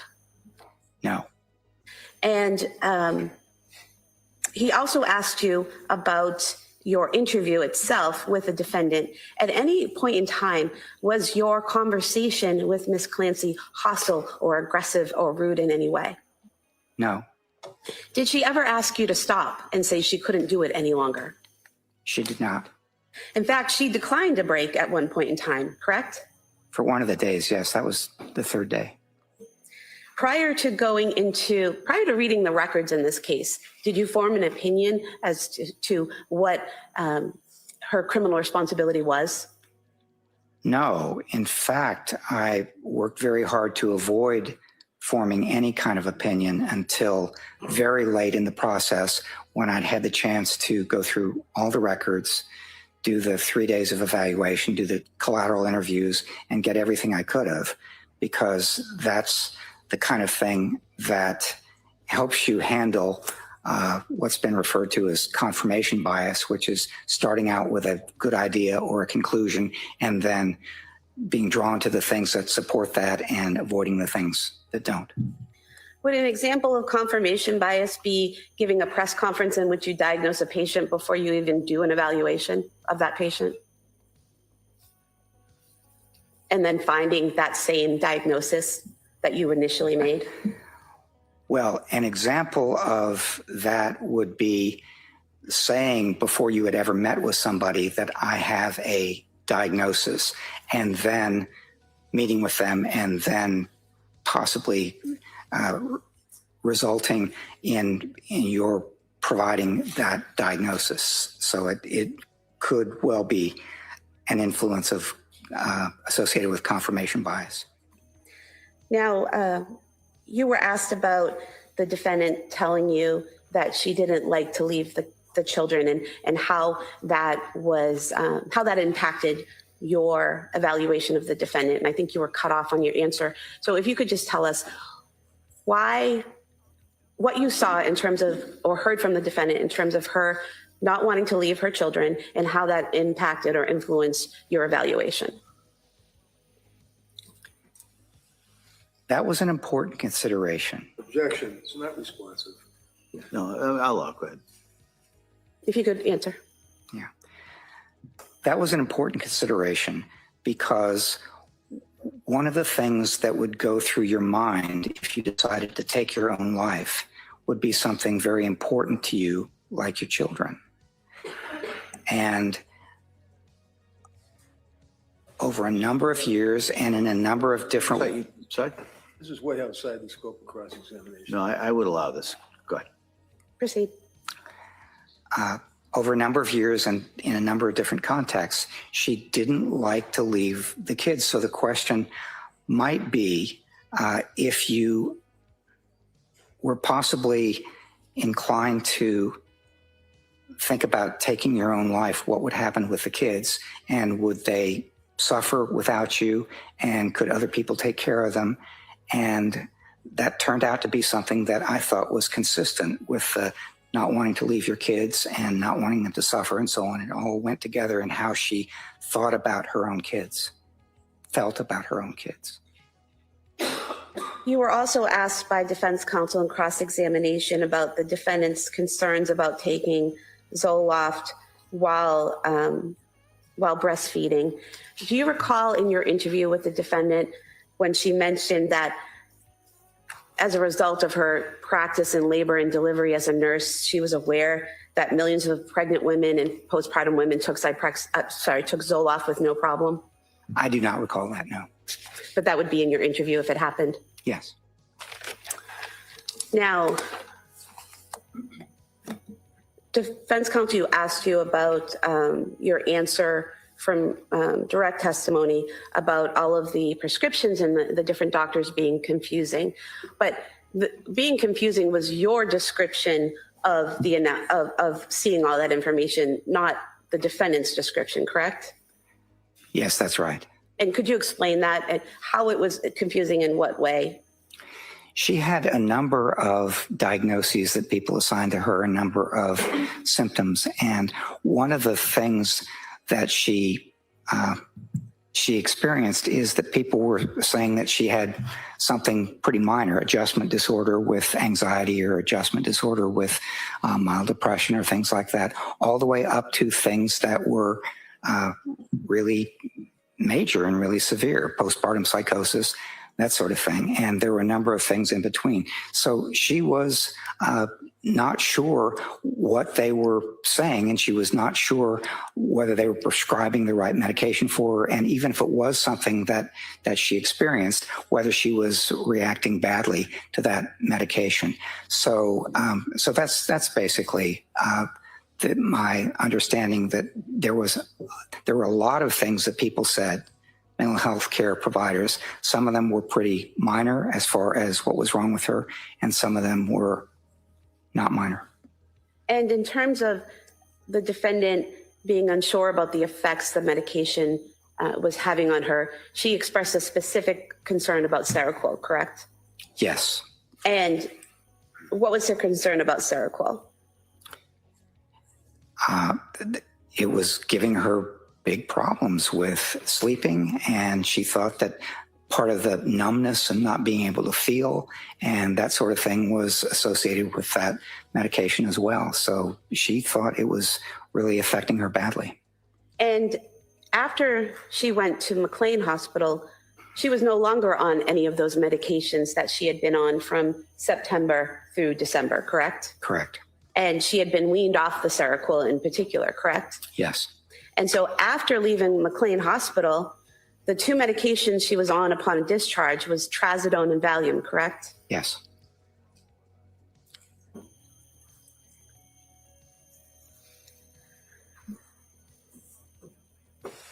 Now, you were asked about thought broadcasting and the defendant thinking that people could hear her thoughts. And you said there was some difference there between thought broadcasting and what the defendant explained to you was happening. Could you tell us what she said to you in your interview and how that impacted your evaluation? Yeah, she said that they were thoughts. They were unwelcome and intrusive thoughts, but they were thoughts just like many people would have.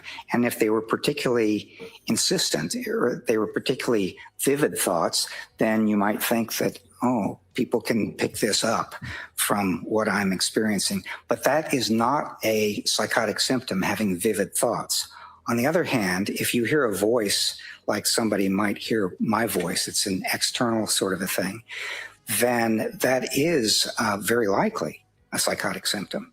And so I tried to ask her to describe the difference between the two and specify whether it was an external voice, which would have been an hallucination, or an internal thought, which would have been an unwelcome, intrusive thought. And she said, except for on January 24th, what she was experiencing were thoughts rather than hallucinations. Internal thoughts versus external auditory hallucinations. Is that right? Yes. Now, defense counsel asked you if before all of these medications and before all the treatment, if Lindsay Clancy was a happy woman. But didn't she go to Dr. Tufts in the first place because she was struggling? She was anxious about returning to work. She had been having a very good time with her family that summer, but as the fall approached and Patrick's paternity leave expired and she was thinking about returning to work and scheduled to return to work, that made her anxious. And so it's not as if Dr. Tufts went to her home randomly and handed her a prescription. She actually went to Dr. Tufts with some mental health concerns and Dr. Tufts treated her, correct? Yes.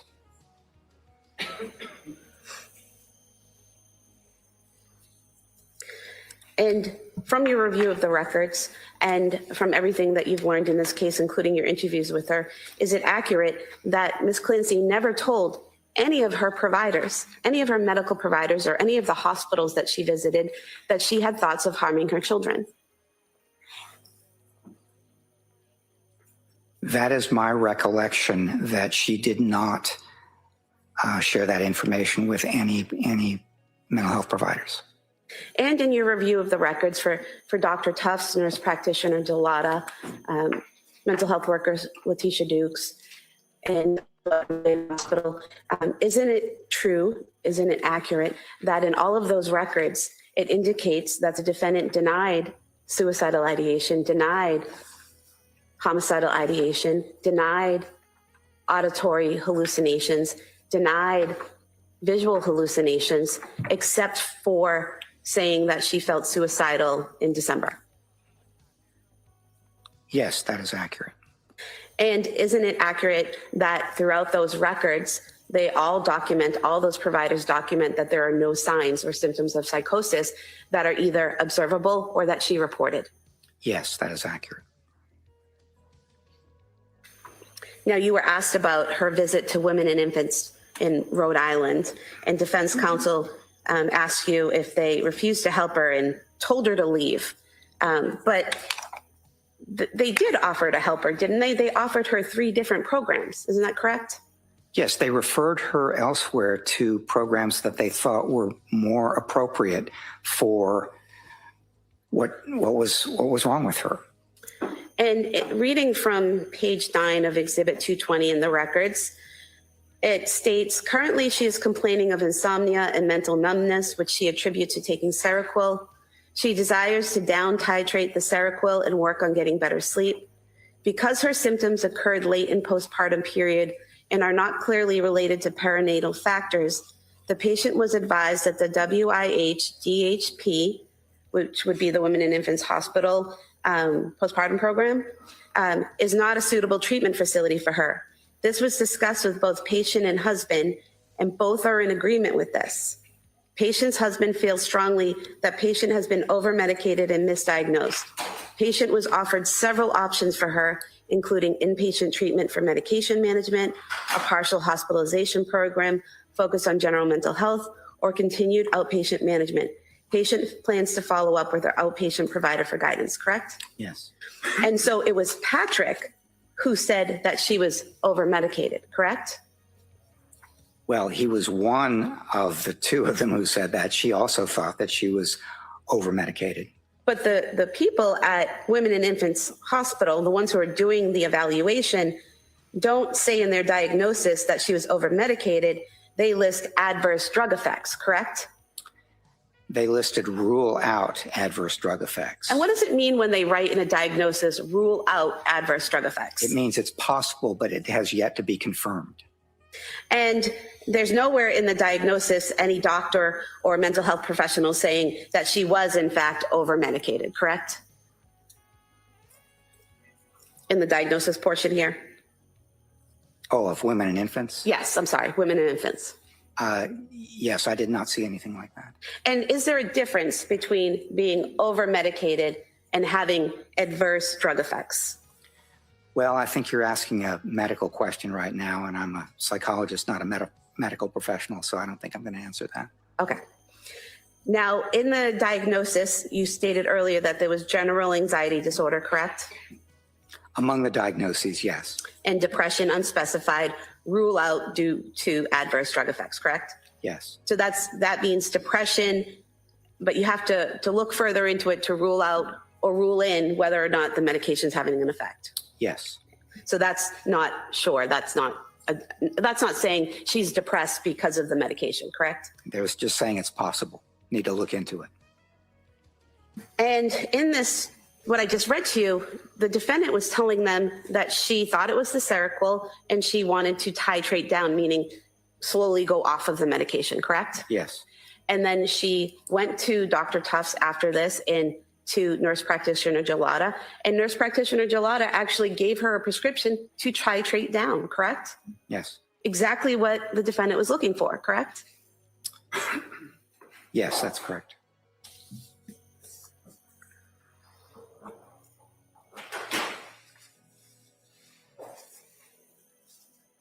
You were asked by defense counsel about the defendant getting worse and worse and worse.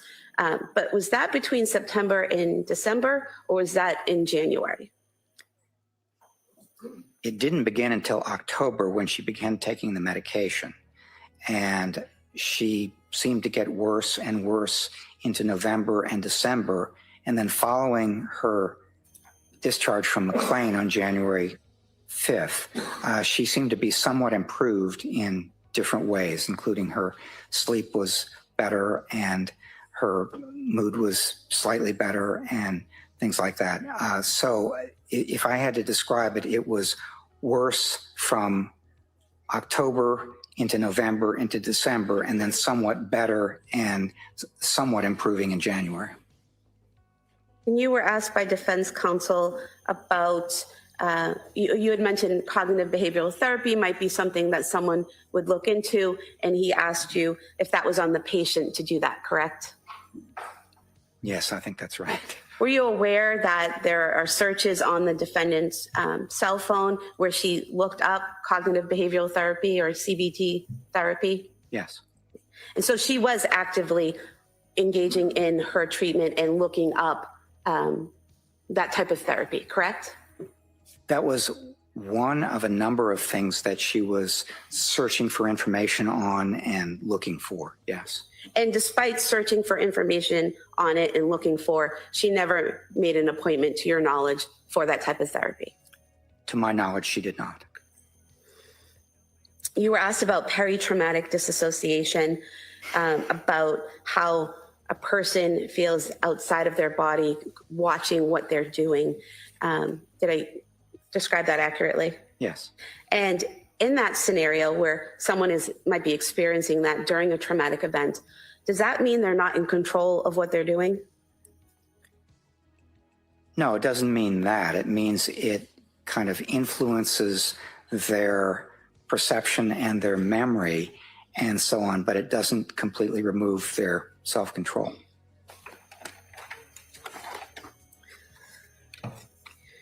You were asked about psychosis and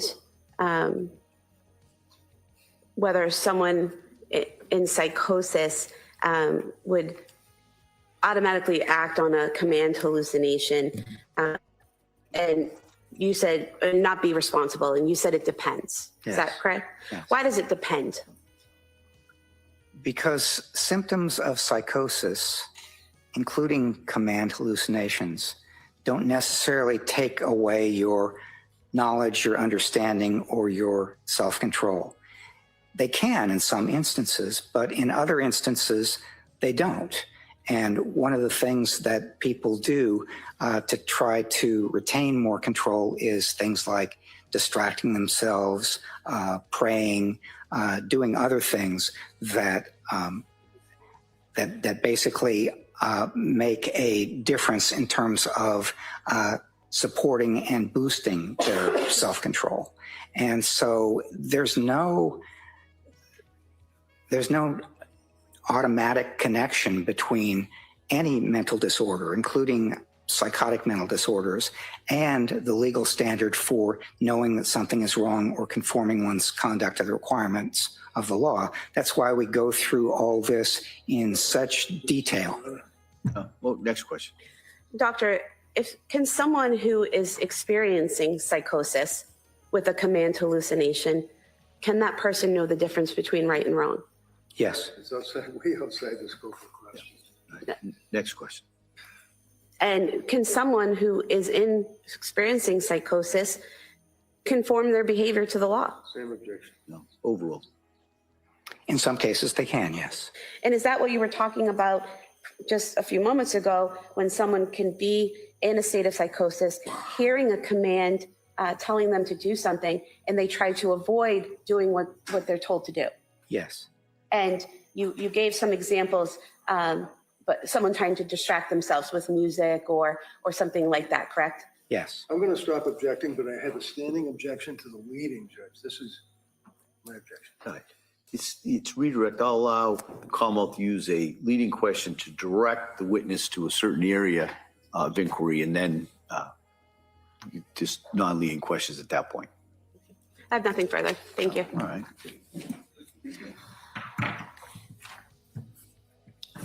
Couple of things. Sir, first of all, counsel was asking you a question about the inconsistent statement or what have you. You indicated, sir, if I stand corrected, you administered a test, the MMPI, to her, right? Yes, I did. And one of the sub category. On the scope. No, she asked about inconsistent statements. No, yeah, overall. Is the K scale or the lie scale, right? Yes or no? Just please, yes or no.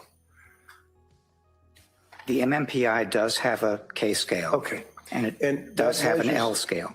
That measures if a person, to you as the administering psychologist, is bluntly lying, right? No. Okay. Does it also, in your testing, determine if the person is exaggerating their symptoms? Yes, it's Okay, much yes is closer yes. to that. This is yes, thank you. And when you administered the test to Lindsay, close to 3 years later, you indicated that it was the fact that it was late that you administered the test. It was testing her at the time it was administered, right? That's right. And one of the things that, the results, by the way, if I understand, looking at your transcript of testimony, is regardless of all of your explanations about MMPI and the other psychological testing, she was not elevated on anything except for suicide scale, right? That's correct. Okay. So she wasn't according to the testing you administered when you saw her with Mac, exaggerating, lying, malingering, anything like that, right? That's correct. Okay. And one of the things that you did in your report, sir, is regarding the lying or the malingering, is you made reference to, I believe, Dr. Resnick, Philip Resnick. You know him, right? I do. He's a significant authority in the field of filicide. Is that right? He is. And Dr. Resnick indicated, sir, that his opinion as to the lack of malingering, and as well as yours, right? Yes, he did. Okay. And you made reference to one of Dr. Resnick's articles, actually, in your report, correct? Some of his research on... The answer is yes. We can make this easy. The answer is yes. Did you look at and cite Dr. Philip Resnick's research report? His research, yes, I did. And are you aware, sir, that what you cited is outdated? Are you familiar with the 2012 article by Dr. McCarthy Jones collaborating with Dr. Resnick talking about the largest study of hallucinations ever conducted in the world? I'm aware that as a researcher, you build on some of the things. No, not what us researchers do. Are you aware of that report? No. Okay. Are you aware, sir, that that study was after the report that you cited in your report, and it involved 191 individuals who were asked almost 400 questions about auditory hallucinations? You aware of that? No. And are you aware, sir, that in fact it was determined that auditory hallucinations can come from within and it can come from without in that report? You're not aware of that, right?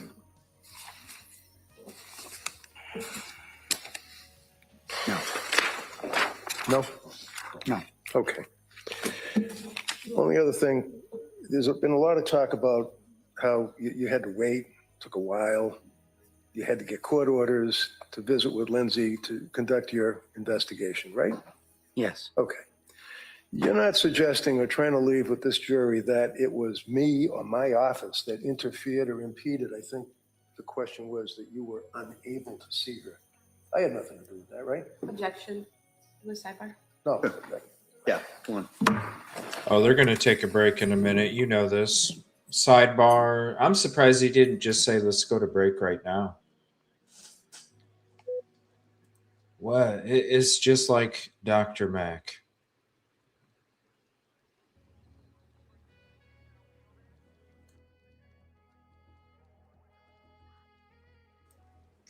Just like Dr. Mac. As we sit here and wait on the sidebar. But anyway, I'm surprised that he didn't just tell everybody that we're going to go to break because it's 1 o'clock Eastern. This is typically when we go to break, so we'll see what's going on. Long day of testimony. It's the same as evasive, doesn't want to answer. You know, we heard from that video earlier that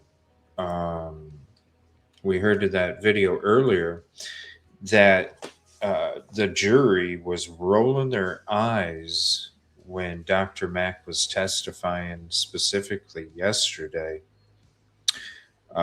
when he was being evasive with trying to not answer questions and,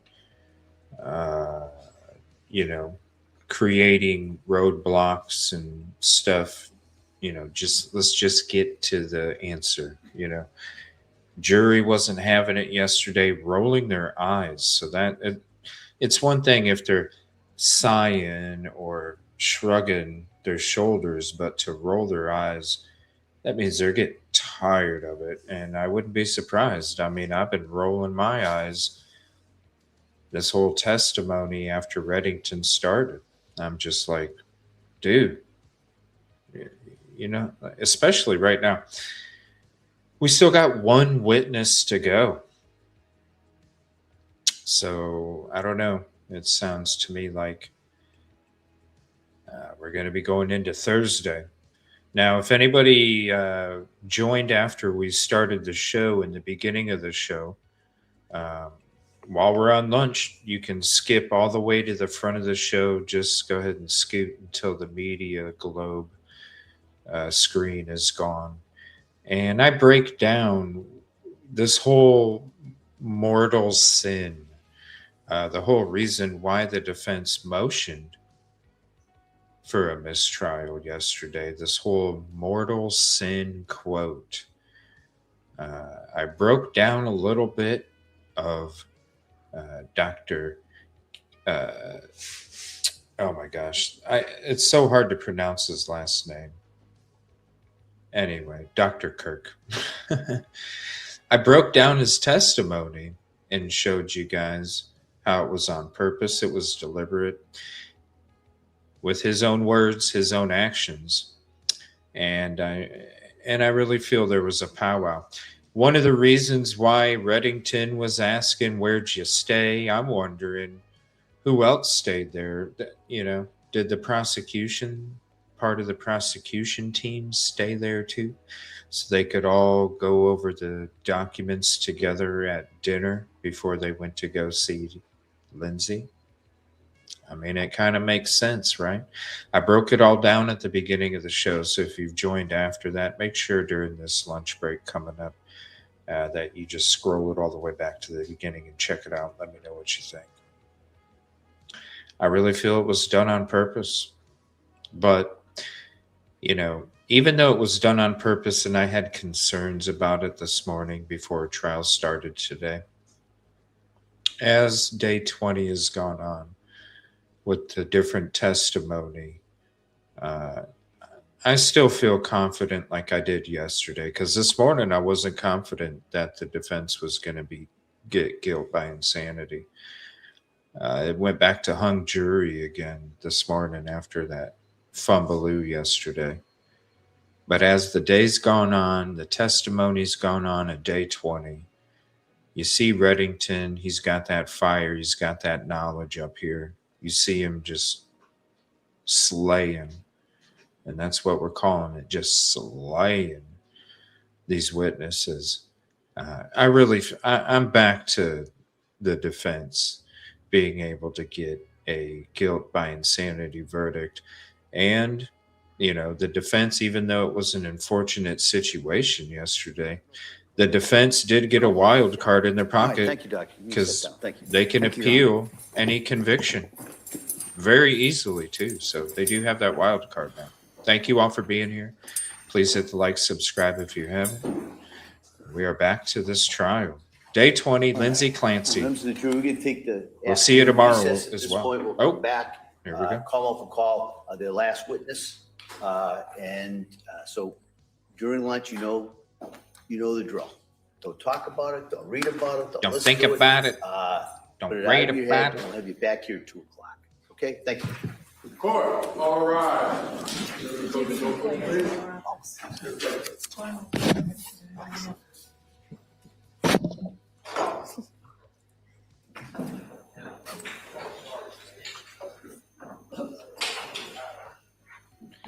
Thank you all for being here. All right, we got something special for you.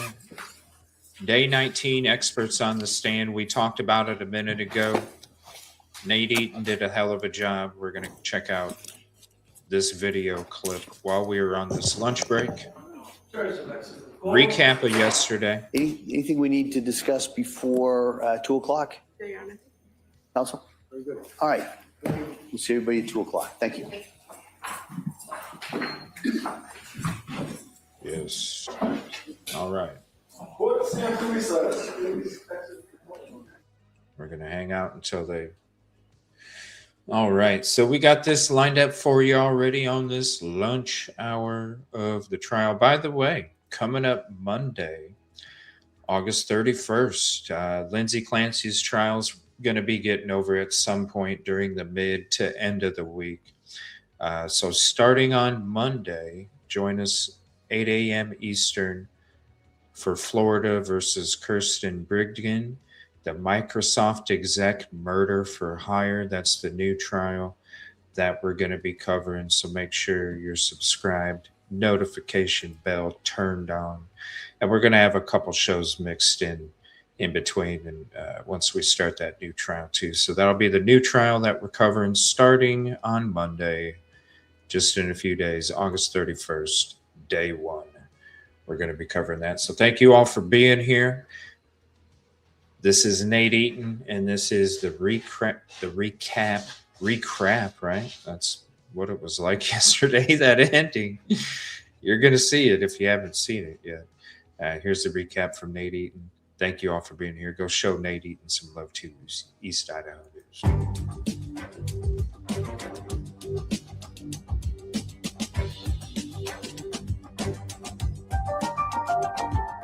It is Monday, August 24th, 2026. I'm Nate Eaton. Welcome to Courtroom Insider. Big developments in both of the big cases that we are following, the Lindsay Clancy trial in Massachusetts, along with the Mario Fernandez-Saldana trial in Florida.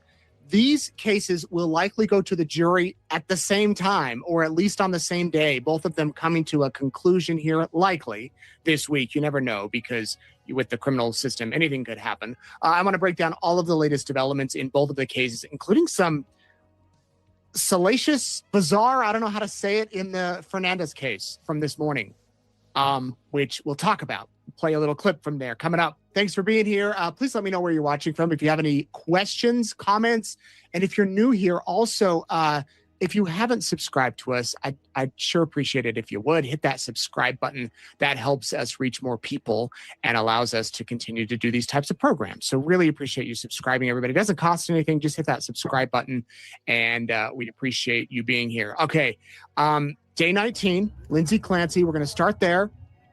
More people outside in support of her. Check out this video of lines, people lined up outside. Across the street, a couple of people with signs, one saying that Patrick Clancy did it, one saying that in support of the children. And it was the packed courtroom was just packed. We'll talk with Grace Wong here in a moment, who made it into the courtroom today. She was there since the beginning. She was in Florida last week, but she was back in Boston today. We'll be there until the end of the trial. I want to show you the pictures that came in from Gregory Durr, the pool photographer for the Patriot Ledger. Just some images from inside the courtroom. You can see Lindsay Clancy, of course, her attorney, Kevin Reddington, the judge, the prosecution, some of the witnesses that were on the stand, 2 witnesses on the stand today, along with just some shots of the crowd too. So before we go any further, I want to give you a brief recap, and then we're going to go to Grace, who's at the courthouse. 2 witnesses today. Remember Avram Mack? He was on the stand on Friday, got into some really fiery moments with Kevin Reddington, the defense attorney. He was back testifying via Zoom today because he couldn't stay through the weekend. And then we had a second witness who took the stand named Dr. Kirk Helbrun, a forensic psychologist. He was on the stand too. We're going to get into what they said, but for now, let's go to Grace. She was inside the courtroom, our producer, Grace Wong, to give us an insider's perspective, including, we're going to start with the end of the day. Let me give you some background.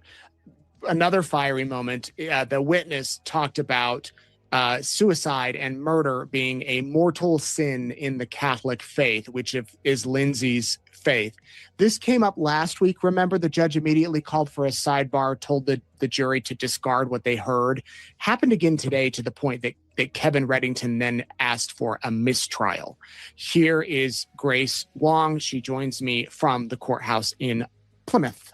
All right, Grace, just outside of court for the day. Kind of ended with some dramatic moments there. What can you tell us about the conversation there at the end when Lindsay Clancy's religion was brought up yet again?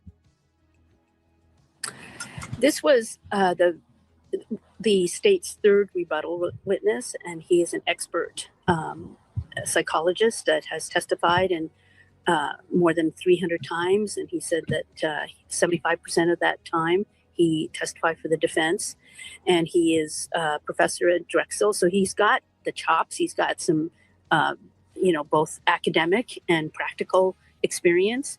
And he evaluated Lindsay for 3 days. And in his testimony, he approached this from the premise that this was so out of character for Lindsay. What could possibly have caused her to murder her children? And he came to 2 theories. One of them was psychosis, acute psychosis, and 2 was a mental illness. But he didn't find the evidence of psychosis. So he concluded that this was more of a mental disease, but not so sick that she couldn't appreciate right from wrong, that she could appreciate the wrongfulness of her actions. And his conclusion was that she wanted to commit suicide. She had very intrusive thoughts, and those thoughts led her to think of when she killed herself, what would happen to her children. And to prevent her children from suffering, then his conclusion is that she then decided she would kill her children to avoid their suffering or to prevent their suffering. So that ultimately was what he concluded. But in doing so, during his evaluation, he said that he asked her about when she wanted to commit suicide, whether that was a mortal sin in her religion. And they didn't get to that answer because the defense objected, and then there was an immediate sidebar, and then the judge called a recess. And so once that recess was over, they came out and they discussed what they had to put something on the record. And so that's when defense attorney Reddington asked for a mistrial. And the judge denied the request. Yes, the judge decided that he was not going to declare a mistrial at this point, but he did find the questioning was inappropriate, but it wasn't elicited by the Commonwealth. It was inadvertent. The witness was not asked a question about the religion. He volunteered the information. So the judge found that with an instruction, he could ask the jury to disregard what they had heard. I mean, they had heard that she was raised as a Catholic, that in the Catholic, his question to her was, in the Catholic religion, isn't suicide a mortal sin? And, that line of questioning would be irrelevant. And he doesn't have the expertise, as the judge said, to discuss Catholic teachings. And so Right. for all those reasons, I think he was, a little peeved at the witness. He wanted to give the prosecution time to review with the witness what he can and cannot testify about. And certainly this area is not something he wants the witness to be testifying about. So that's why he called a recess. It ended early today. He wanted to give the Commonwealth time to brief their witness, and then he'll return tomorrow for continued direct and cross-examination. Grace, it seems like we thought that the trial might wrap up a week ago. Now we thought closings might be today, now probably Wednesday. I mean, are these type of delays or I don't know if it's even a delay, scheduling things common in these type of trials? I think it really depends on the judge. I mean, the judge has told this jury that it would be 6 to 8 weeks. We are in week 5 and closings are expected on Wednesday. So we're still way ahead of schedule. And the jury has agreed that they are available for 6 to 8 weeks. So the judge isn't going past what they've agreed to. And I think, given this explosive testimony, he wants to he doesn't want to end the day with this testimony resonating in their ears. I guess he wants them to hear that. He wants them to understand that this is an appropriate line of questioning and that they should disregard the testimony. That's what he wants them to understand and to make clear to them. And so I think he's still ahead of schedule. I don't think he has a problem with taking an extra day or so to conclude the case. Okay, so what was the mood like inside the courtroom? You've been down in Florida for a week. Compare the differences from when you were back at Clancy a week ago versus today. Wow, there was just an explosion of interest. We had so many people standing in line for seats in the courtroom. And, usually the people that line up for seats in the courtroom, they see that all the seats are taken and then they leave. But during the breaks, you still had a very long line of people interested in sitting in the courtroom. And they stayed. I mean, you're talking about standing up for hours until there's a break. And then during the break, seeing if anybody leaves and vacates a seat so that they can sit too. So there's been much more interest. I mean, interest is really kicked up a couple of notches here, where the lines are long and interest is high, and people are staying for the testimony. I mean, it was very compelling. This witness this third witness for the state, for the Commonwealth, has been very compelling. And Grace, are these people there in support of Lindsay Clancy, do you know, or just people that want to go inside and sit inside the trial? I'd say a good number of them are very interested in supporting Lindsay because they're wearing pink, which is the color to show your support for Lindsay. And I think there are people that live in the area, that are close by, that just want to see things. You know, they've been watching the trial online and they just want to experience it in the courtroom, where, you know, you can actually feel it. It's a different feeling. I mean, the courtroom, when you're watching it online, there's certainly a distance there, and you don't feel the tension, the emotion, just the emotions of this trial. It's just different when you're in the courtroom. So, Grace, it's a very high stakes trial. Absolutely. You were just a few feet away from the jury box. What did you notice about the jurors today? You know, they were very engaged from what I could see. They were taking notes, particularly during this witness, during Dr. Heilbrun's testimony. And I think simply because he was approaching it from the point of view, you know, of motive. Like, why would you want to kill these children?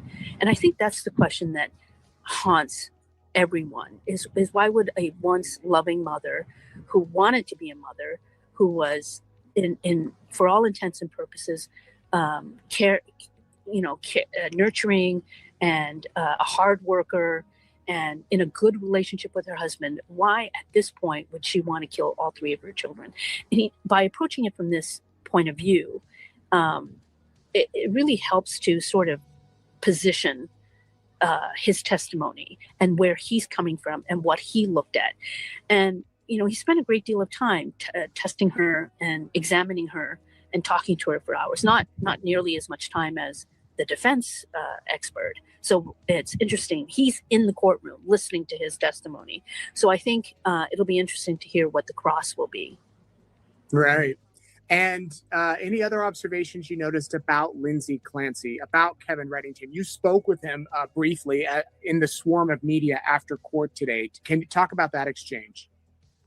Yeah, I think, you know, Kevin is still, you know, he's a very zealous advocate for Lindsay, and he, you know, one thing I really notice about him is that he doesn't work the way other lawyers work. He works by himself. He keeps everything in notepads, you know, old school, and he does take a few notes during direct. But when he gets up and crosses, he's prepared and he knows where he wants to go with the cross, and he still remains very confident in his case. And in fact, when I asked him about whether he thought the prosecution was arguing out of both sides of their mouths when they're saying that Lindsay is not interested, or Lindsay's attempt at suicide was not a serious attempt, because that's what he argued at the very beginning. He highlighted that point at the very beginning of his case, and he feels like they've proven that and they've shown evidence that she was very serious. And their own expert is now testifying that the suicide attempt was a serious suicide attempt and did eventually lead to her killing her children. Right, which is what the prosecution has been saying. Well, they kind of downplayed it all along. Right, they downplayed it, but now this is an expert that's saying she wanted to kill herself, she intended to kill herself, and she was going to take her children with her so that they wouldn't suffer after she was gone. Now, I think that could work both ways when you think about what the defense psychiatrist said, that this was an altruistic killing, that she was under the throes of a psychosis when she made this decision. However, you know, this psychologist is saying there are many points here where she was not delusional, and a lot of it has to do with what she said. At one point being is what she said after Patrick Clancy found her outside in semi-conscious state. He asked her, "What did you do?" And she said, "I tried to kill myself," and she didn't say anything about the children. So that is one point that he's using to justify his conclusion that she was trying to kill herself as opposed to being in the throes of psychosis. All right, Grace, what can we anticipate for tomorrow? More rebuttal witness testimony, and then closings on Wednesday, and then the charge, and then it'll go to the jury for deliberations. So, I mean, I'm just thinking about it, Grace. This is a verdict that we might have the jury. Well, do you know, will they be sequestered once they start to deliberate? It will be up to the lawyers and the judge to make that decision. It's purely a discretionary decision by the judge, but he'll want input. In the Karen Reed case, which is the other high-profile case in this area, the jurors, I believe, were sequestered for deliberations. They weren't sequestered for the trial, but certainly for deliberations, they were sequestered. And I think that in a high-profile case, that is certainly a consideration, so that especially if you have people protesting and having all kinds of demonstrations outside the courthouse, the judge may not want them to be influenced in any way because they arrive at the courthouse unimpeded. So they go through the same door as everybody else. And so if there are big demonstrations outside, the judge is not going to want them influenced by that during their deliberations. Right. At least, that is certainly a consideration. I mean, it's hard to tell at this point what he's going to do. Because if they get the case Wednesday, assuming they need time to deliberate, which I would imagine they will, these are serious charges and there's, at least to read through the jury instructions. They could go Thursday, Friday, then we've got a weekend. It would just be curious to see, how long they'll take. Maybe they won't take more than an hour or two, but I would anticipate, or maybe he sends them home Wednesday and they come back Thursday to begin deliberations. I guess we'll wait and see. Well, they'll have 2 days. They'll have 2 days. Friday is usually a day when jurors like to come back with the verdicts. Right. So we'll just have to see. Right.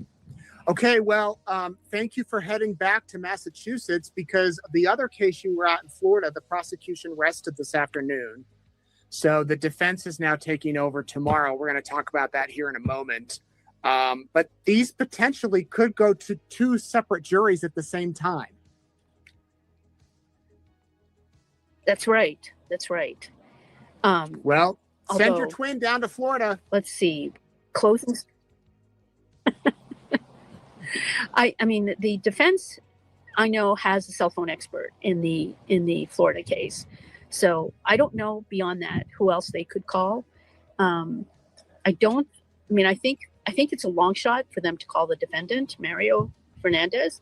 We'll just have to see if they feel like that Mario will help himself. But he already gave a lot of, the jury has heard him give a statement, and they've heard him on the phone with his friend. And so I think they might just rest without calling him. Right. Okay, Grace, thank you so much. I could be wrong. Well, it's been a fascinating thing to cover both of these. I wish for the viewers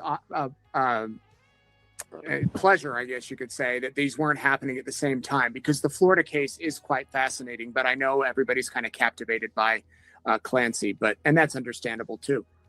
Grace, thank you very much. We'll see you tomorrow. Okay. And Grace will be there all week long. I do have some good news I forgot to ask Grace about. Remember how last week we talked about her wallet and purse being stolen in Florida right after she did an interview with me? The police called. They found her cards and her passport and driver's license. They didn't find the wallet, the purse, but they found her cards. So it's a good way to start a Monday for Grace. She'll be back there tomorrow night covering the remainder of this trial. Okay, let's jump into Dr. Mack's testimony.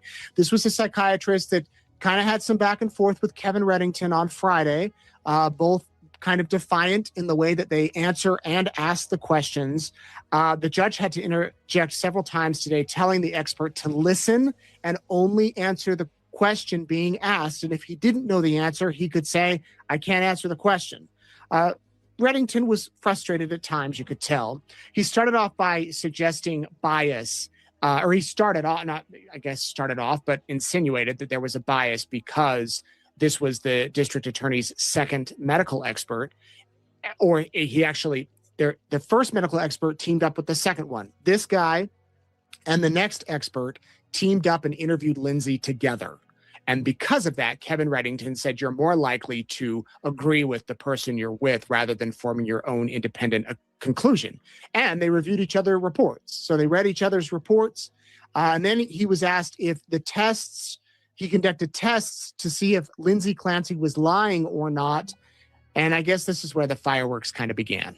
Like, for example, you want to determine, I would imagine, whether or not they're lying or exaggerating or minimizing their symptoms, right? That's always an interest, yes.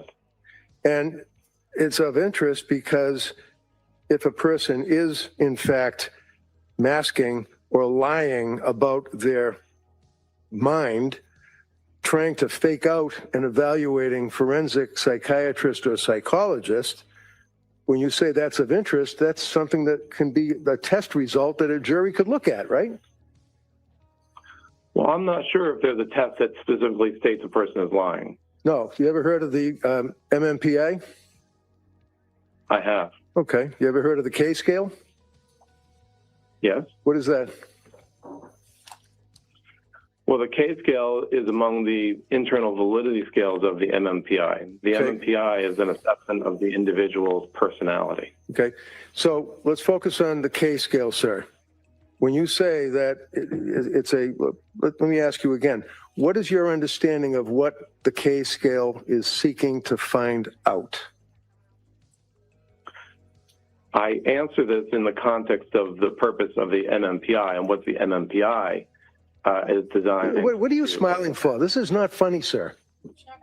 Disdain. Next Well, question. you know, Next question. MMPI, K scale, focus. What does it mean, sir? So the MMPI is an assessment of personality, and it is a set of questions that the individual responds to provide the test and to provide the user of the test to understand what is their personality like. The K scale is a set of questions embedded in the MMPI that are designed to see whether or not the individual is exaggerating in their responses, generally speaking. Okay. Or lying, right? They call the K scale the lie scale, right? Well, if you're simply referring to your own personality style, the issue is whether or not the answers are reliable or valid. It's not a matter of assessing if the person is lying on the MMPI. Does the MMPI assess to any degree whether or not a person is lying, in your opinion? No. No? So let's stay with Dr. Mack's opinion on the K scale. What would that do? It would determine if somebody is not being truthful about their symptoms or they're exaggerating their symptoms? Well, the MMPI assesses the individual's personality and their thoughts about themselves. So the question is how to get an accurate reading of the person's personality. If it is the case that they are having a deviation on the K scale, then you might not utilize the MMPI as a whole. But the MMPI is not designed as a lie detector. So what does that mean, sir, when you say if there's a manipulation of the K scale? What does that mean? I don't think I used the word manipulation. What word did you use? I may have said deviation. Okay. So if there's a deviation on the K scale, according to you, what does that mean?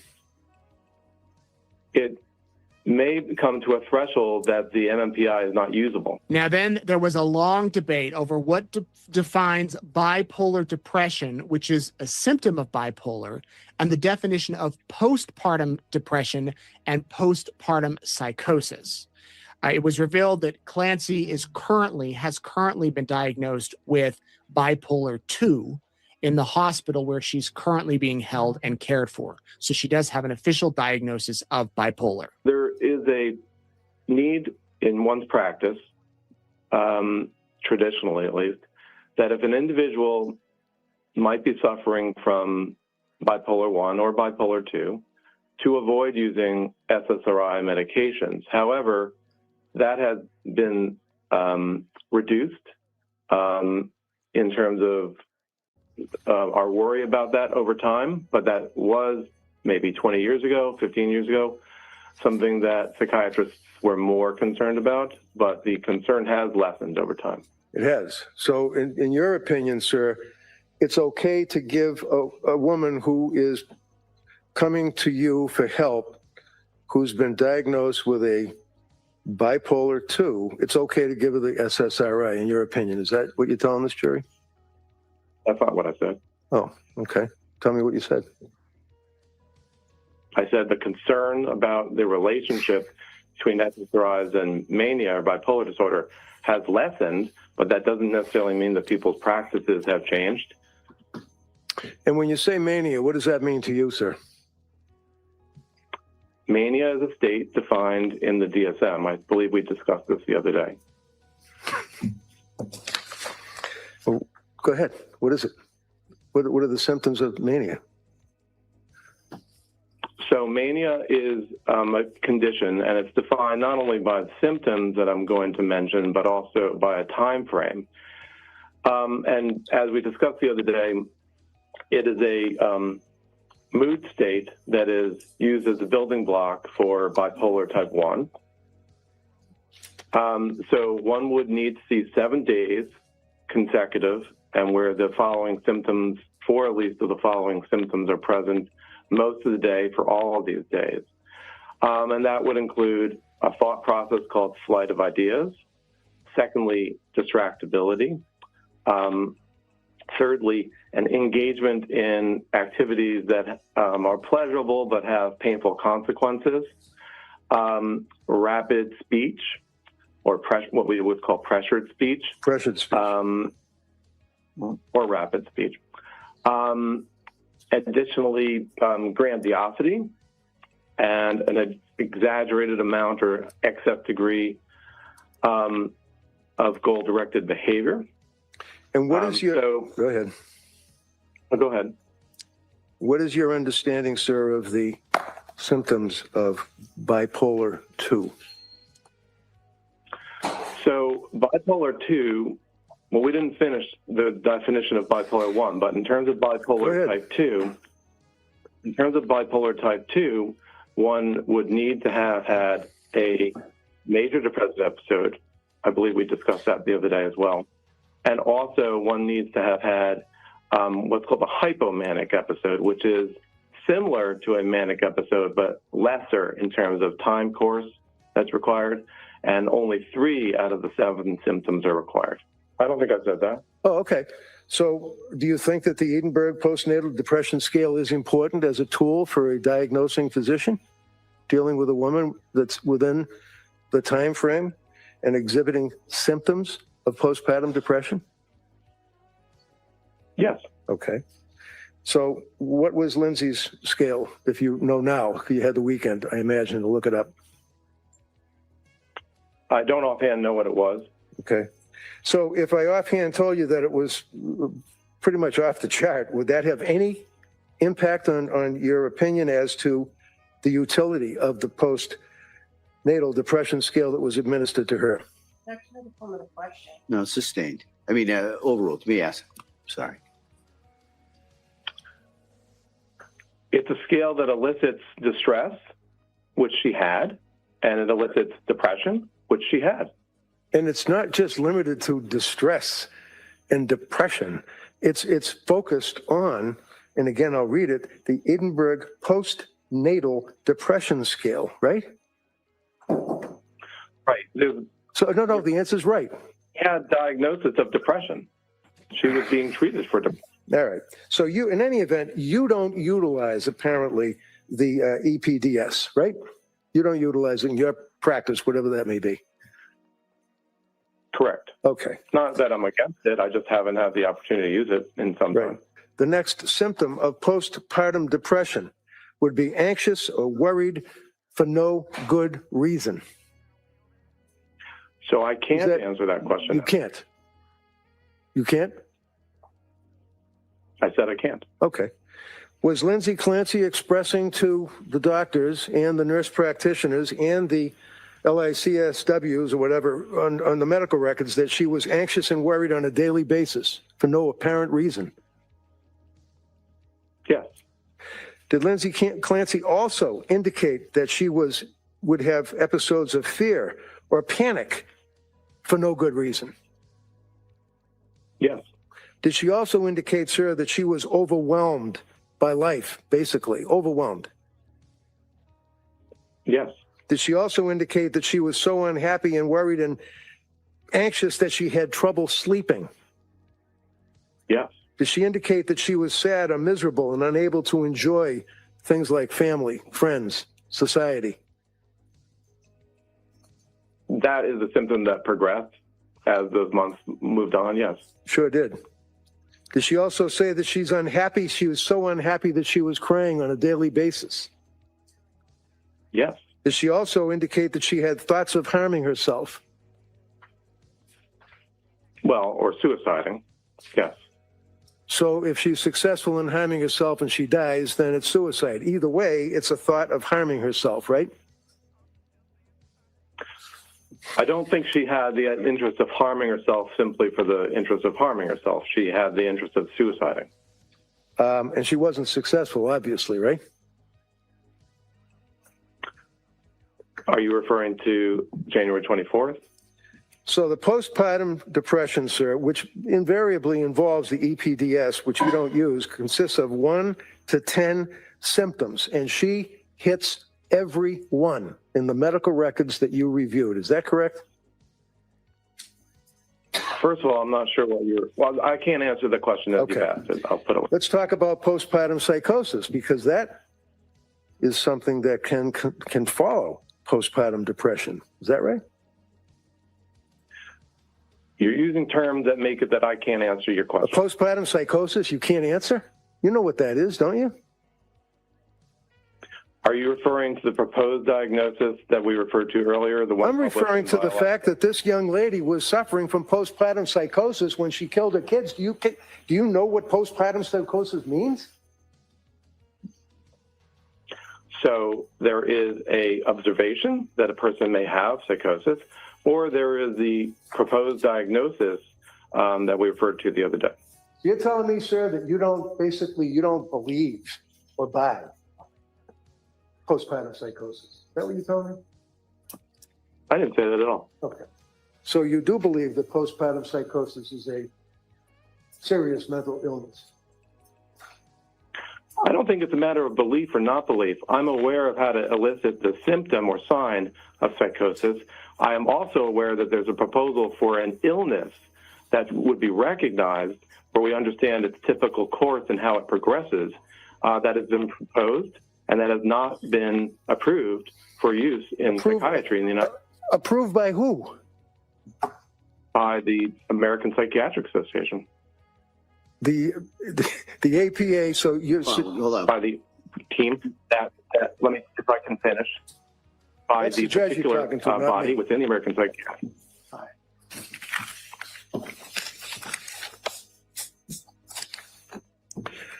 Do you agree that postpartum psychosis is a legitimate disease or defect?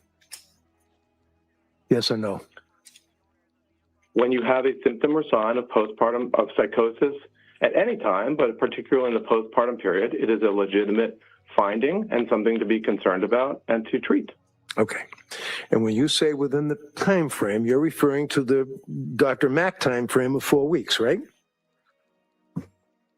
No, I think, as I said, any time that a person has psychosis. Okay, so the issue about 4 weeks has to do with how we would diagnose it or what wording we would use to diagnose it, but that doesn't have to do with the reality of the individual. Okay, so anytime that there is a psychosis, and if it's postpartum, you would agree that you can put the two words together and it's postpartum psychosis, right? You would not utilize that in your diagnostic terminology. Okay. Well, you would agree, You sir. would say that, and you would be concerned about it. According to the DSM, you would not utilize that. I'm sorry. Now, Dr. Mack was asked if she has received good medical care from the medical providers that he reviewed. Actually, not now, but in the past, the medical providers that he reviewed in the past. Did she get good care? He responded that he couldn't answer that question. He did agree that past psychiatrists who treated Clancy should have conducted blood tests, such as an enzyme and thyroid test, before putting her on any new medications to gauge the effects that her current medication was having. That was a big deal. Kevin Reddington has made a big deal about that in the past with other witnesses of why wasn't any testing done. And it wasn't, as far as blood tests and thyroid tests. So he did admit that. Now, it came time for cross, and the Commonwealth pinpointed out and asked how many symptoms are needed to qualify as a depressive state versus postpartum depression, the differences. And then did a little back and forth, and that was the end of his testimony. From Friday and today and get caught up there. Now it was the Commonwealth's medical expert named Dr. Kirk Halbrin, the forensic psychologist.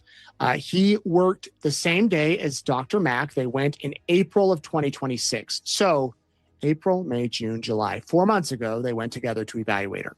He met with Clancy over the course of 3 days. He also interviewed Patrick Clancy and Susan Clancy, Patrick's mother. He said that although he and Dr. Mack were interviewed together, they each independently came up with their own report and did not agree on the diagnosis.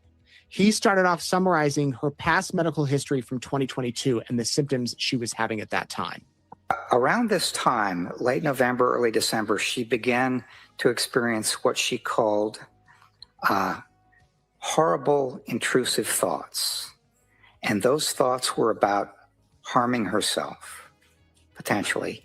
And as she continued to experience these kinds of thoughts later into December and January, they would occasionally be about harming the children. But for the most part, particularly early on, these were thoughts about possible suicide and harming herself. And the way she described it is these thoughts would just pop into my head, and they included things like, your brain is damaged, you need to kill yourself. Now, the way she described these is they were not auditory hallucinations. Instead, they were her own thoughts. They were intrusive and unwelcome, but they were not auditory hallucinations. And that's important because if she had been hearing a voice like you're hearing my voice right now, it comes from outside of your head. And that's a different kind of a symptom than having thoughts, even unwelcome and intrusive thoughts that are in your head. If it's coming from outside, that is very likely a psychotic symptom. And if it's a psychotic symptom, then that has different implications for what's wrong with you, as opposed to something that is unwelcome and intrusive, but inside your own head.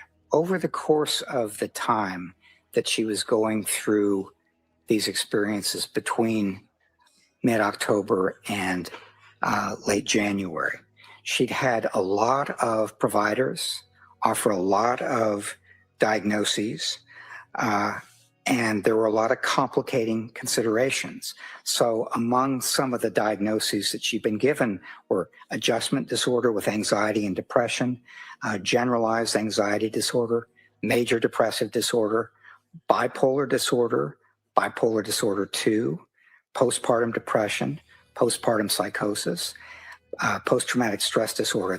That last one was not before January of 2023, but it's something that she has right now. And in addition to those diagnoses, which sort of implies that she has a disorder and she has symptoms, there were complicating factors. She had psychotropic medication with apparent adverse reaction. She had serious sleep deprivation over a 3-month period. She had between 5 and 8 months after the birth of her third child. She had anxiety about returning to work in the fall of 22.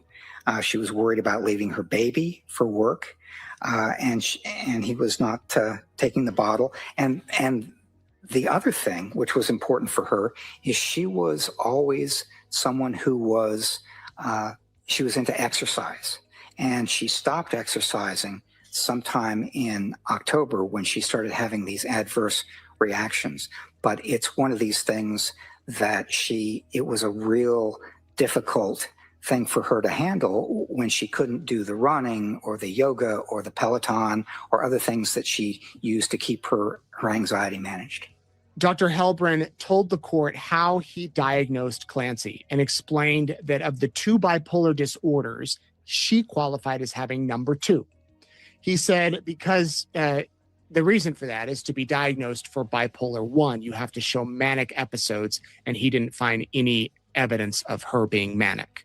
Bipolar is often discovered in a person in their 20s or 30s. So here we have number 7, your diagnosis by bipolar 2 disorder. So was that your diagnosis of Ms. Clancy? It was, and it was hard because of all the diagnoses in the records and all the symptoms that she experienced and so on. To make a diagnosis of bipolar disorder or bipolar 2 disorder, which is a kind of a less serious way of experiencing bipolar disorder, you have to have identifiable mood swings. And one is a period of depression, which she certainly had, but a period of depression. And that was something that made a big difference over a certain period of time in depressed symptoms and sadness and not having much or not having much motivation and things like that.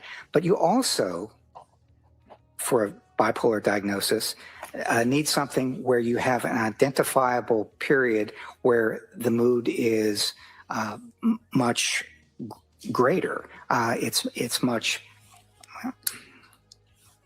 One of the things that I might say is that one feels during a manic period sort of high, jumpy, decreased need for sleep, racing thoughts, sort of flight of ideas, thinking really fast, excessive appetites for different kinds of things, not getting tired, feeling important and powerful, and things like that. And I was having a hard time finding something that looked like it was a manic episode. There were times when she felt, as she described it after the birth of different children, she felt good, she felt on top of the world, she felt really close to them, to her husband and her kids, and so on. But it's also something that it didn't look like a manic episode so much as it looked like she was really feeling good and getting back into exercise and things like that. So it's one of those considerations where the thing that sort of gave me pause for a while in diagnosing a bipolar disorder is that I didn't see that manic episode. But what really convinced me is that she's been at Tewksbury now for more than 3.5 years. And the diagnosis of record at Tewksbury is bipolar disorder. And they are, as I read the records, very careful about what they prescribe and how much and various other kinds of considerations. And one of the things that the records reflect is that when she was on some medication that's prescribed to help stabilize her mood, and it was discontinued for medical reasons, she had a kind of immediate response to that, which is to say, she noticed it, and that's a consideration as well. So I ended up with making a diagnosis of bipolar 2 disorder, which is a slightly less, not slightly, it's a less severe form of bipolar disorder. Dr. Helbrin went on to say that when it comes to reporting her symptoms to other care providers, Lindsay was a bright woman and she underreported the symptoms and the feelings she was having, but that her suicidal ideations were very real and they stand today. Even now, she's suicidal. He said that on the time of January 24th of 2023, when she killed the children and then jumped from the window, it was a legitimate suicide attempt. Grace talked about this earlier. Remember, The state has kind of downplayed this throughout the trial. That was it a real suicide attempt? Was it not? This doctor says indeed it was. And I should say that Ms. Clancy has been on 1-to-1 suicide precautions, which is the highest level of precautions that a hospital can take, since she came to Tewksbury. This is a very long time to be on that kind of precautions. And what it says to me is that she was at risk for suicide. She remains at risk for suicide. And so she still is. The doctor went on to say that Lindsay never yelled at her kids, never really punished them or hit them. And that's why the murders were so out of character. And he tried to figure out why she did this. He came up with two explanations. One, acute psychosis with command hallucinations is one explanation. She had acute psychosis with command hallucinations, or altruistic filicide. That Lindsay made a serious suicide attempt and wanted her children with her so they wouldn't suffer while she's gone. So she either had the commands in her head that told her to do it, or she wanted to die, did not want her children to suffer, so she wanted to bring them with her. He told the jury that his evidence out of the two found the latter, the filicide explanation. Harm one's children if you thought that would prevent them from suffering. And let me see if I can give you an example of that. If one of us were to learn, and we had no doubt in our mind that the Holocaust was coming tomorrow, and we thought that was going to be awful, and I can't live through that, and so I'm going to take my own life. If I had children, the question might come up, do I take them with me? Do I take their lives as well? Now, his reasoning brings up the fears that Lindsay had that the police would take away her kids if they knew what she was thinking. And he said that Lindsay, as a former nurse, knew that as a medical provider, what her thoughts were. And because as a medical provider, she would have to deal with the authorities, mandated reporters. She knew that you couldn't go out and tell the feelings she was having to just her coworkers or the cops, because she knew what was going to happen. He went into detail about why she feels she does not qualify for the first option of acute psychosis with command hallucinations. She heard a voice that she'd never heard before, experienced an hallucination. And she's never experienced it since, but she only experienced it for the 18 minutes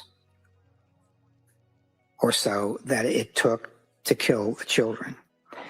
And to put it mildly, that would be a very, very unusual pattern or manifestation of how this kind of thing comes about. Very unusual. I've been doing this kind of evaluation for many, many years, and I'm always very careful when someone tells me that they experience a symptom only during the course of committing an offense. Why is that, doctor? Why are you careful when someone tells you that they only experience this voice during a criminal offense?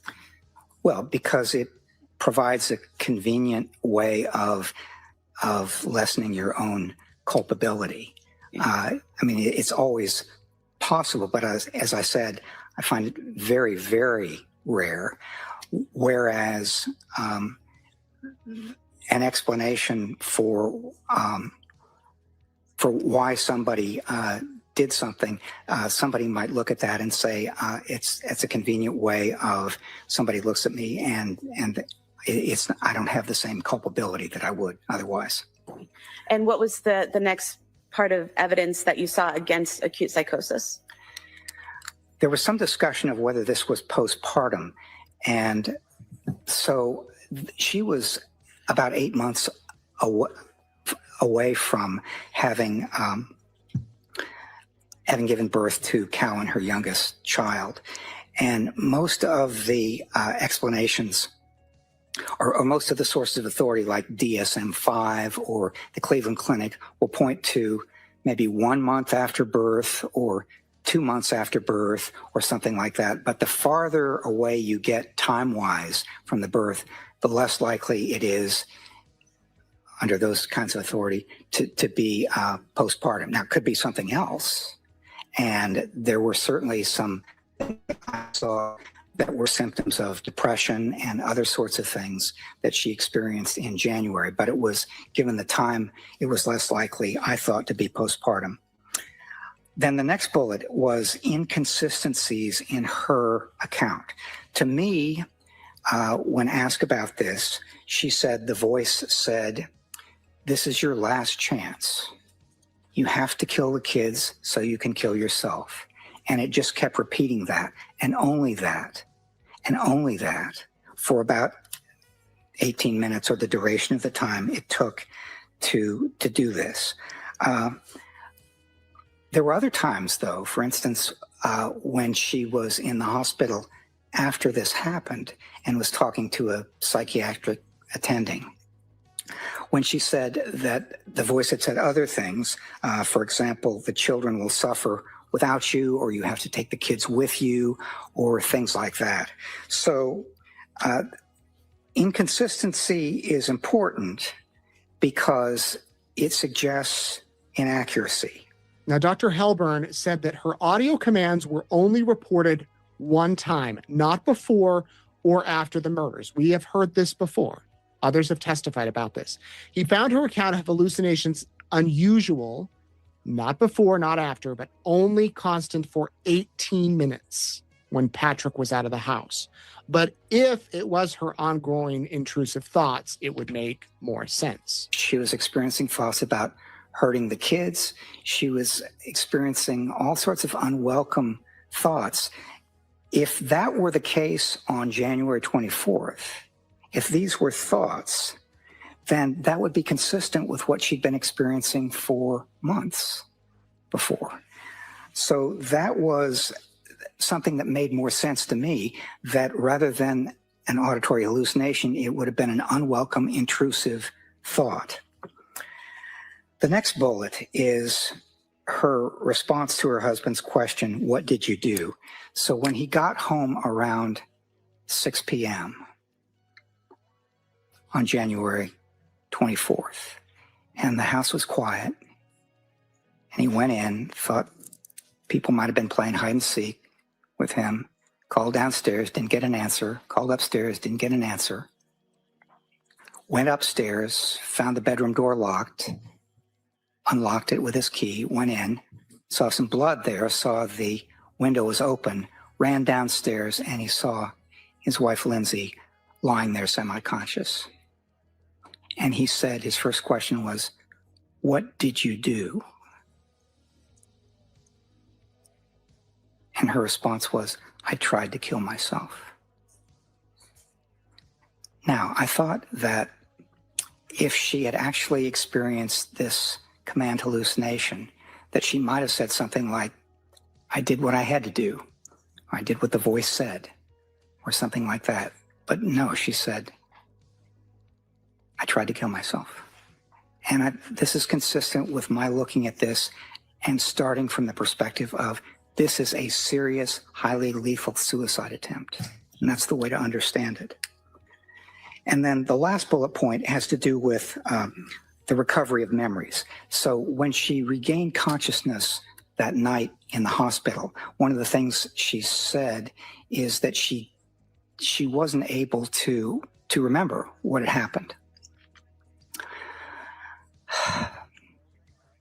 And she was informed of it, but if this had been a genuine memory loss, then human memory is funny. And one of the things that happens is that when you're trying to remember something that actually happened, things can interfere with that. Things that you read, things that you're told, other sorts of things like that. So it would have been hard to understand how she would recover that memory accurately, including the particular memory of the command auditory hallucination and what it said. Now, remember how he diagnosed her with altruistic filicide, that she didn't want the kids to be alone. She did not like to leave the kids alone anyway on Earth. You know, it's not like if she were to die, she wanted to bring them with her to heaven if that's what she thought. But even on Earth, she did not like those kids to be alone.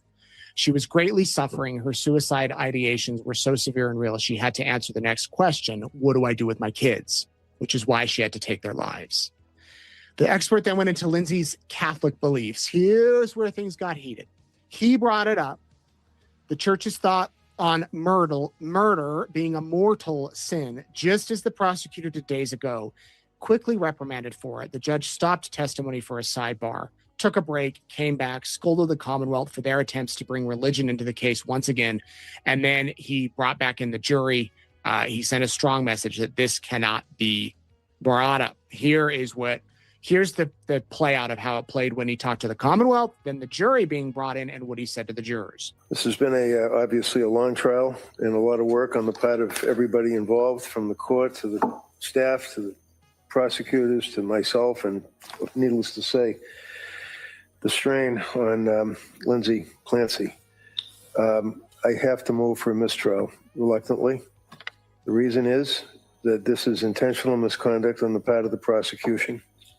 You know that this whole idea of injecting Roman Catholic faith, the concept of mortal sin, into this trial occurred, I don't even remember now, about a week ago. And I objected, but before I could get the objection out, Your Honor had us at the sidebar at the same time, and very forcefully, in my opinion, indicated to the jurors that they should not consider that to any degree. At the time, I put on record the fact that I did not feel that I felt that the court's instructions were sufficient. They were forceful. They were right on point. And we moved forward without a motion for a mistrial. I made a tactical decision. But unfortunately, at this point, it's a concern I have, because this is just over the top. It's the same thing again, talking about religion, talking about heaven, talking about killing people and the impact or the effect that it would have on children. The fact that this is not the first time that it occurred during the trial, and the prosecution has previously brought up the concept of mortal sin, based on your ruling in the past, in conjunction with the fact that they brought it up again, I believe it was intentional misconduct, and I feel that the court should grant a motion for mistrial. All right, thank you. Kamala? Thank you, Your Honor. The question I asked the witness did not ask for any testimony about religion, about Catholicism, about mortal sins, or anything like that. And the slide is still up on the screen. There's nothing on the slide about Catholicism, about mortal sins, about any of that. The witness was explaining his reasoning. I don't think it was intentional on part of the witness either. If we look at his interview of Ms. Clancy, one of the things that this witness has to do is determine whether the defendant knew the wrongfulness of her conduct. And that can be either that it was criminally wrong or morally wrong.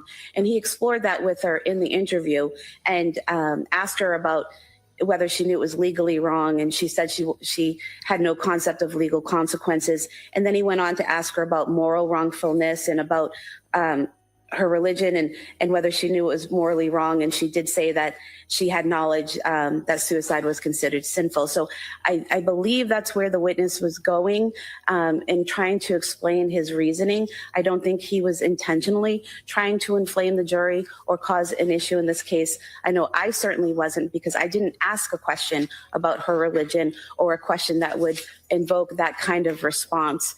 I asked him to explain what was on the slides, and that's not on the slides. So there was no intentional conduct by the Commonwealth. That was not where I intended to go with this questioning. And I don't think that the witness intended to do any harm either. He was just explaining his rationale. So I would ask that the jury be instructed to disregard the answer, and I can speak to the witness and tell him not to talk about that reasoning for behind his thoughts, that he can testify about his conclusions, but to leave that portion of his reasoning out of his testimony. Well, here's a concern I have, is what the witness did say in regards to go to God, baby, go to God. That was statements that had been made in evidence already. And then he indicated that was part of her expectation, that she and the children would be together in heaven with God. All right. Now we're getting a little closer to problematic area. Then he testified she was raised as a Catholic. And as I understand Catholic considerations, that's not necessarily what happens.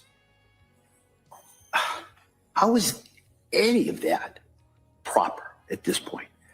But it was not, I'm not going to declare a mistrial at this time. What I am going to do is I'm going to bring the jury in. I'm going to tell them to disregard it. I'm going to tell them that's an inappropriate area of inquiry and that this witness's understanding of Catholic dogma or Catholic teaching is irrelevant. There's no evidence of his background or training or having been to the seminary or any of that. And so I think, and that's where he injected that. And so I am giving that, but the Commonwealth, I'm going to strongly, and perhaps the strongest language, talk to him and let him know that he can't go into that. And then my thought is we're going to bring the jury back in. I'm going to give them that instruction, and I'm going to send them home. I don't want them leaving here today with the last thing they heard was a discussion about this witness's understanding of the Catholic teaching. That's not the last thing they're going to hear. And so my thought is that as best I can is to address that and minimize the damage or prejudice, because I do presume that this jury will be able to follow those instructions. And so that would be my thought. We'll come back. That will give the Commonwealth. So that's what happened at the end of the day yesterday. We're going to take you live to the courthouse here. They just brought their feet up a couple minutes ago. We're still waiting for them to come back. You know they're going to go into a sidebar. It's just how it typically goes. So we're up here waiting for round number 2 of day 20. Thank you all for being here. Please hit the like, subscribe if you haven't. And hopefully we can get through this last witness today. Hopefully it doesn't drag out into tomorrow, but all we can do is sit back and see.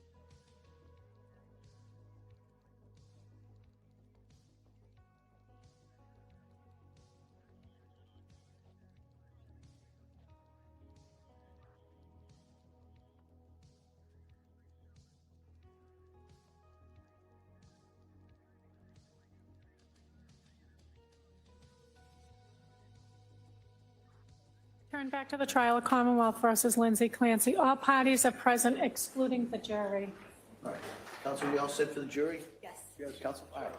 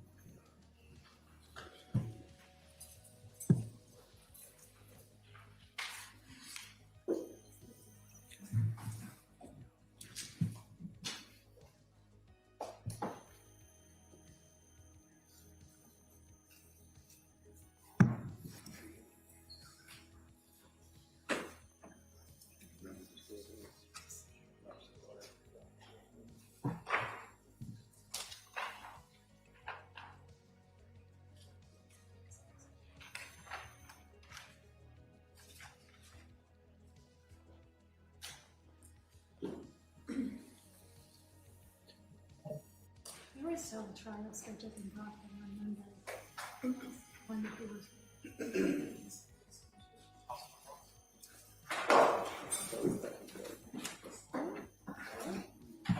Court, all rise. Jurors entering.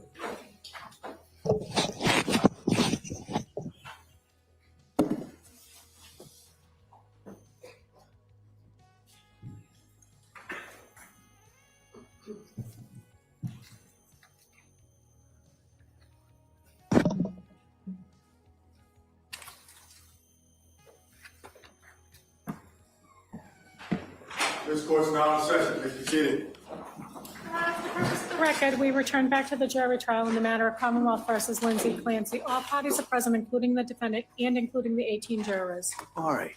Commonwealth? Thank you, Your Honor. The Commonwealth calls Dr. Gregory Satoff.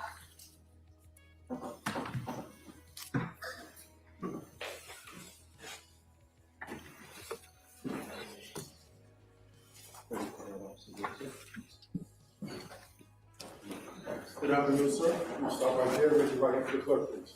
Good afternoon. Do you solemnly swear that the testimony and the evidence you shall give to the court and the jury, the matter now pending between the Commonwealth and the defendant shall be the truth, the whole truth, and nothing but the truth, so help you God? I do. Thank you. You may have a seat. All right. Good afternoon, Doctor. Hi. Attorney Sprague? Thank you, Your Honor. Good afternoon. Can you please state and spell your name for the record? Yes, first name is Gregory. Gregory, last name Satoff, Saathoff. And can you describe for us your educational background? Yes, I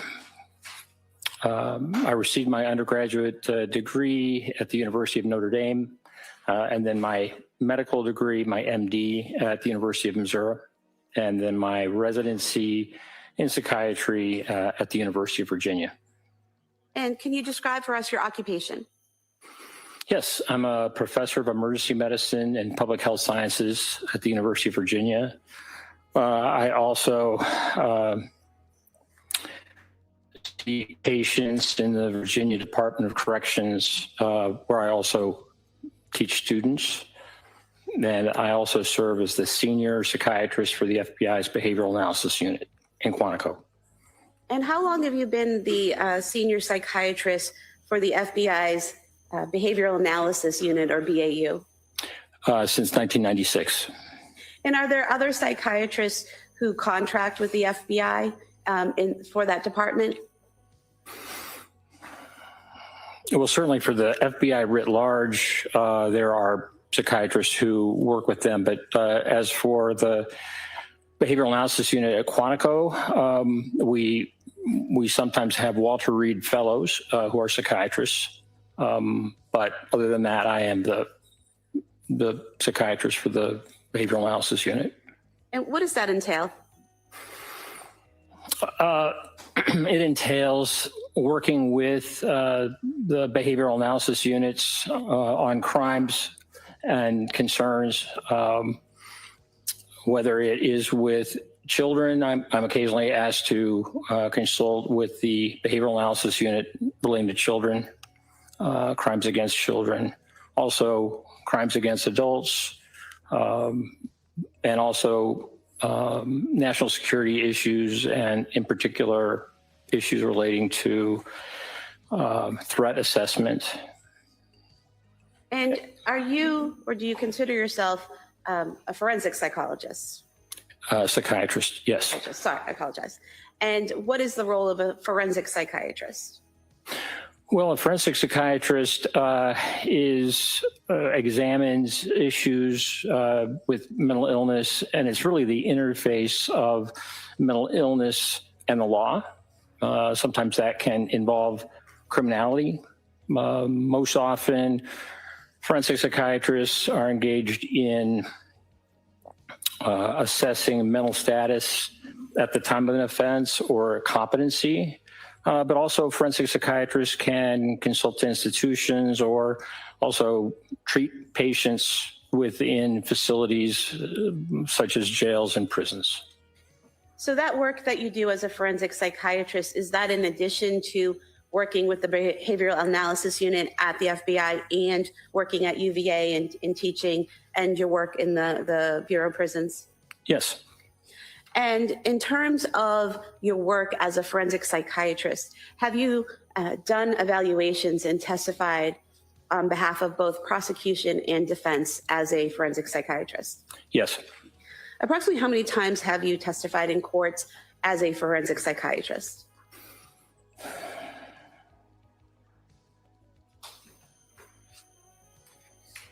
Maybe 40 to 45 times, something like that.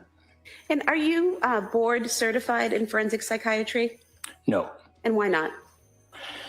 Well, when I finished my residency, I was interested in public psychiatry. And so I also was in the military. And so military psychiatry and public psychiatry in a teaching hospital was very important to me. As time went on, I was consulted by the FBI. They wanted to meet with me based upon a paper that I had published. And by the time I was more heavily involved in forensic psychiatry and particular assessment of individuals, by that point, the way to be board certified within forensic psychiatry would require a one-year fellowship.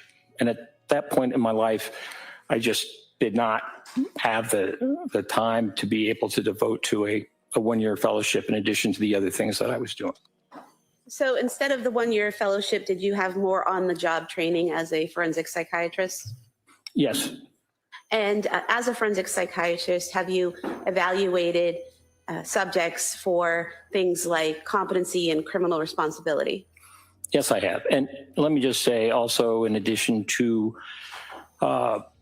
on-the-job experience, it's important to get teaching and training. And so I've taken advantage of courses within the Institute for Law, Psychiatry, and Public Policy at the University of Virginia, and other opportunities as well in terms of even taking a board review course that was very helpful and quite comprehensive. So you've had other training other than the fellowship in order to be a forensic psychiatrist? Yes.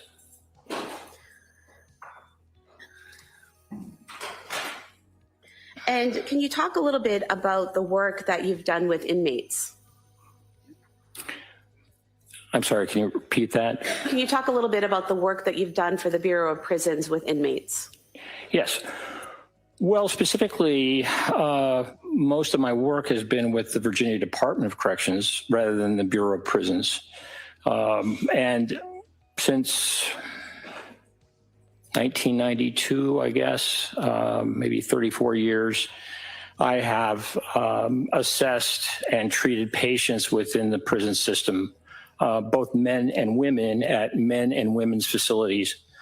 And in that time, I have brought medical students and residents and fellows and taught them. So over the course of my career, thus far, I've brought more than 2,500 medical students and residents into the prison system to learn about psychiatry and significant mental illness.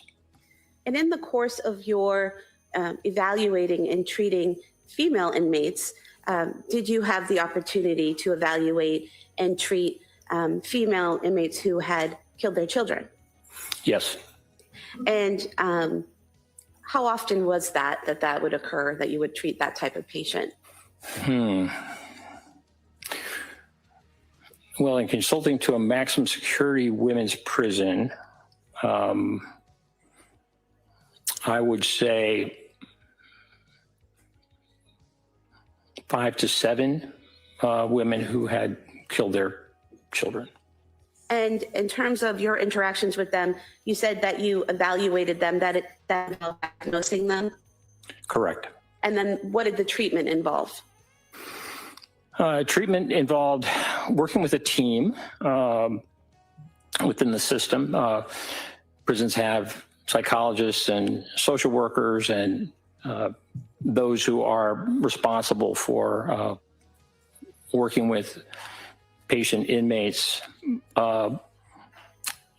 Medication treatment is very important, but also there are important therapeutic aspects. For a number of years, I ran a group in prison as I felt that was important, and my students felt that was important as well. And in terms of the group you ran, what type of group was that? It was a therapy group in which individuals were brought together, all who were diagnosed with a significant mental illness, and being able to speak about their experience and also how to deal with issues or how they dealt with issues over and above the medications that they were receiving. And in your experience in the Department of Correction at the Bureau of Prisons, treating these patients, and also in your experience working at the FBI, did you encounter individuals who suffered from psychosis? Yes, very much so. And could you estimate how many patients you have treated who suffered from psychosis? I'm going to object at this point. Overall. Thousands. I spent 15 years running an inpatient admissions unit in a teaching state hospital. And so. First sidebar. Sure.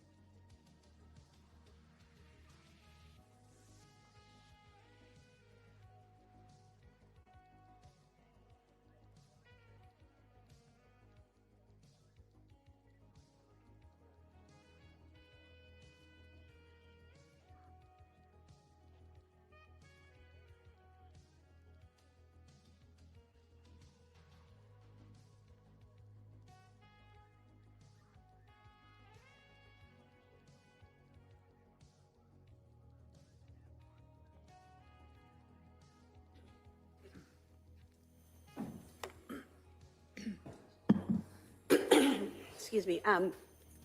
Doctor, you were about to describe a hospital that you had previously worked at. Is that correct? Yes. And where was that and what type of hospital? It was a state hospital in Virginia, near Charlottesville, Virginia, where the University of Virginia is. It was a teaching hospital with medical students and residents, and was a facility that dealt with some of the most severely mentally ill individuals who would have been committed to the hospital. And how long were you at that hospital in that role? 15 years. And during that time frame, is that when you saw the thousands of patients that you treated with psychosis? I saw them there, yes, but also within the prison system. And of course, during training, during my residency. Have you ever written any articles about postpartum psychosis? Yes. And when was that? An article, we published an article in 1987 relating to 2 cases of postpartum psychosis that I actually saw when I was an intern. One was my patient and one was one that I consulted on. And that article that you wrote, was that entitled Postpartum Psychosis Induced by Bromocriptine? Yes. What was bromocriptine? So bromocriptine at that time was a medication that was used to inhibit or to stop lactation. Some women would, after birth, make a decision for whatever reason that they were not able to breastfeed. And so in those days, this medication, bromocriptine, was used to inhibit lactation. And in your treatment of one patient and what you learned of the second patient, did you come to a conclusion that bromocriptine was having some effect of inducing postpartum psychosis? Yes. And is that what you wrote the article about? Yes. And eventually, after you wrote this article, were there other studies that cited to your article? Yes. And let me just emphasize, I was one of 5 authors of that article. And eventually, was bromocriptine, did people stop using that to stop lactation in women? Yes. The FDA took it off the market, I believe, in 1994 or 1995. Not just for the reason of postpartum psychosis, but also for other problems, cardiac problems and the rest that bromocriptine sometimes caused in people. And to your knowledge, was your article with the other co-authors the first article that brought to scientific attention this issue with bromocriptine and postpartum psychosis? I'm sorry, can you ask that question again? Sure. To your knowledge, was this article that you wrote with others the first article that brought to scientific attention the possible link between bromocriptine and postpartum psychosis? That's my understanding. There were a few letters to journals commenting about bromocriptine and a connection, but I think the first article that was written was ours that we wrote about the two women who suffered postpartum psychosis.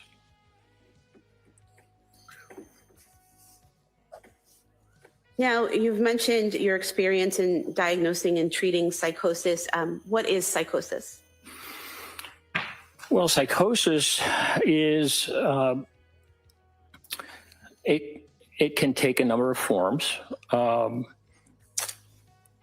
think we most often think about people who are psychotic as having hallucinations.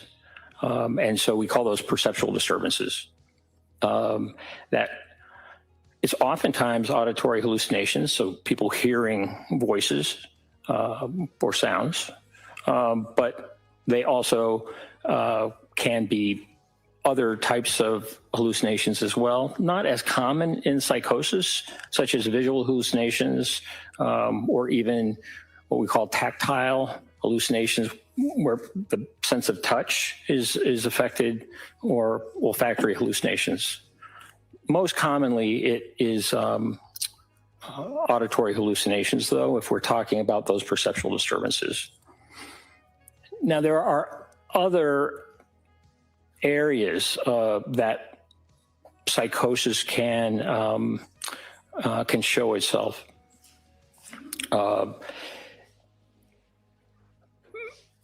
Delusions are fixed false beliefs. They can be bizarre or non-bizarre.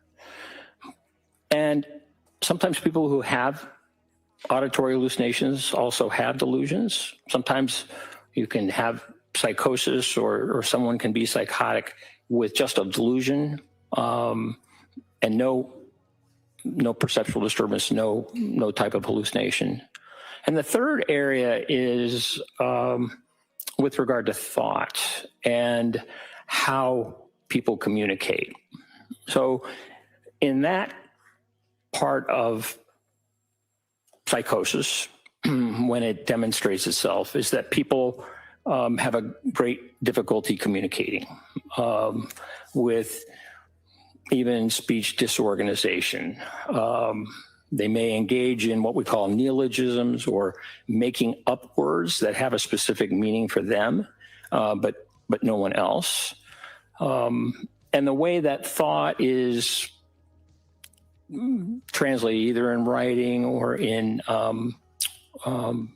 speech, oftentimes people who are psychotic and also have a difficult time with stringing their words together.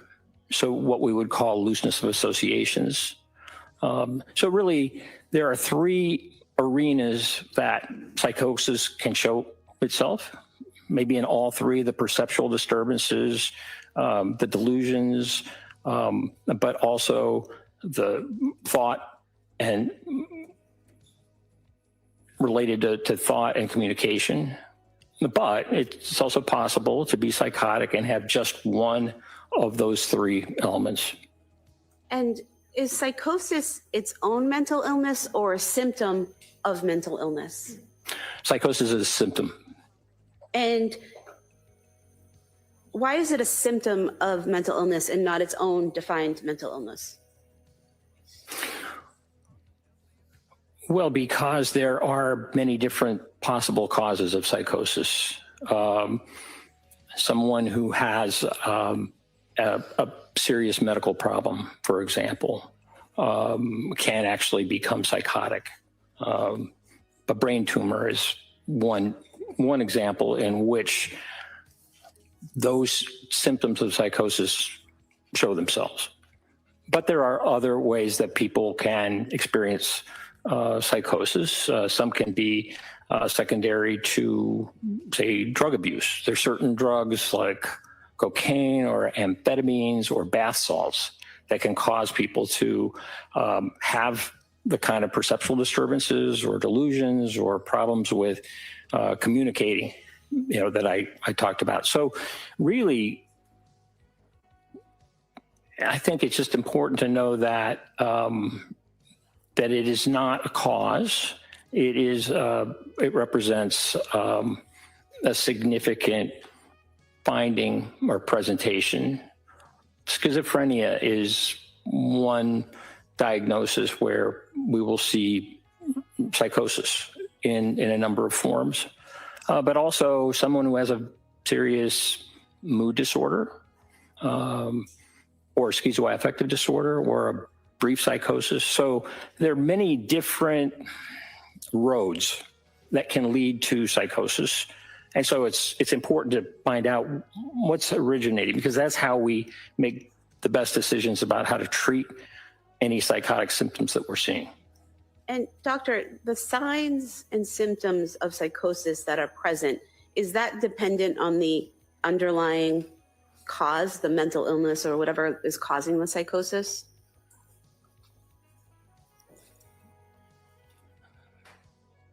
Yes. When you say dependent,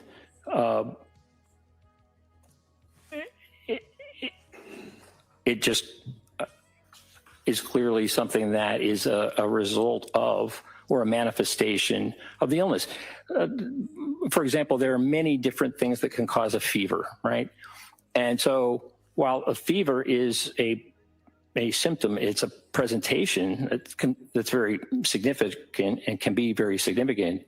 What we need to do in medicine and psychiatry is find out, well, what is the cause? Because that is what's going to lead to the most appropriate treatment. So for example, an analogy would be a bacterial infection can cause a fever. Bipolar disorder can cause psychosis.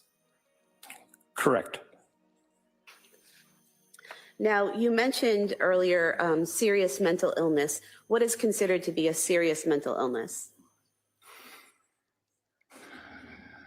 Well, serious mental illnesses affect a small portion of the population, a smaller portion, maybe 4%. So people who have schizophrenia have a serious mental illness. People who have bipolar 1, which is manic depressive illness, that is a serious mental illness.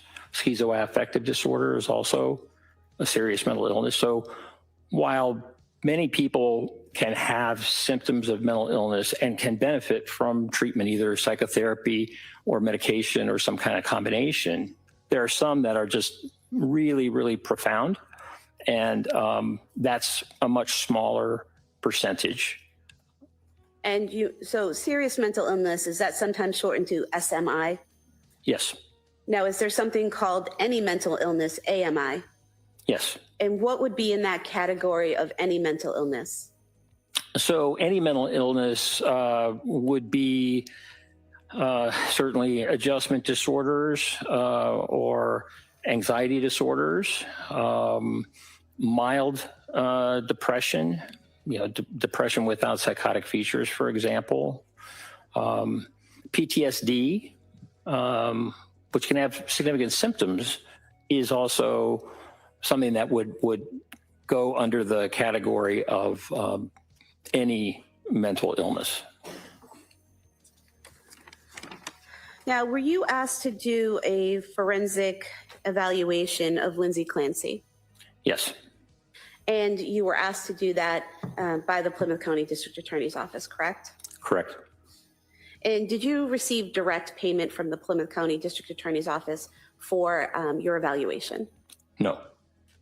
How did that payment plan, how did that work between the DA's office and your services? So I do my work in testimony and the like through the University of Virginia. So my department is the recipient of any funds that come from the work that I do. I get a salary from the university that is not dependent on the number of cases that I am involved with or whatever. So I don't receive payment myself. I see it as part of my job as a professor. And in terms of your work with the university, does the university have any impact or influence on what your evaluation is or what your conclusions are? No, not at all.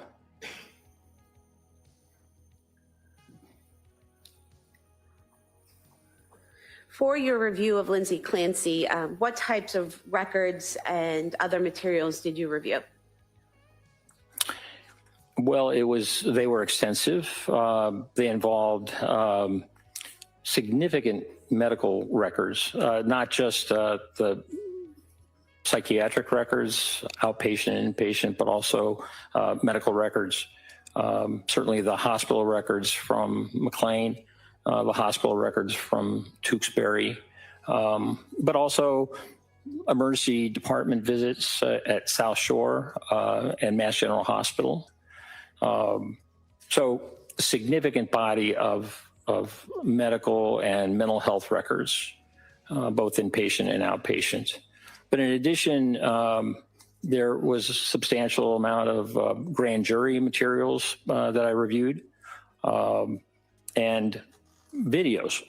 For example, videos not only of interviews of individuals, but also in January when the Clancy family went to the museum, or they went to the Cape Codder water park, was able to review those kinds of videos as well.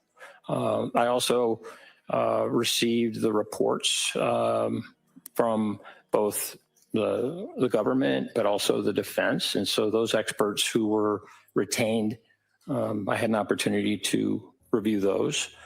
I mean, the list of materials is very significant. CVS records, for example, pharmacy records, and law enforcement records, for example, the police reports and things like that from that day, 24 January 2023, in which the event occurred. And Doctor, is it typical for you to have such a breadth of records and information, both pre-killing and post-killing, when you do a forensic evaluation? No, I wouldn't say that's typical. Certainly for any evaluation, it's important to try and obtain as much information as possible. But in this case, I think the amount of information was truly significant. And you also interviewed the defendant, correct? Yes, I did. And how many times did you interview her, and for how long? I interviewed Ms. Clancy on 2 occasions. One was on the 29th of May of this year, and the other was the 4th of June.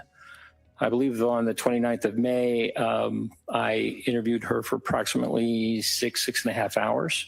And then the second time in June 4th, it was about 5 hours. And were those interviews in person or on Zoom? They were by way of Zoom. And why were they by way of Zoom?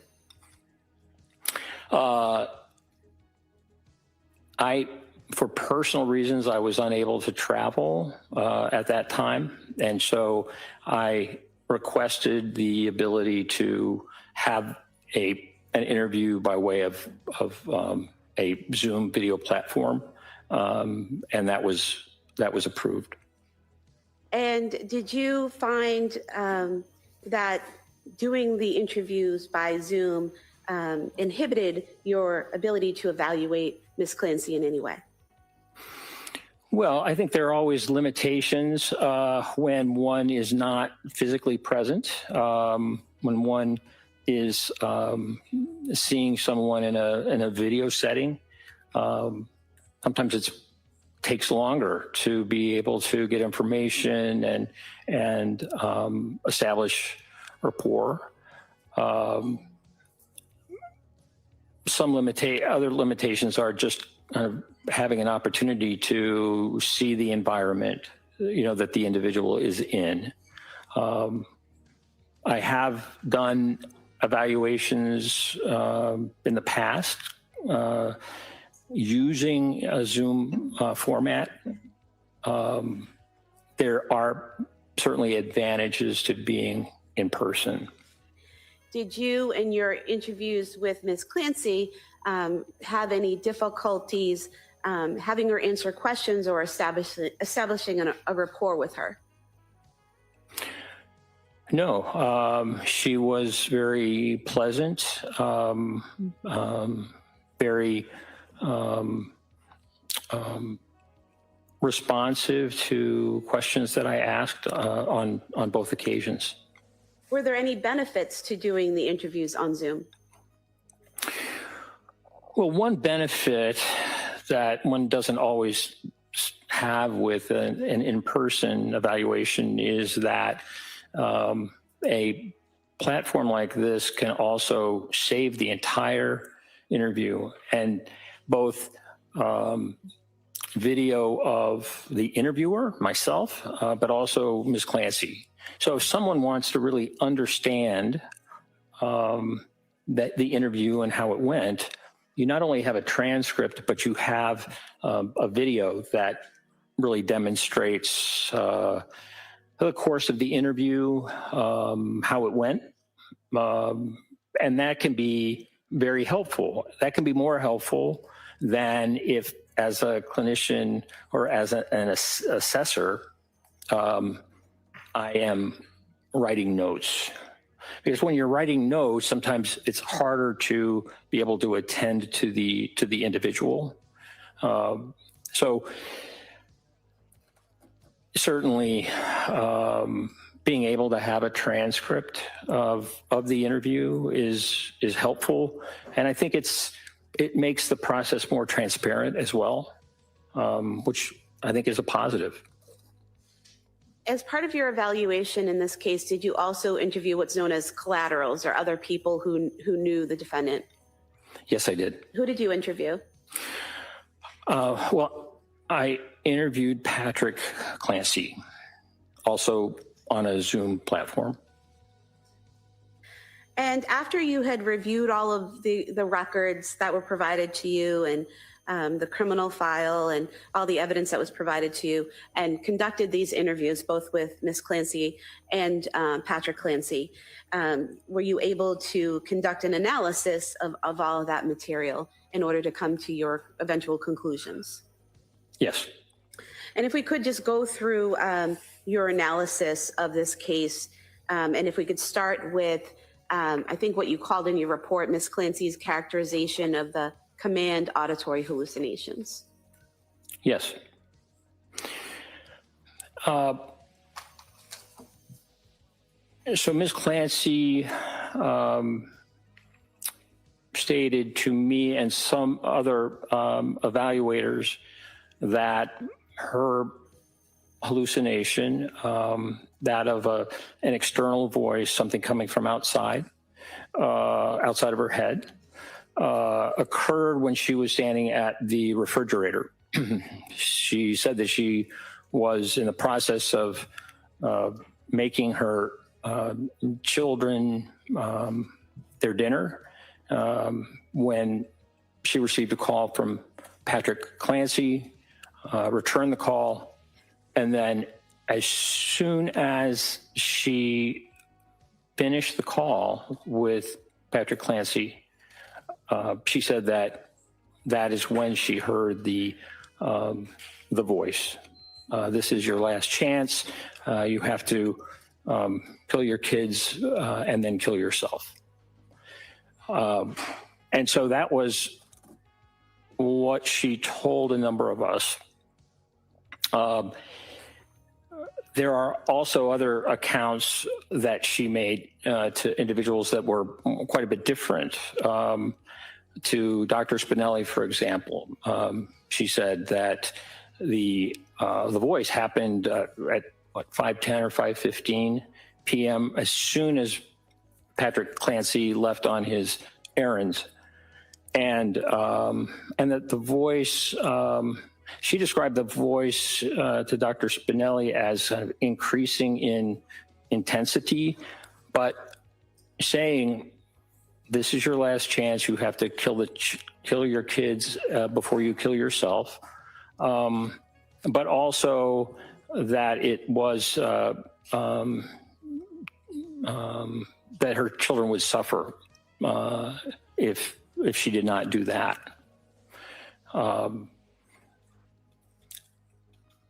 When I asked her about the voice that she heard, again, she said that it started really right after the telephone call at 5:34 with her husband, Patrick. And she said it was a man's voice. It was very clear. It was external. In other words, it came from outside of her head. That it was constant. So this phrase, "This is your last chance.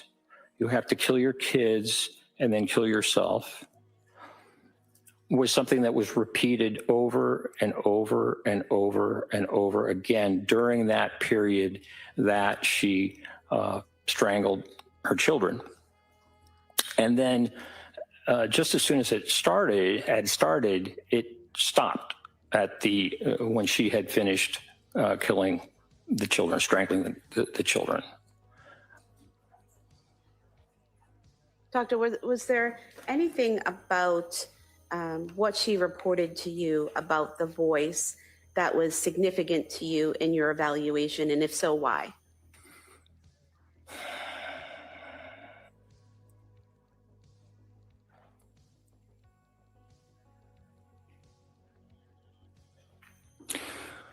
Well, what was significant to me is that she had not spoken about hearing voices before that in any of the mental health professionals, the psychiatrists, the nurse practitioners, the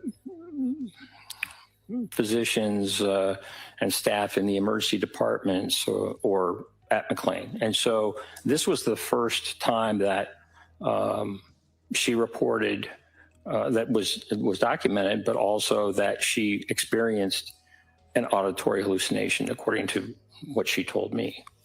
So that was unusual. And then also, what was very unusual was the fact that the voice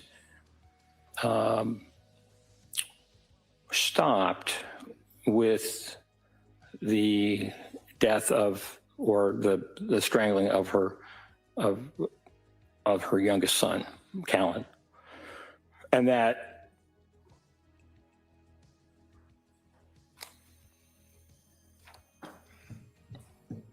she went upstairs and then proceeded to engage in behavior in an effort to kill herself, but that the voice had stopped as soon as she had strangled her last Callan, her youngest child. If I could stop you there for a moment and ask you, you said that it's unusual that this was the first time that she had heard this voice. Why is that unusual?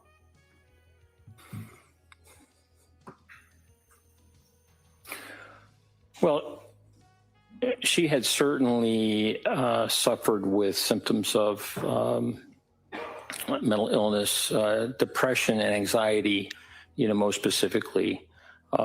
Anxiety that she had reported to Dr. Tufts in mid-September. And then certainly the symptoms that later on included suicidal ideation and also what she said were dark or intrusive thoughts to harm her children that she mentioned to her husband and her mother on, I think, 2 occasions.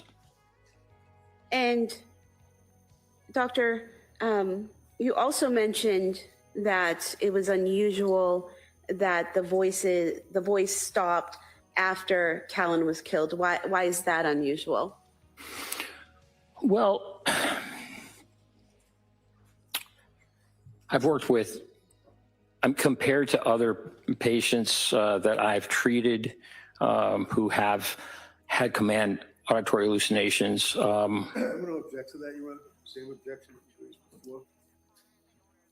Councilor, I see it.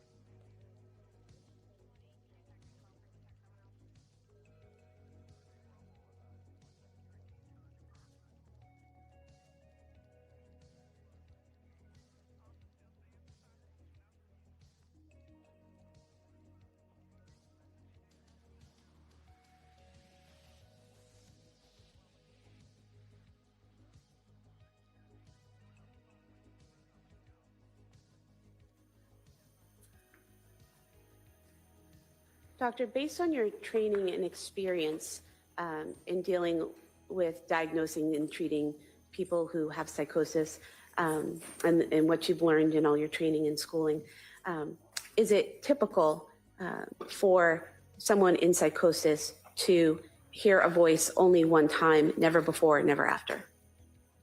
No. And again, based on your training experience, is it typical for someone in psychosis to hear a voice that's constant rather than intermittent? No, that is not typical. And what does it mean, the difference between a constant voice and an intermittent voice? Well, an intermittent voice would come and go. It wouldn't necessarily just keep playing over and over again as if it were on a tape, which Ms. Clancy told me that it was a voice. It's the same thing in the same tone, repeated over and over and over until she had strangled Callan. And is it typical, based on your training and experience, for someone to hear command hallucinations and then for them to stop abruptly? No. Committing the act is not curative of the voice. I've not ever seen that. And Doctor, based on your training experience, someone in psychosis hearing a voice without accompanying delusions, is that typical? That is that would be pretty rare. It's absolutely not typical. And in talking to Ms. Clancy, did you speak to her about the concerns she had that if she had voiced thoughts of harming her children to providers, medical providers, that her children would have been taken away? Yes. And did you see that as a delusional thought? No. Certainly with the requirements that healthcare professionals have to report any issues that could cause harm to children, for example, as required reporters, it's very rational for her to be concerned that by voicing her thoughts of harm could cause her children, certainly an assessment and a rapid assessment and a determination about how best to keep the children safe. So I didn't see that as irrational, but rather rational, just understanding the healthcare system. And when reviewing the records and speaking to Ms. Clancy, did you see or notice any delusional statements or beliefs surrounding the hearing of that voice on the 24th? No, I didn't. Now, based on your training experience, is it typical for someone in psychosis to hear a voice and immediately act on it? No. And why is that? I'd like to have a Dobia hearing at this point, Judge, on this. I'd like to test his qualifications to this. I'm going to, same objection, same ruling. So your opinion is it's not typical, correct? Correct.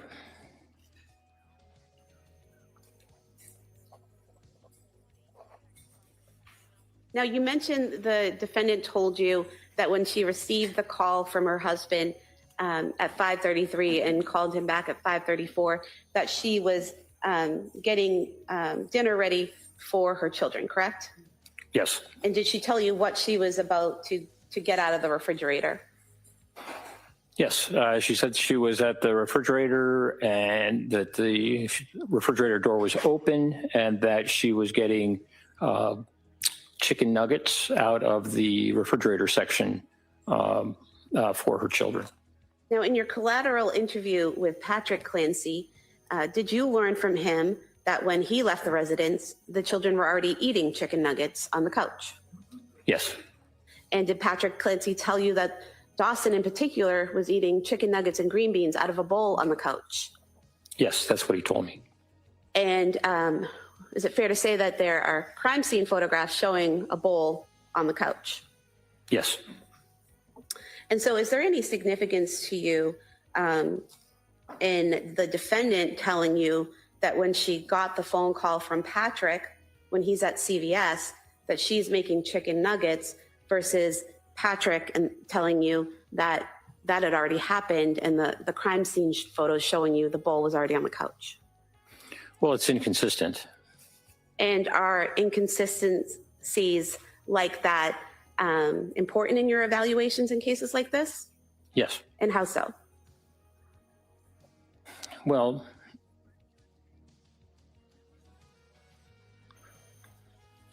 looking at someone's mental status at the time of an offense, it's important to understand what was going on in their mind at the time. And in this case, the widely divergent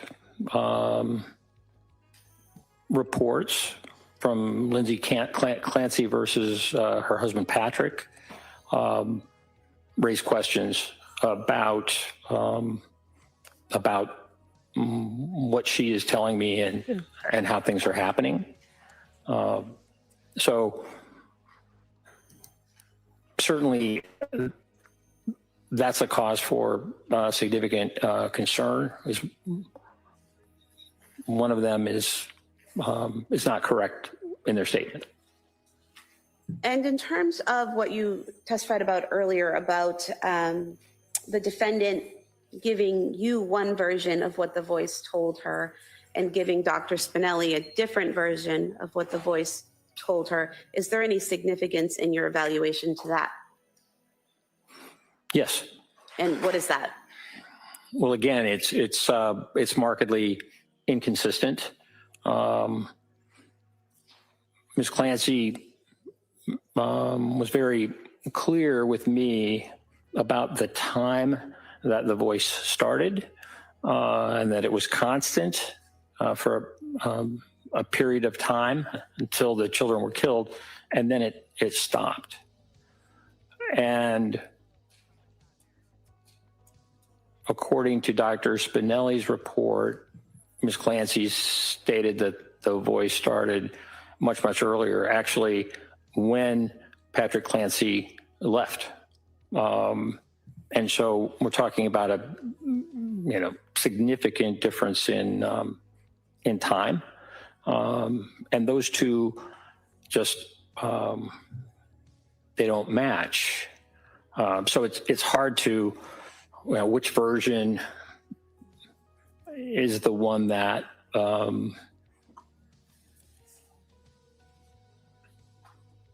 I should consider. Now, further along in your analysis, you talk about Ms. Clancy's outward portrayals misleading her family and providers. What do you mean by that, and what did you see in the records and in your interview of her? Yes. Well, in looking back at her history, for example, with Patrick, she dated Patrick when she was in nursing school. And that was at a time that she was experiencing fairly significant anxiety, according to her, such that she went to a psychiatrist and was treated for her anxiety with Prozac and Wellbutrin and also propranolol. And this was for a fairly significant period of time during their dating, approximately a year. And when I spoke with Mr. Clancy, and also in other testimony and collateral information, he was completely unaware that she was experiencing mental health symptoms at that time that they were dating, or that she was taking medication. And he said he did not learn that she had taken medication, mental health medication, Prozac, Wellbutrin, those are both antidepressants, as well as propranolol, which helps with anxiety, particularly with the kind of presentations that she was doing. But he was unaware until during this time that she was having, great difficulty, November, December time period. And that's of 2022? Yes. But there are other aspects too, where her portrayal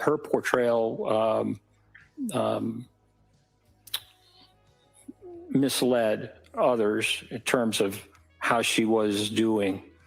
Can you give us an example of that? Yes. Well, in the numerous text messages, which really varied, there were times when she stated that she was doing very well. And for example, even in the days leading up to the 24th of January 2023, the photographs that she was sending on Instagram and the like really portrayed something very different than what she later stated was going on inside. With regard to providers,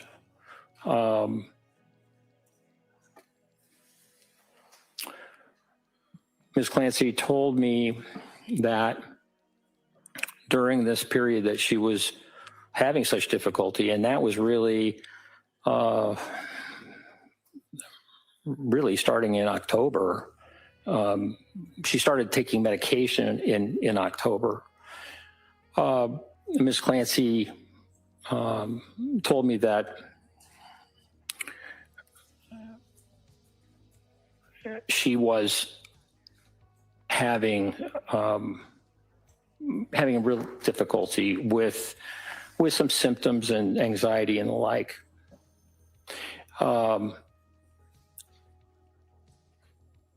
Her mother-in-law suggested to her that there was a doctor that she knew named Rose, who was willing to talk with her just on an informal basis. And so as I understand, this doctor made time for her to be seen, not in an official way, not as in a doctor-patient relationship, but just to get an understanding about Ms. Clancy's problems. And that this doctor recommended Lamictal or lamotrigine as a medication that could be very helpful, with regard to the depression she was experiencing, the issues with mood and the like. And so in looking at Dr. Tuff's notes, there is a note, I believe, on December 1st of 2022, in which they discuss Lamictal as a real possible medication. And then by mid-December, it was really a very, very difficult time. The whole month of December, in many ways, was very difficult. But after this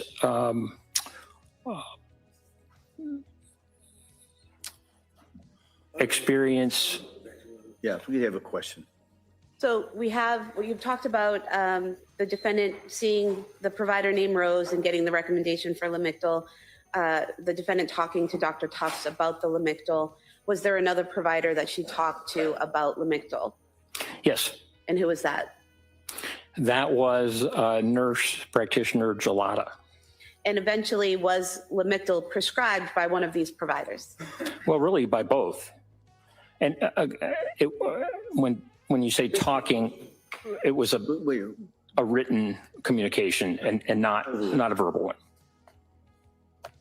And so could you tell from the records whether or not Ms. Clancy filled the prescription for Lamictal? Yes. What is Lamictal? Lamotrigine is actually, Lamictal is an anticonvulsant that was approved for bipolar disorder back in the early 2000s, I think 2003, for bipolar disorder.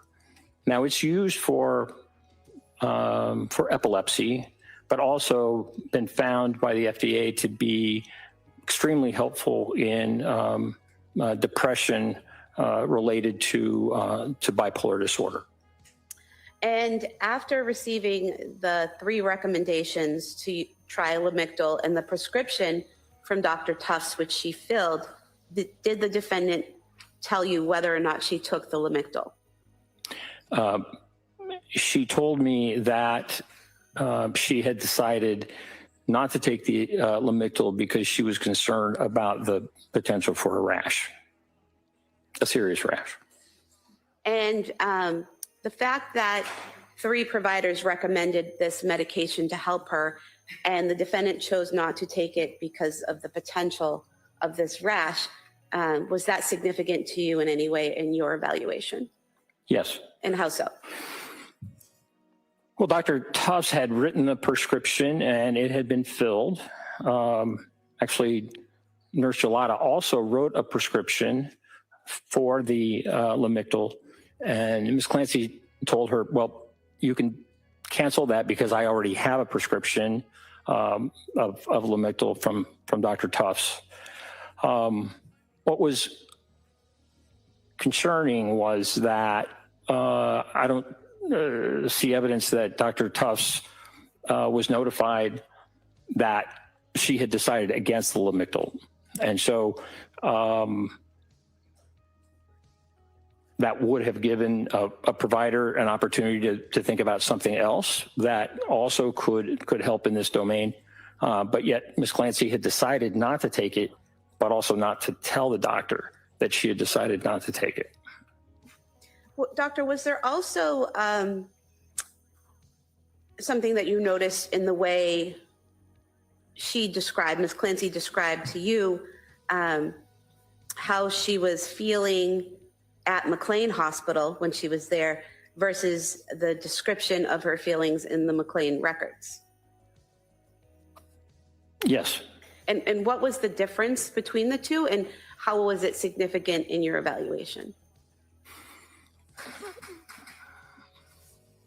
I recall that she told me that her she felt like a zombie.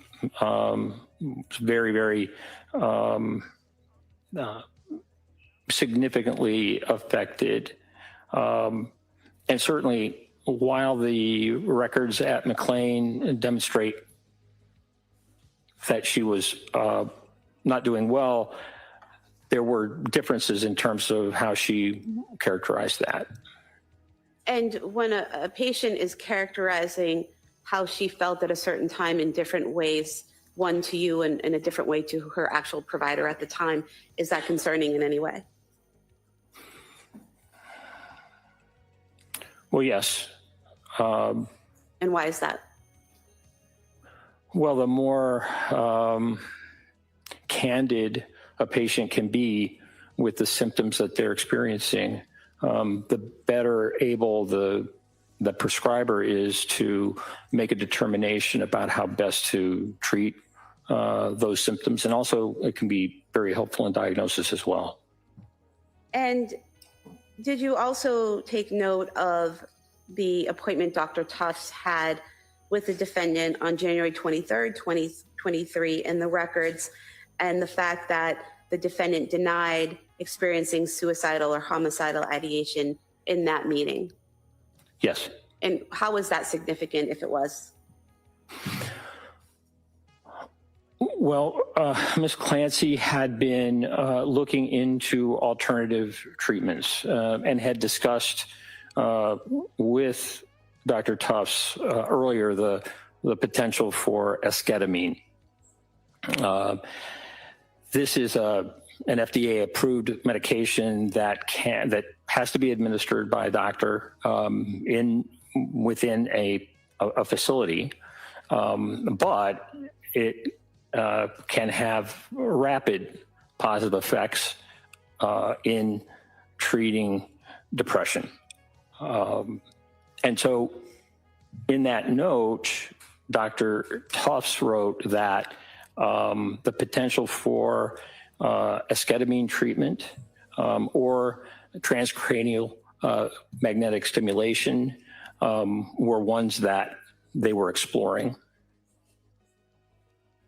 Now, Doctor, did you discuss with Ms. Clancy, or did she describe to you in any detail her ability to suppress her feelings and kind of mold her behavior into what she wanted people to see? Yes. And what did she tell you about that? Well, I believe it was a Christmas time with her family, a morning breakfast, in which she stated she was not feeling well, not doing well, but yet felt the need to act like she was cooking and helping her husband cook. And she questioned why she would do that or engage in that behavior when her family knew that she was struggling and having difficulty. So she used the word fake with regard to just how she was attempting to present to her family. So this was on reflection in talking to me about that behavior at that time. And did she also tell you about an incident at Spalding Hospital when she was interacting with a friend of hers who was visiting there after she went to Spalding Hospital for rehabilitation? Yes. And what did she tell you about that? She told me that this friend who visited was a longtime friend from when they were both really quite young. And that when this friend visited, Ms. Clancy engaged in, trying to remember how she characterized it, gossip, really talking about kind of the old times and catching up basically on news that this friend, I believe her name was Amy Bevins,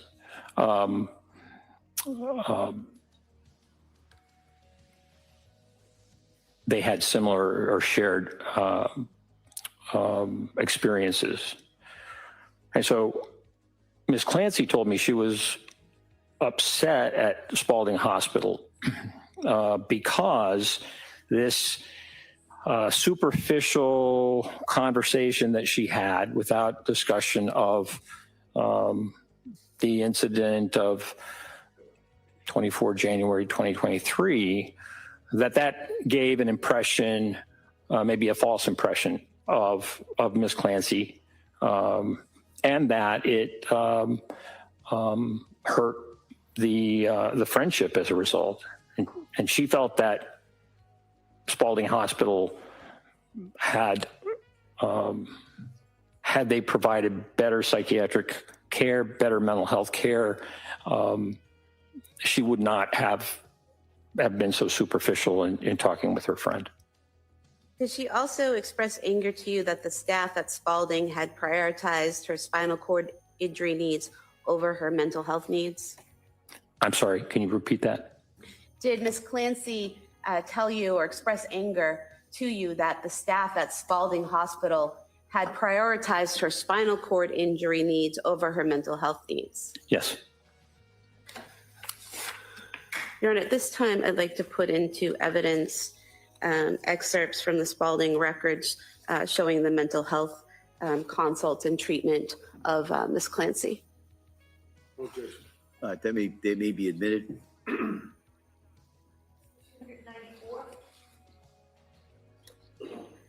And so, Doctor, did you have an opportunity to review the Spalding records?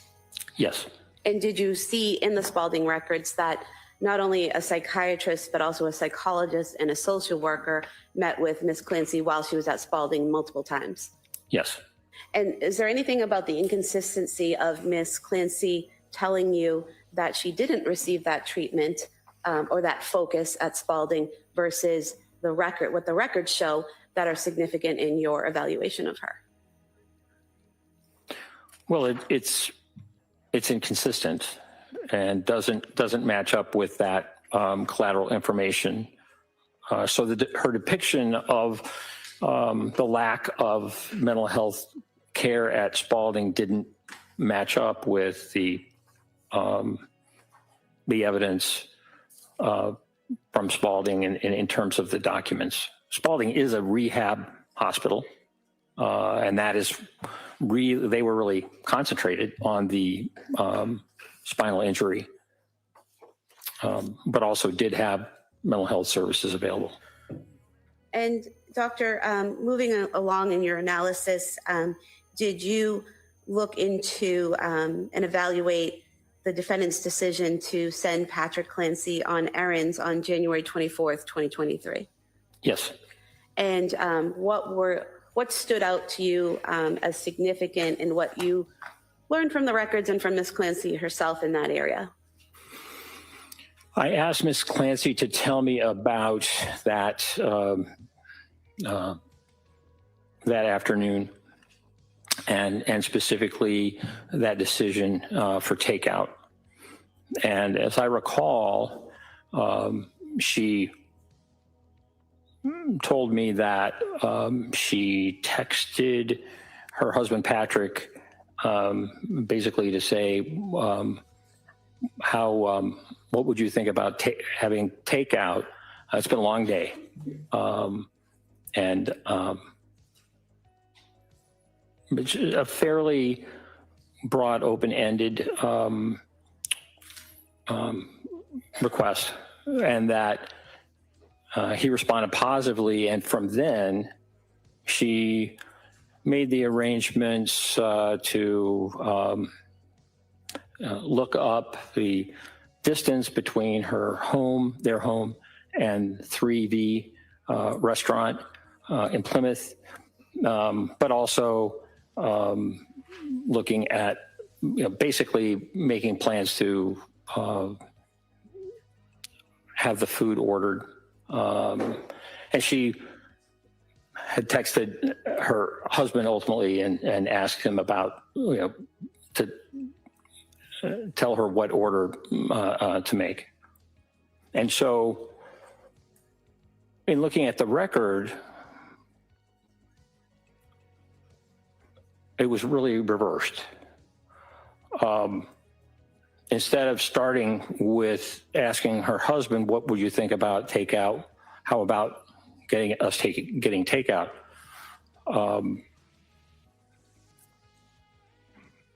The record shows that Ms. Clancy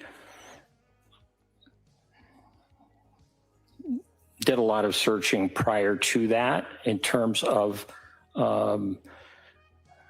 3V, the distance, and the like. So there were a number, getting information prior to requesting a text, sending a text to her husband. And in the text, rather than saying, what would you think about takeout, getting takeout, she said, how about getting takeout at 3V? I am, it's been a long day, et cetera. And so this reversal in terms of what she told me and what actually we see in the collateral, I thought was significant. How so? Well, she told me that the only restaurant that she could remember about getting takeout was 3B. And Patrick told me that they had never gotten takeout from 3B. He named West End Grill and Chestnut Grill as places that were in Duxbury and close by that they liked and that they often got takeout from. They had been to 3V and they liked it. They had gone as a family, but they had never gotten takeout there, takeout from 3V. And so presenting not just the idea of takeout, but how about 3V? And she had already done lots of checking about distance and the like. I thought was inconsistent. What I saw from the record was not what she told me in terms of the order in which she made those decisions, and so I saw that as being significant. And was there a similar scenario with the request of Patrick from the defendant to also go to CVS? Yes. And so what was the difference between what she told you about the plan to go to CVS and or what she told Patrick and what she had done in terms of research? Well, the research for, I think it was Miralax, which was suggested for Cora's constipation. They had an appointment that morning in pediatrics, and this was suggested that the Miralax and CVS was something that Ms. Clancy looked into sometime after 4 o'clock, but not long after 4 o'clock, and well before she contacted her husband. But that she did not communicate to her husband the importance of picking up Miralax at CVS, who she had called, until really right before he left. So he had planned on going to 3V, driving to 3V, almost 6 miles, to get the takeout. And then she also added on that other errand right before he left. And so was it significant to you that she had researched the Miralax and looked into CVS an hour before, but just added that part of the errand on right before her husband left? Yes. And why? Well, it lengthened the trip. It added one extra obligation for Patrick, and that would make for a longer time that he was away. And moving along in your analysis, you discuss Ms. Clancy's suicide attempt, and you say that it was serious, but required sequential decision-making. Is that correct? Can you just repeat that? Sure. In your report, you describe Ms. Clancy's suicide attempt as serious, correct? Correct. And you also state that it required sequential decision-making. Is that correct? Yes. Can you talk a little bit about why you found that it was serious and how you found that it required that sequential decision-making? Well, I think in looking over her records previous to that day, 24 January, she had contacted Aspire twice, the suicide hotline, and spoken to them. And really, as I recall, since early December had been speaking about suicidal ideation. So this was something that that was significant for her. There was, of course, an assessment at, in the emergency department on the 15th of December. So you look through the record and that you do see that she was concerned about self-harm and suicidal ideation.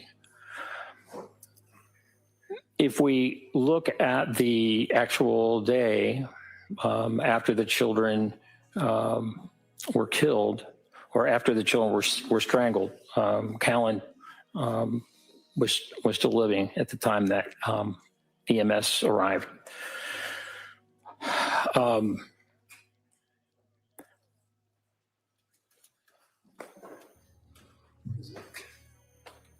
She told me that she got a knife from the butcher block in the kitchen, and then went upstairs and attempted to cut herself. That she also took pills or took an overdose. And I asked her about that, really trying to understand. Objection as to what he was trying to understand. No, overall. Really to try and understand how she accomplished the overdose. Because if you're swallowing lots and lots of pills, that can be difficult. And so how many handfuls of pills did you take or whatever? And then she told me that she had slashed the screen and dove out of the window.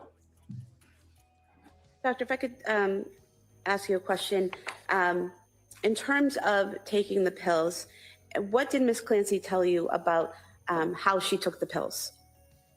I'm sorry? What did Ms. Clancy tell you about how she took the pills?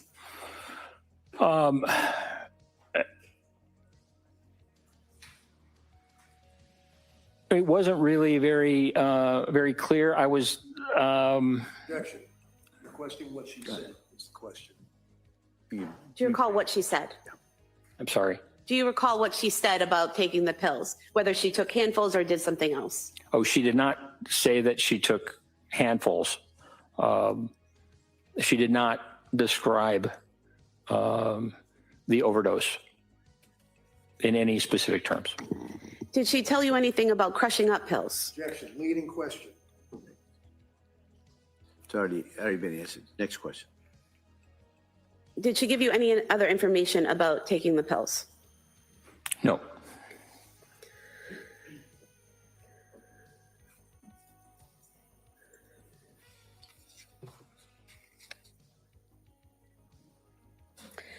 Now, if you could tell us that portion that I asked you about earlier, what is sequential decision making and how did you see that in her behavior? Well, as I mentioned, she, after strangling the 3 children with the exercise bands, she went up the steps, went to the kitchen, she got a knife, and then ascended yet another group of steps to her bedroom, to their bedroom. And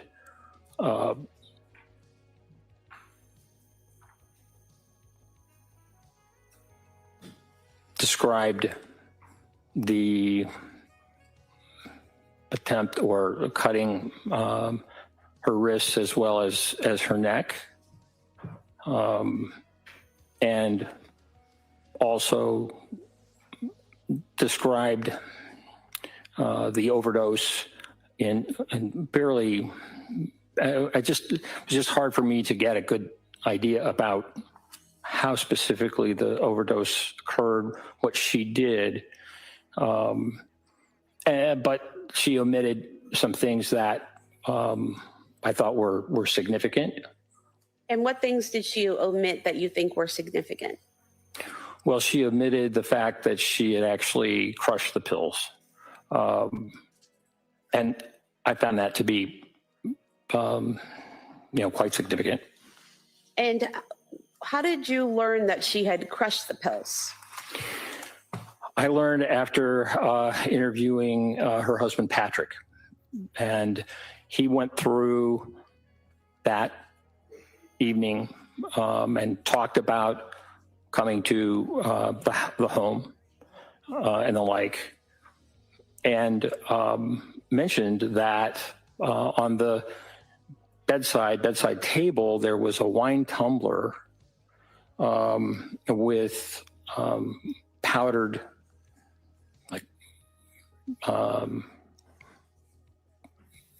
medication, crushed up medication, that there was still some in the wine tumbler. And I had not heard, she had not told me that she had actually crushed the medication. And I know that in Dr. Resnick's report, and also in what Lindsay Clancy told me, that she had lemonade in that wine tumbler when she took the overdose. And when I asked Patrick Clancy, he told me that they didn't think they had any lemonade in the house, that was not typical at all. And doctor, what is the significance? I'm sorry, were you not finished? You done with it? Hold on. You done with that answer? All right, next question. And so, doctor, what is the significance to you, if anything, of this atypical use of lemonade and the crushed powder in the cup? You say what is atypical? Well, I think you just said that Patrick Clancy said it wasn't typical to have lemonade, correct? Correct. So is there any significance to you to the fact that there was lemonade in the cup and that there was powder residue in the cup? Or straight that, was there any significance to the fact that Lindsay Clancy told you that there was lemonade in the cup and that Patrick Clancy saw powdered residue in the cup? Yes, it made sense that lemonade would be in the cup if you're trying to take an overdose of medication that you've crushed, just because of the bitterness that these pills have. So that made sense. I asked her more about the lemonade, and she told me that it had been in the wine tumbler from the night before.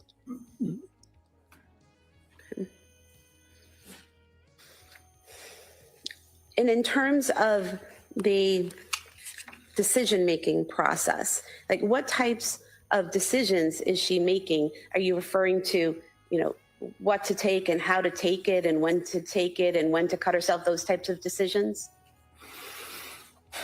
Well,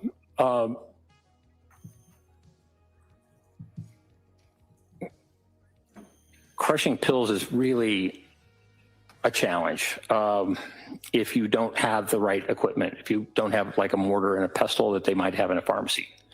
And so what I wondered about was that process of crushing the pills to the point that they were powder, in order then to put them in lemonade and then drink them. And so that is, to crush pills, significant number of pills into fine powder is not an easy thing to do, particularly if you don't have the right equipment. It's just kind of a laborious process. And she also did not, it was Patrick Clancy who told me about the door being locked. And she told me she did not recall locking the door. And in terms of Ms. Clancy's ability to execute the strangulation of her children, is there anything about how she did it, what she did, that stood out to you in your evaluation? Yes. And what is that?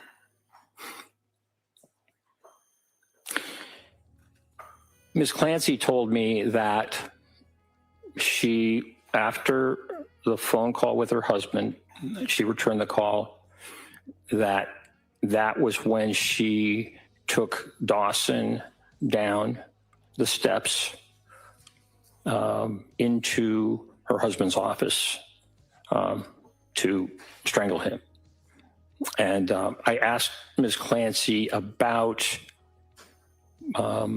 what she remembered about how she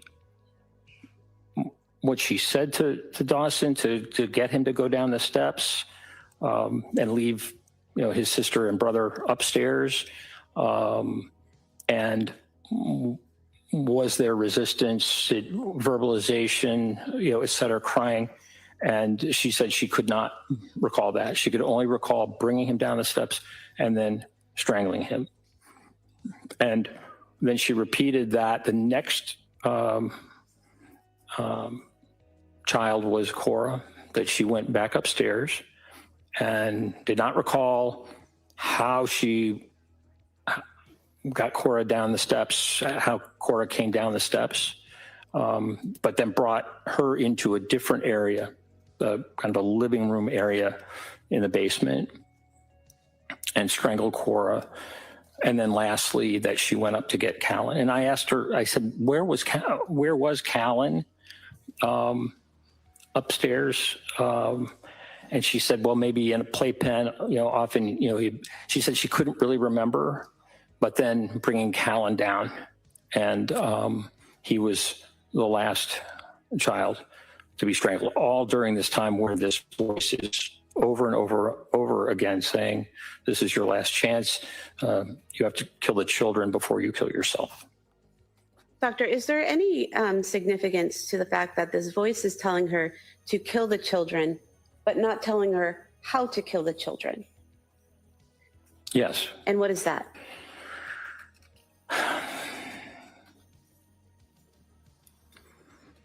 Just like adults, children have a will to survive, strong will to survive. I think it's just part of being human. And so I know that Dr. Resnick described Ms. Clancy as acting as if she were a puppet. But the children are not puppets. And just in looking at the Cape Codder video where Ms. Clancy is holding Callan and Dawson and Cora are there, I mean, they both are active. They can walk, they can run. And so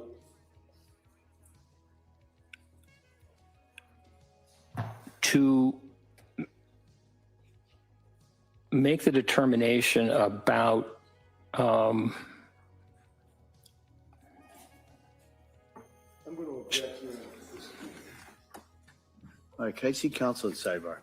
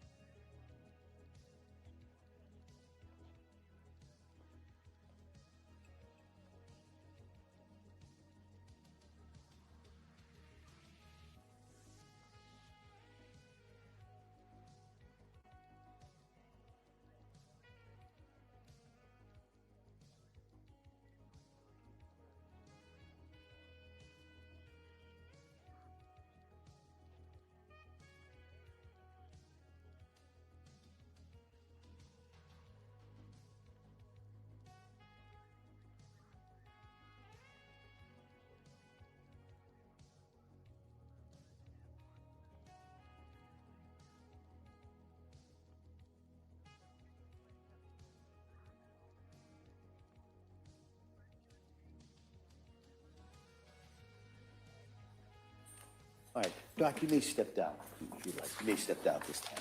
Step down? Yes, please.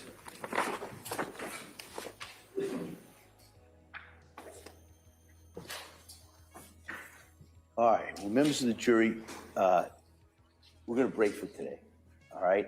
And in talking to counsel over here, it is anticipated that the evidence will close tomorrow, all right? So I just kind of wanted to give you a little bit of a heads up in regards to that.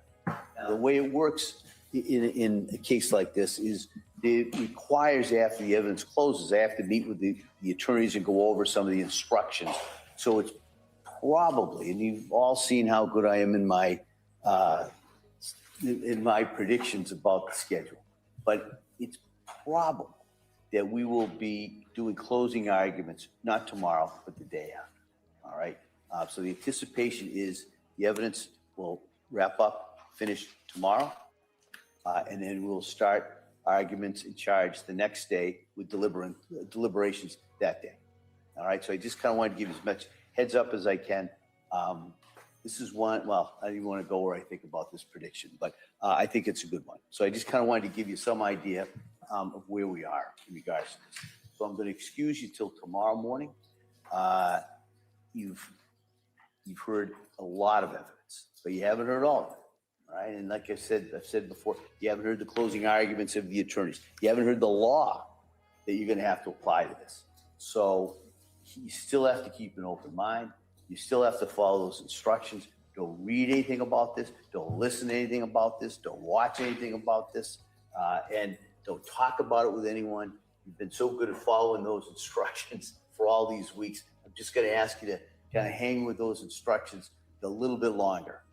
And so with that, I'm going to excuse you till tomorrow morning. We will continue with the witness who's on the stand. And like I said, I anticipate that we will, the close of evidence will be tomorrow. Okay? So with all my thanks, as I've done it all the time, thank you so much. And I look forward to seeing you tomorrow. Okay? Court, all right. Yes, please. Yes, please.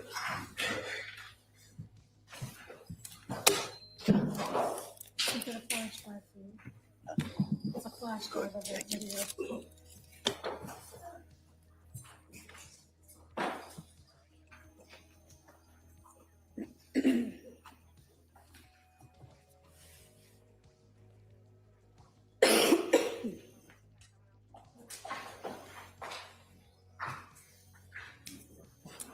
Jurors have exited the court in this court's session. Please be seated.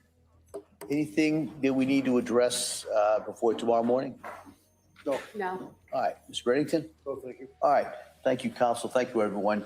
We'll be in recess until tomorrow at 9 o'clock. Court, all rise.